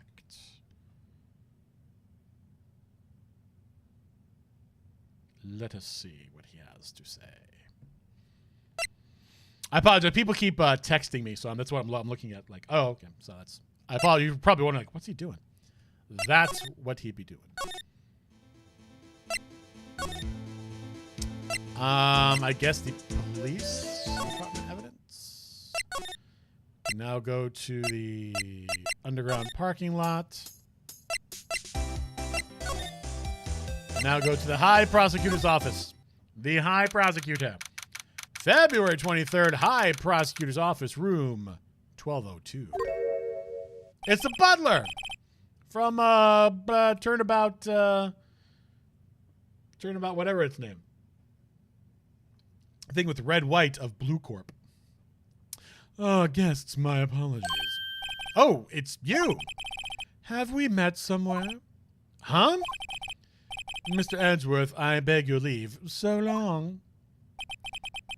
Is Edgeworth here? There, standing by the window, a teacup in his hand. Mac, how are we doing? We're doing okay. I think we're getting close to the end of the and I think once we finish all the investigating before we get to the trial, I think we'll probably stop because this is probably going to take. Well, I got to be honest with you. I have not eaten anything all day, and I am really hungry. Also, investigating is happening. Yeah, so I think once we're done with the investigating, we'll probably call it for the night. And then I think next week we definitely will finish it up. I guess I didn't quite realize how long of a case this is. This is going to take some time because we got to go through the whole trial, and there's going to be shenanigans.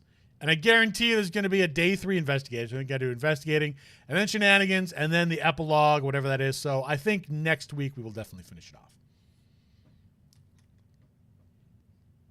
If that works for everybody. You need food? I do need food. There, standing by the window, a teacup in his hand.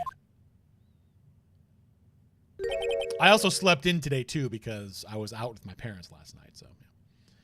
Right. Has the hotel bring him tea service? Mr. Edgeworth, you're back from the district prosecutor's office inquiry? I am.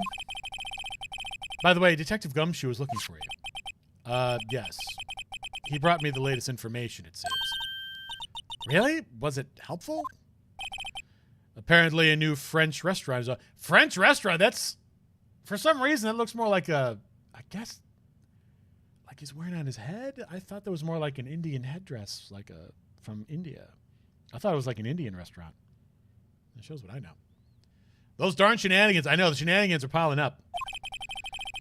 I think he was trying to console me somehow. The real info is on the other side, Edgeworth. Poor Mr. Edgeworth, I really think this whole thing is really taking a toll on him. Let's talk to Edgeworth Inquiry Committee. So, how did the inquiry go? Actually, they decided not to treat this as a case of concealing evidence, but as a communication error during the investigation. Concealing evidence? Yes, apparently there are some who believed that I concealed evidence. They gave me a warning. You were lucky this time again. Again? I've heard them say that so many times. Ever since that case 2 years ago. Tomorrow's trial. Are you okay for the trial tomorrow? Well, I'm still the presiding prosecuting attorney. However, something happened. They gave control of the investigation over to the police department. The police department? Yes. Any further investigation for this case will be directed by the chief of police, Gant. I can do nothing but wait for his results. I see. Why, I ask you? Why? All along, I've only done what I believe is right. I have nothing to be ashamed of. But still. Wow, I've never seen him this out of sorts. I think we need to show him the ID things. Be like, explaining. Oh, right. I better check this now. As I was saying, What's this?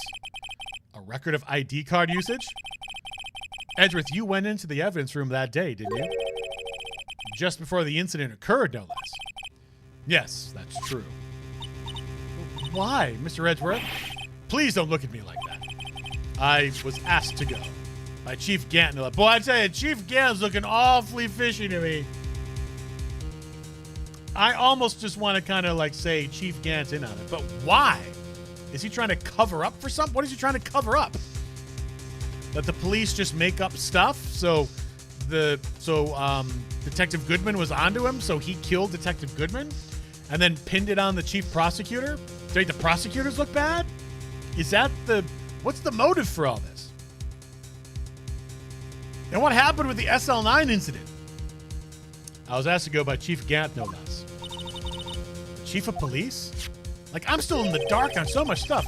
Look, there's another new piece of evidence. What is AI-16? What is this? He wanted evidence for a case that wrapped up half a year ago.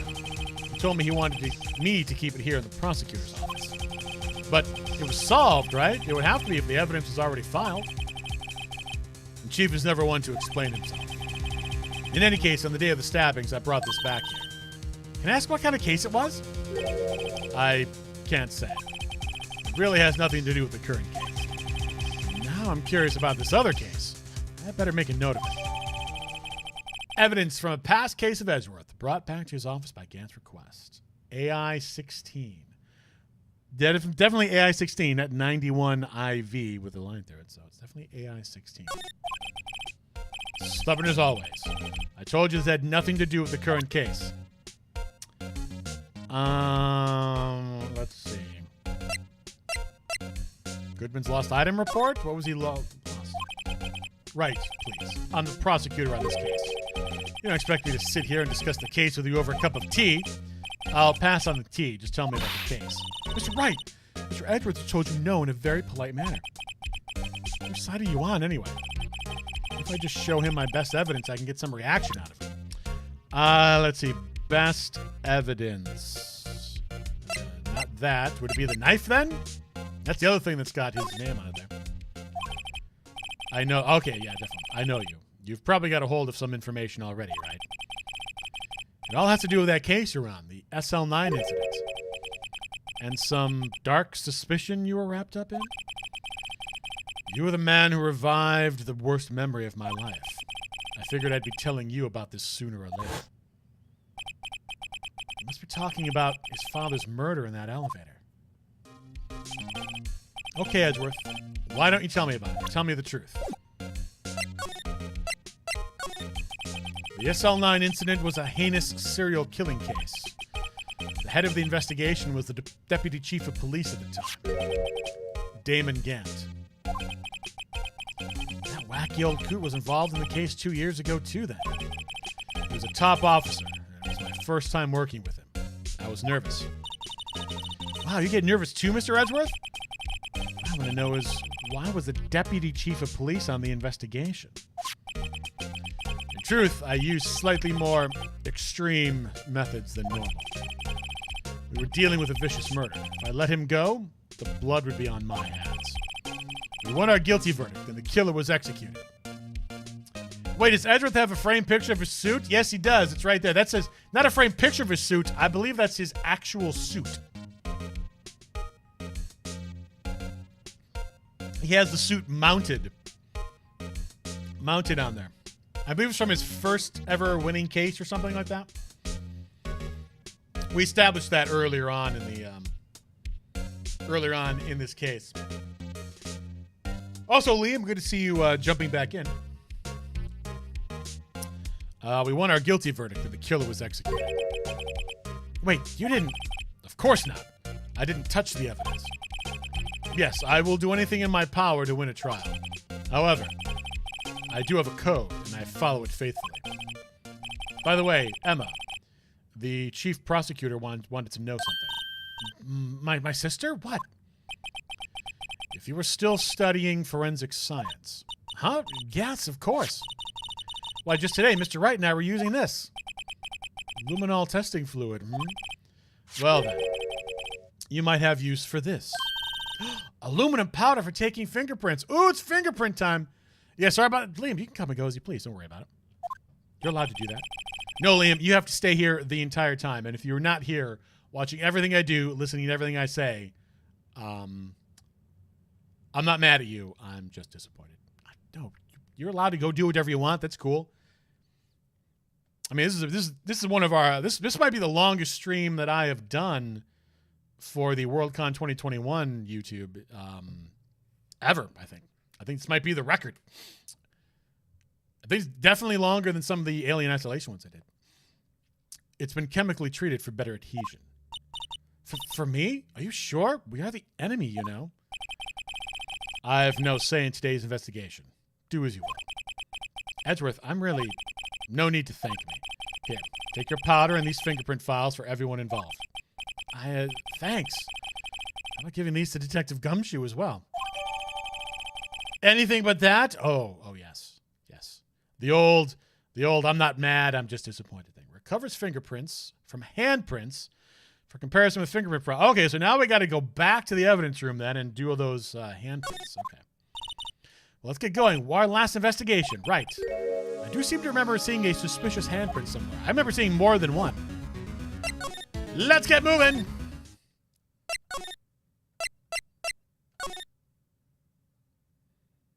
Actually, there's a handprint right there as well. Oh, it's not letting me. Oh, come on. But there's a handprint right there. The blue badge is still writhing around today.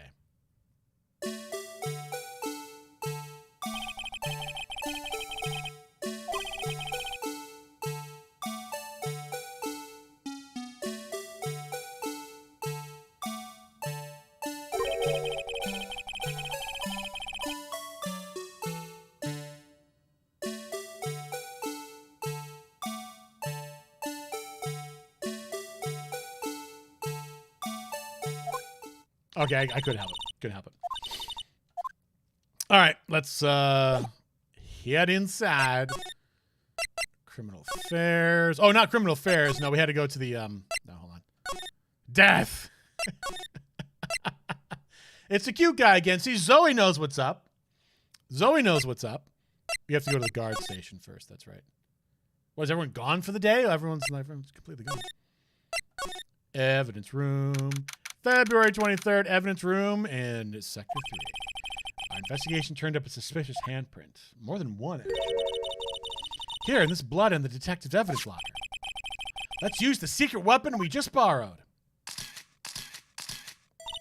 Right, let's get started. First, choose a finger. A finger?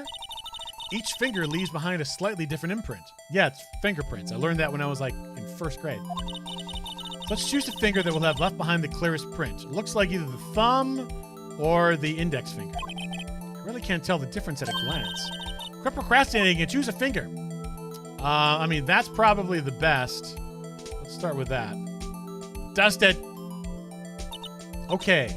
Now it's time to check for prints. How is this a modern-day police department and they've never checked for fingerprints ever?